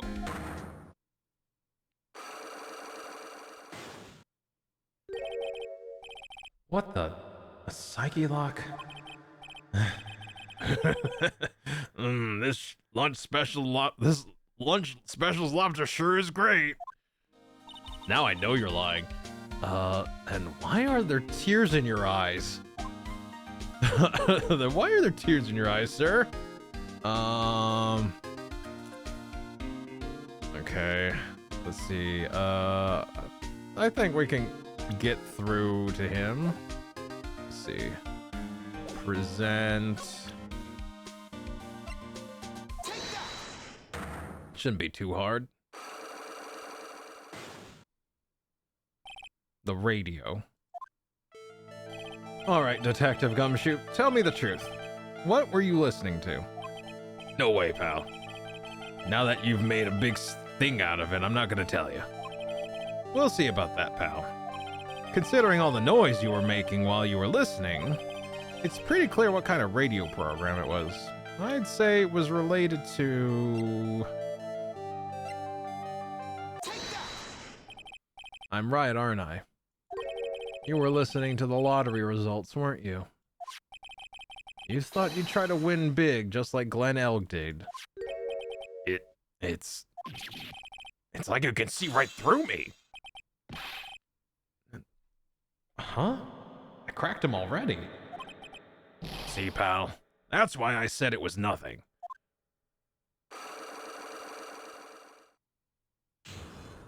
Well, that wasn't too hard. Let's see, I'm okay, could be better. I'm not sick anymore, but mentally I'm kind of drained for some... yeah, like, I would still rest. It does take quite a lot out of you. Like, being sick seems to exacerbate other issues as well. Like, it could be that, or it could also be like, it just took a lot out of you. So, like, I would, just try to rest as much as you can, Hugo, all right? Let's see, the radio. I'm usually pretty lucky, so I figured I'd give it a try. That's with everyone in the lottery. So, how did it go? I won 50 cents. It'd be better to win nothing. It'd be better to win nothing at all than a half of a lousy buck. I was so mad. Yeah, I know the feeling. I bought the same kind of ticket as Mr. Elg, see? And they got this special radio show where they announce the winning numbers. They even do the drawings live on the air. It's intense, pal. I bet that's what Mr. Elg was listening to. See, I bet that's what Mr. Elg was listening to on the day he was killed. Yeah, let's see. What? Yeah. What time is it now? It's just after 1:30. And are the lottery results always broadcasted at the same time? Yeah. Look, I got this flyer when I bought the ticket. Millionaire Radio Flyer. Experience the most thrilling 10 minutes of your life every Monday at 1:30 p.m. Millionaire Radio?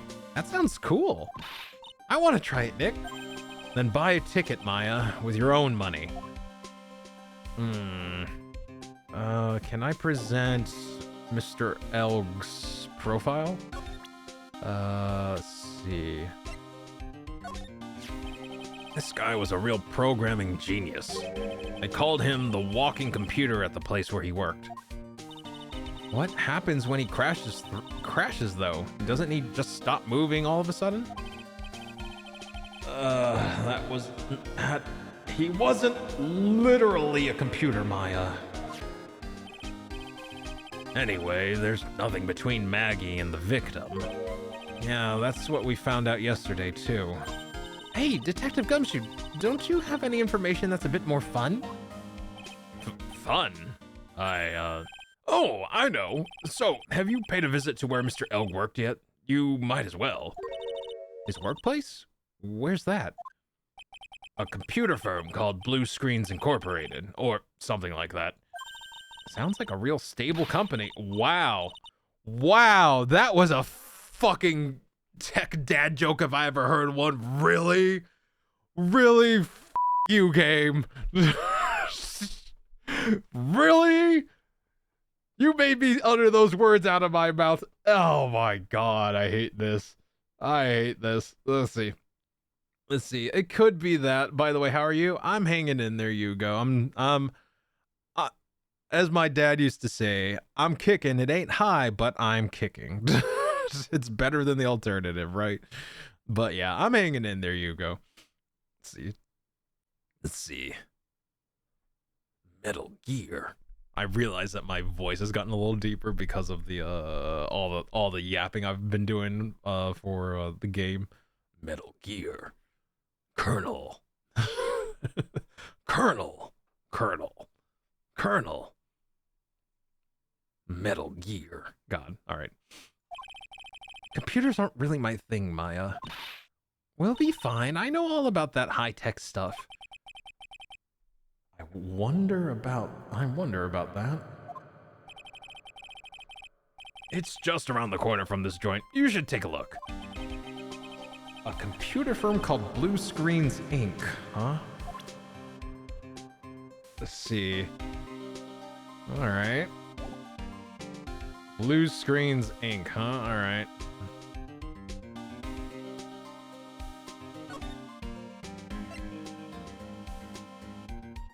Come on. There we go. Wow, what is this place? This looks like a clean room.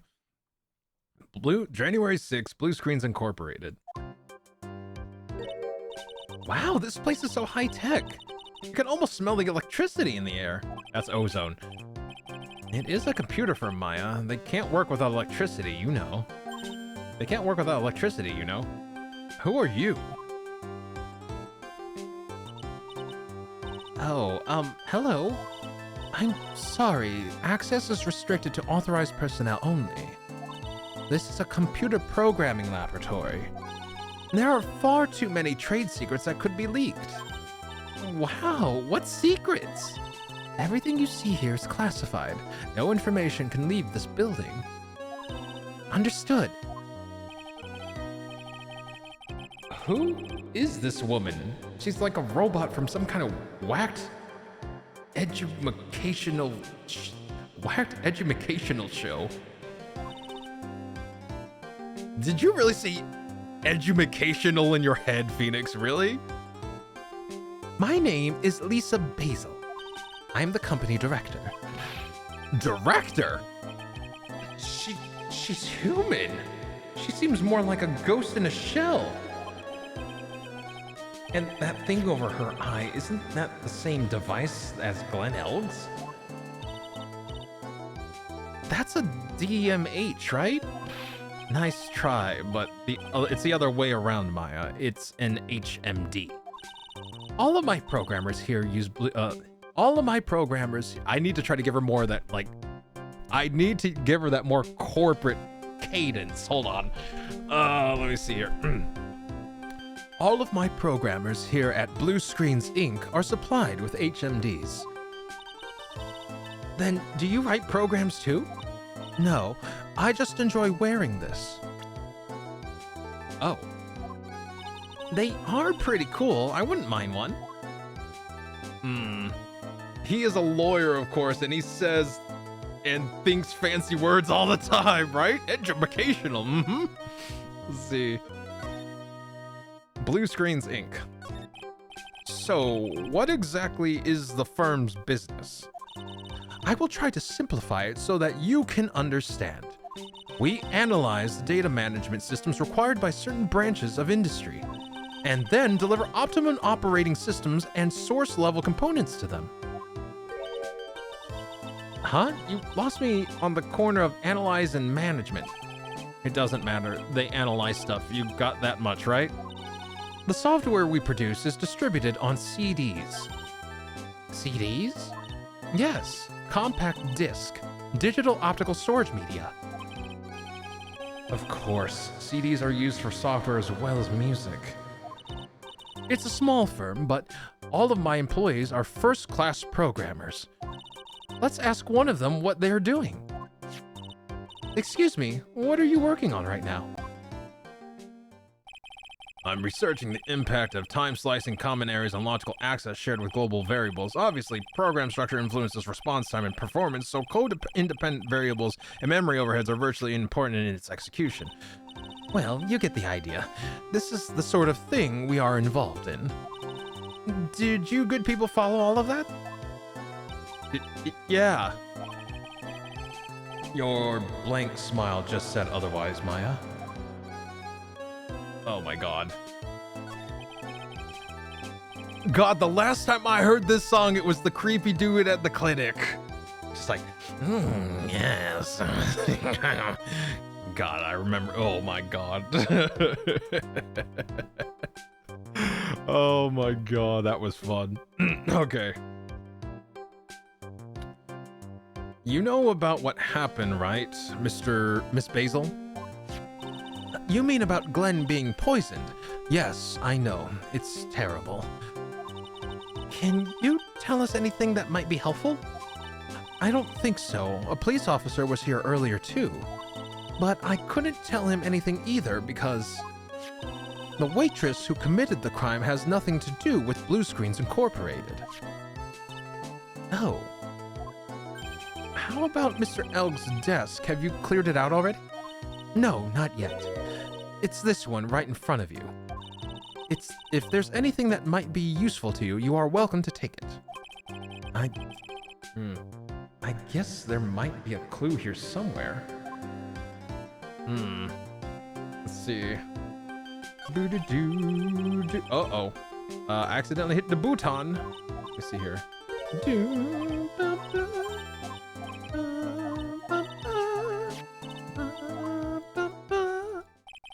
And then Technobabble. Alright. Alright, back. Let's see. I guess we'll examine what's going on here. Wow, look at this mess. Looks like they're all betting tickets. What kind of betting tickets? For betting on which horse will win a given race. They're horse racing tickets. Oh wow, these drawers are stuffed full of these. Looks like they're all losing tickets though. Losing horse racing tickets, horse racing betting tickets, found in Glenn Elg's desk. There are over 500 of them. Holy crap. This many tickets would get you, what, $1 down at the recycling center? But I didn't know you were so hard up that you try to profit from the dead, Nick. I'm just taking them as evidence, Maya.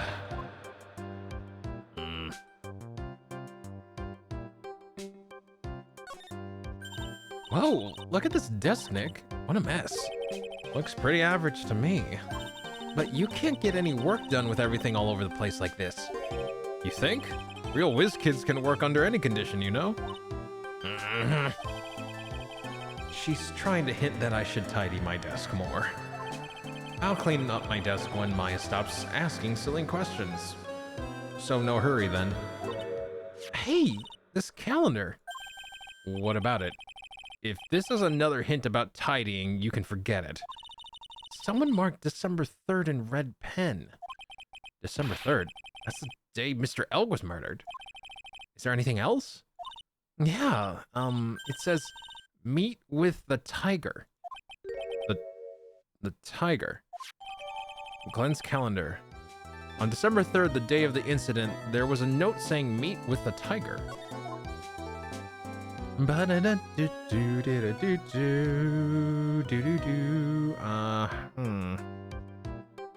Okay. Let's see. Maybe the boss lady has some information. Let's see. Let's present a profile. Let's see. Like, I mean, she was an employee. Why not? Lisa Basil, the CEO of Blue Screens Incorporated, and Glenn Elg's boss. Absolutely not a robot. About Mr. Elg. He was a top programmer. I would even say he was a genius. But he did suffer from 1 or 2 bugs in his personality. Oh, like what? He was a bit of a loser. Perhaps that would be the best way to describe it. That's what got him into trouble. What's the matter? He was a top programmer. I would even say he was a genius. So he was really no trouble at all. A model employee. Hey, wait a minute! Just now you said something about him being in trouble. We've got to find out what this trouble was exactly.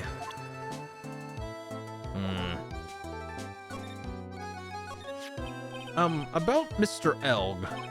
Was he in some kind of trouble?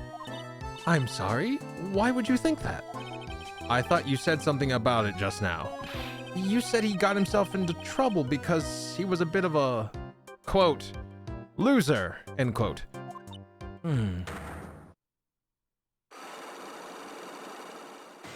Oh, shit. 3 psych locks. Psyche locks. I guess Mr. Elg is like every other man with his own pile of secrets. Damn it. Okay. Seek fluid intake. Thank you, Kokiri. Let me go ahead and stretch. Yeah.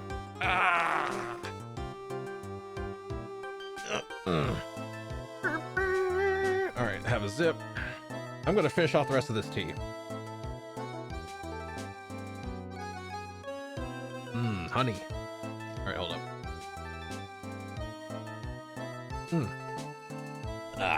There we go. Wow, that lasted a while. Boo-doo-doo.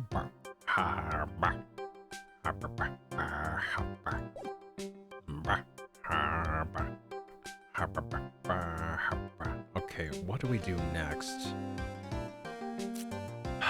Okay. I guess we need more info before we can get anything more out of her, like last time with Mr. Armstrong. So I guess we go back to Trey Bien. Can we give anything to... Oh, wait, no, wait, we can... Is Mr. Armstrong... We can go to the kitchen. Okay. Is Mr. Armstrong here? There we go. Anyway, 7 Trey Bien kitchen. Huh? Mr. Armstrong's talking to someone. Oh. I'll be back next month. Oui, naturellement. I will be waiting for you. If you haven't got it by then, I'm afraid it might get a little hot around here. No, I'll have everything ready, I promise. I love fire, you know? I love the way it crackles. No, stop it, I beg you.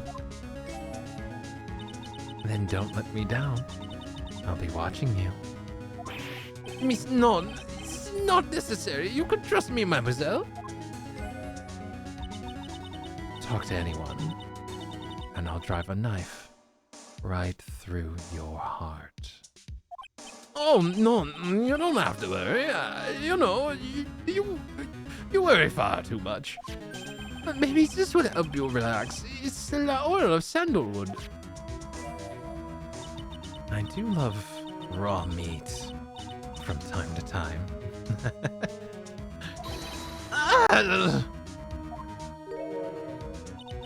I'll be taking my leave. Goodbye. For now.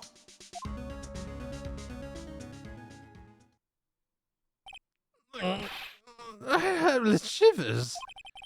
I must rub some of my oil all over my body before this becomes a nervous wreck. There. Oh, oui, that feels good. Oh la la, excusez-moi, monsieur. My eyes! My eyes!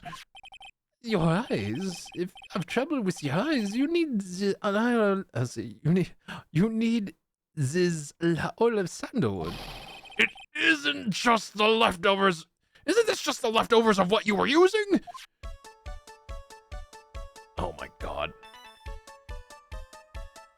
I hate Phoenix Wright sometimes. I hate Phoenix Wright sometimes. God damn it. Okay, let's talk to you. Très bien. You don't exactly have many customers, do you, Mr. Armstrong? No, you're right, monsieur, but perhaps that is the perfect time for you to visit me, no? That way I can give you my undivided attention and cook you for your la dish supreme. Putting on a brave face, huh? That's what girls do, Nick. But you're right, business is very difficult these days. Perhaps the name is the problem. Perhaps do not understand it. People do not understand it. They think it is Trey.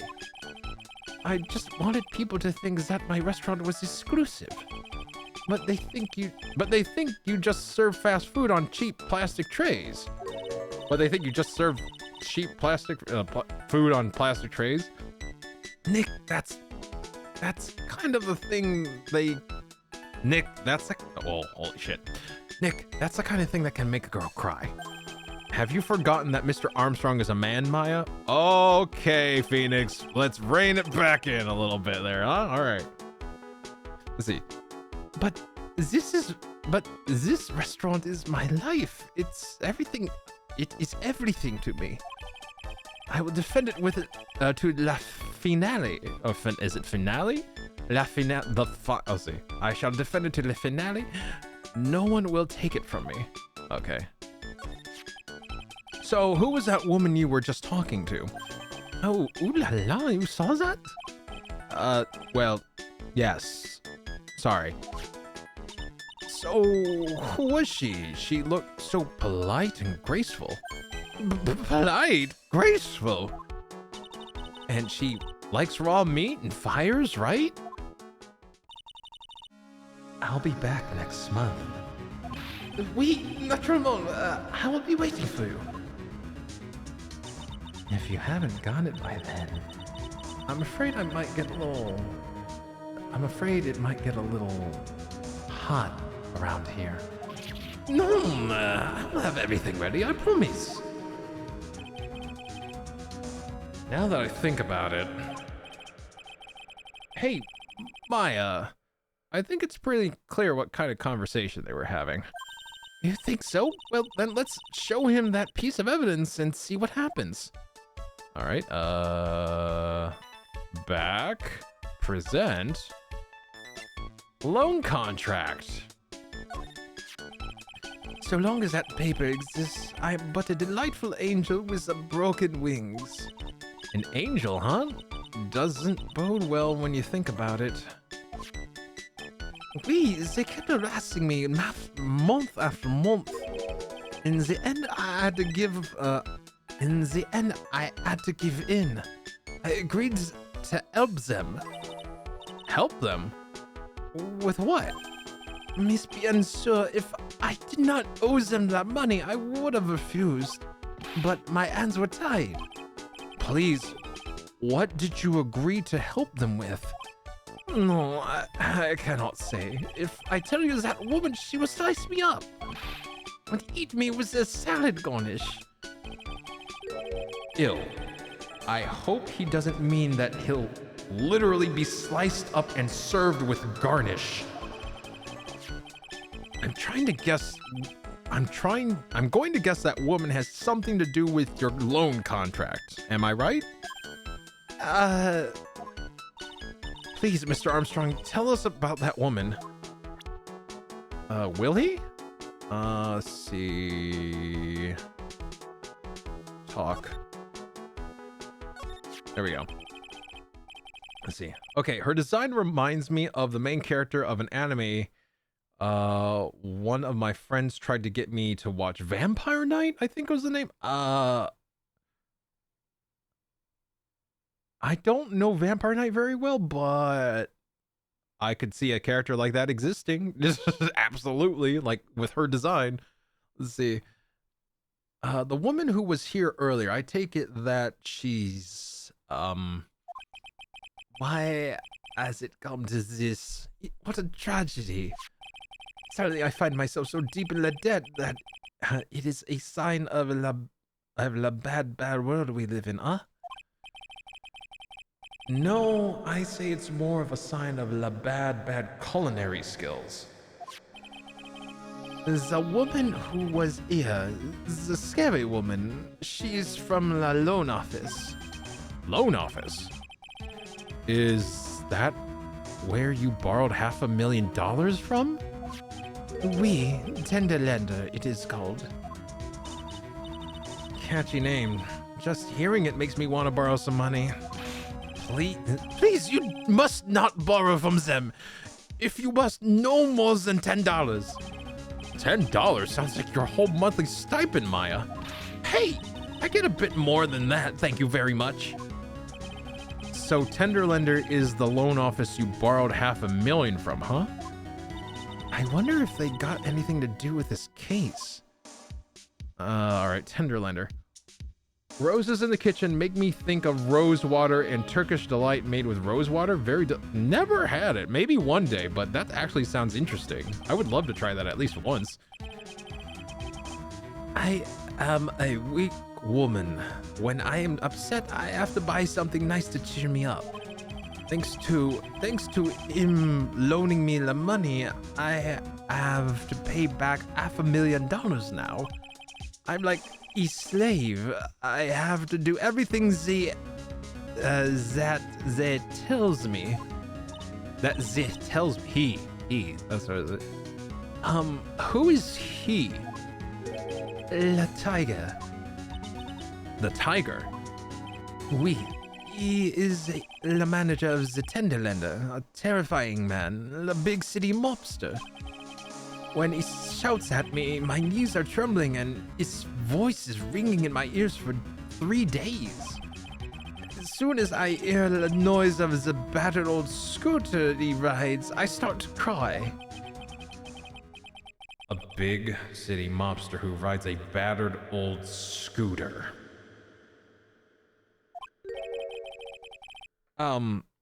Does this guy resemble me by any chance? Oh, no. The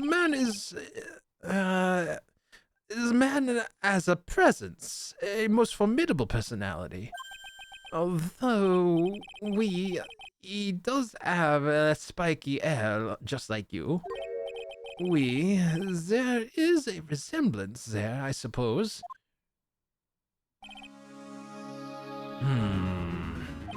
Sounds like this loan office is worth checking out after all.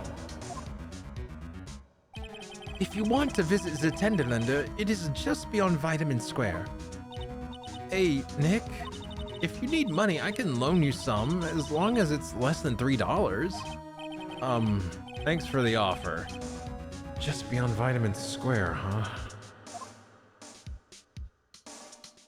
Are we gonna run into the old man then? Well, I'm gonna head back to the precinct now. We've got a big meeting starting up in a bit. About Maggie's case, you mean?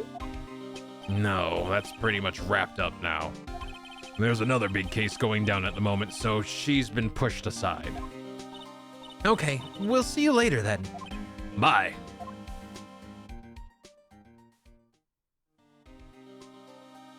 Oh, he's coming back? Huh? You better get going, detective, or you'll be late.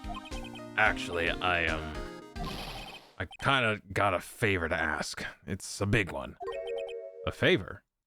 Yeah, it's for, Maggie, actually. I was kind of hoping you'd give this to her for me. What is it? It's a lunchbox. I got up early so I could make it. I've been real worried about her. She looked like she'd lost a lot of weight. Detective Gumshoe. How many weenies are in here?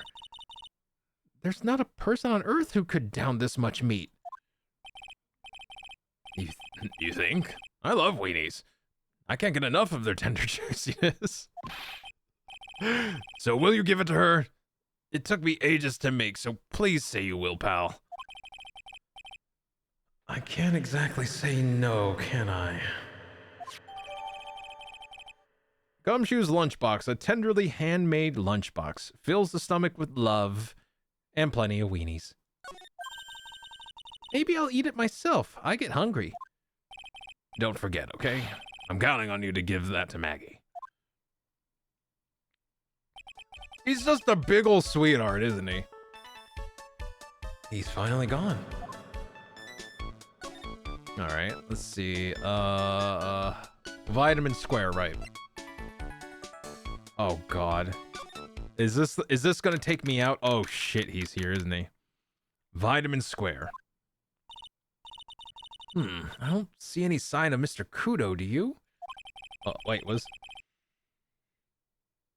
excuse me. Turkish Delight is a soft kind of jelly-like treat made from a gel of sugar, water, and cornstarch flavored with ingredients like rose water, lemon, or mint, and often with nuts like pistachios or walnuts, or various fruits. It's cooked for hours until thick, then cooled, cut into cubes, and dusted with powdered sugar or coconut to prevent sticking. Some high-end ones use gelatin or clotted cream. What's clotted cream? I've never heard of clotted cream, but that sounds kind of decadent. See, maybe he went to buy another ton of bird seeds? I was kind of hoping he wouldn't be here anyway. At least, not for now. Besides, I need more seeds today, and I'm liable to turn into a real phoenix. Ah, Synthburb. Hey, check this out. I wouldn't get too close to that if I were you. Otherwise, you might be in for a shock. My phony must be lurking someplace nearby. Just imagine, a tiger loose in the city. Meanwhile, the real Phoenix is like an abandoned chick lost in a vast urban jungle. Huh? Don't worry, someday you'll grow up and become a ferocious tiger too. Don't lose hope. Why is she trying to pep talk me into becoming my phony? Let's see. Move? Tenderlender. Win through compromise. God, oh my God, he has the suit. He has a suit similar to ours. What the fuck? This place gives off a really strange vibe, doesn't it? Looks like the tiger is in his lair. And that is, as they say, a very good thing. Welcome. Talk about a creepy voice that makes your soul want to shrivel up and die.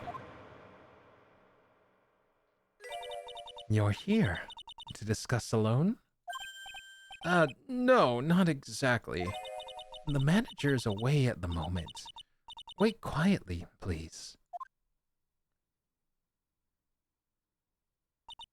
She's gone, just like that. I guess we'll have to come back another time. But this is the perfect opportunity, Nick. This place reeks of suspicion. Come on, Nick. Let's take a look around, okay? Do you think it'd be okay? Of course. No one will ever know. Coffee? Ah! I'll leave it here for you to enjoy. Quietly. Yes, thank you. Do not touch the desk. Please.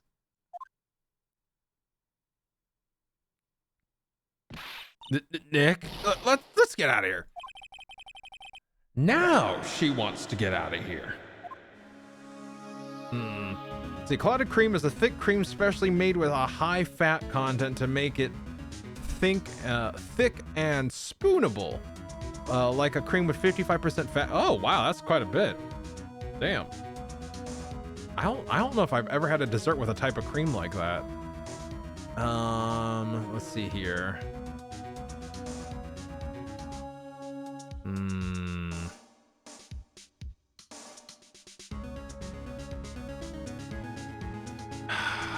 God. Do I need to talk to Mr. Armstrong again? Vitamin Square. January 7th, Vitamin Square. There he is! Old Seedy's back feeding the pigeons again. Oh, nice. There, take this, and get out of my park! I thought he's really mad. Come on, Maya, just keep your head down and let's sneak away while we still can. What? Why? Hello, old man. What are you doing, Maya? Huh? Hey, he just turned his back on us. I'm not surprised. I bet I really hurt his pride in court this morning. Hey, Mr. Kudo. Pigeon. Look, we really need to talk to you, all right? Out with the demons! In with good fortune! Ow, ow, ow! See, shell splinters! Painful! I always knew you were a demon, Maya. Let's see.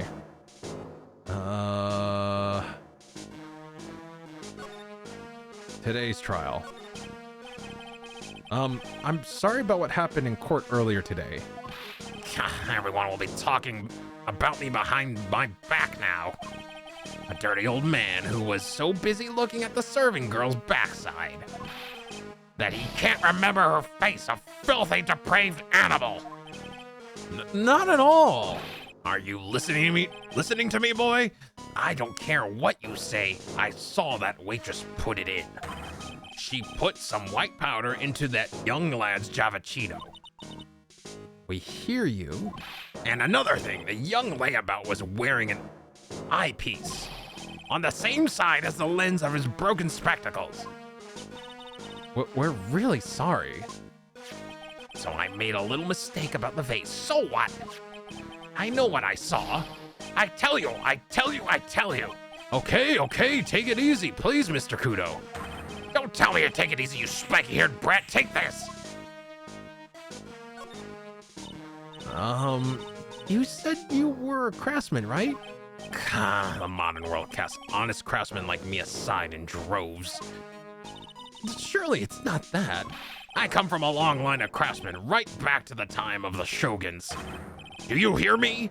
I didn't become an embroiderer, I was born one. Actually, I'm kind of in the same situation myself. I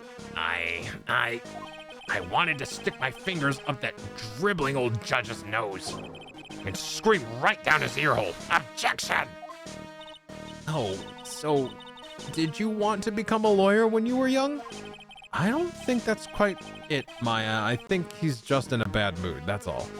I've got a tsunami of frustration inside and it's ready to burst out. If we let him start rambling now, we might never shut him up. What should I do?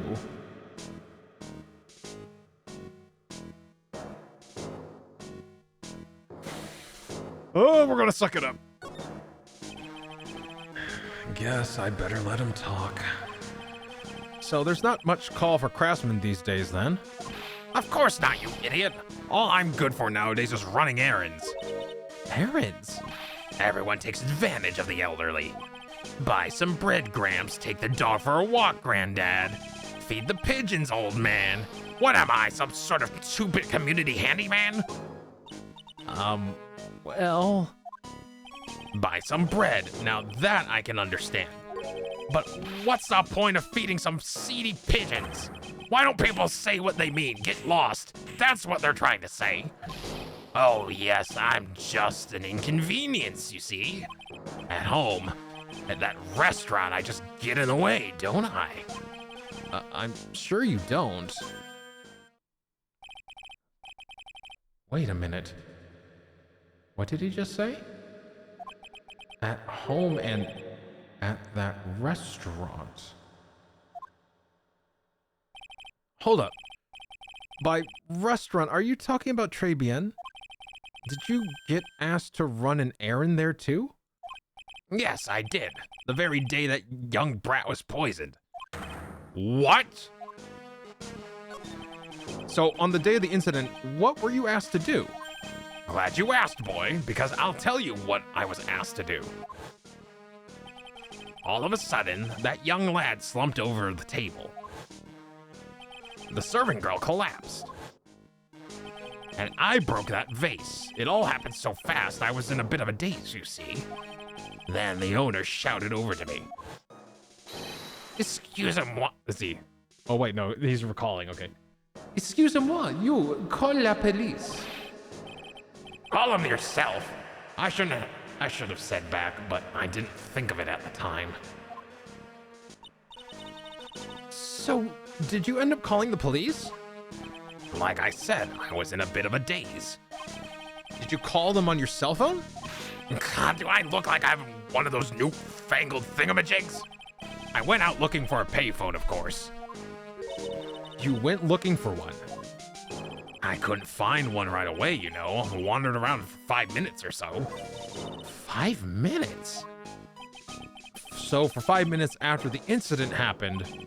Yes, sirree, the owner was at Très Bien on his own. Why didn't you mention this in court this morning? Well, I would have if you'd given me the chance. But you all bullied me out of the courtroom. Thank you, Mr. Kudo. You certainly have earned your kudos for today. Wait a minute. If that's the case, there's more. I've got more to say. Oh, yes, I remember something else. Bailiff, escort the witness out of the courtroom. It's not my fault. You're the ones to blame. You could have at least told us before we got to court. Is it really that important that Mr. Kudo was the one who called the police? What's important is the unaccounted time before the police arrived. The victim was dead, and Maggie was unconscious. Which leaves that that man alone in the restaurant. Mr. Kudo might have been chased out of the place on purpose. What do you mean? Maybe a certain someone didn't want him in the restaurant. Ah! Oh, sure. You go ahead and say I was in the way as usual. I suppose I should have been getting myself covered in pigeon poop instead, hmm? We need to get more details about what exactly happened. From Maggie and from Mr. Armstrong. Alright, let's see. It's basically heated, not boiled milk that is cooled slowly. The cloths on top are taken off, and what I've said above, I think.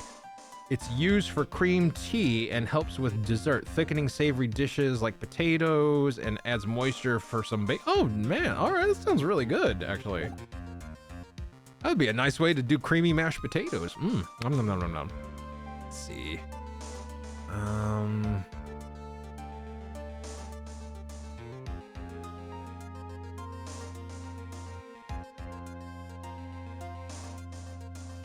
Okay, let me talk to Mr. Armstrong one more time. I want to see, like, have we presented Maggie's profile? I don't know if we have. Oh shit, is he gone? Très Bien Kitchen. Looks like Mr. Armstrong's out again. But his place is open for business. You can't have an open restaurant without a chef. Hey, it's not my fault, Nick. Don't take it out on me. Only a couple of minutes after the incident happened, Mr. Kudo left the scene, leaving Mr. Armstrong here alone. Missing when we need to talk to him the most. Maybe he's trying to avoid us on purpose? Alright, I guess we'll talk to Maggie then.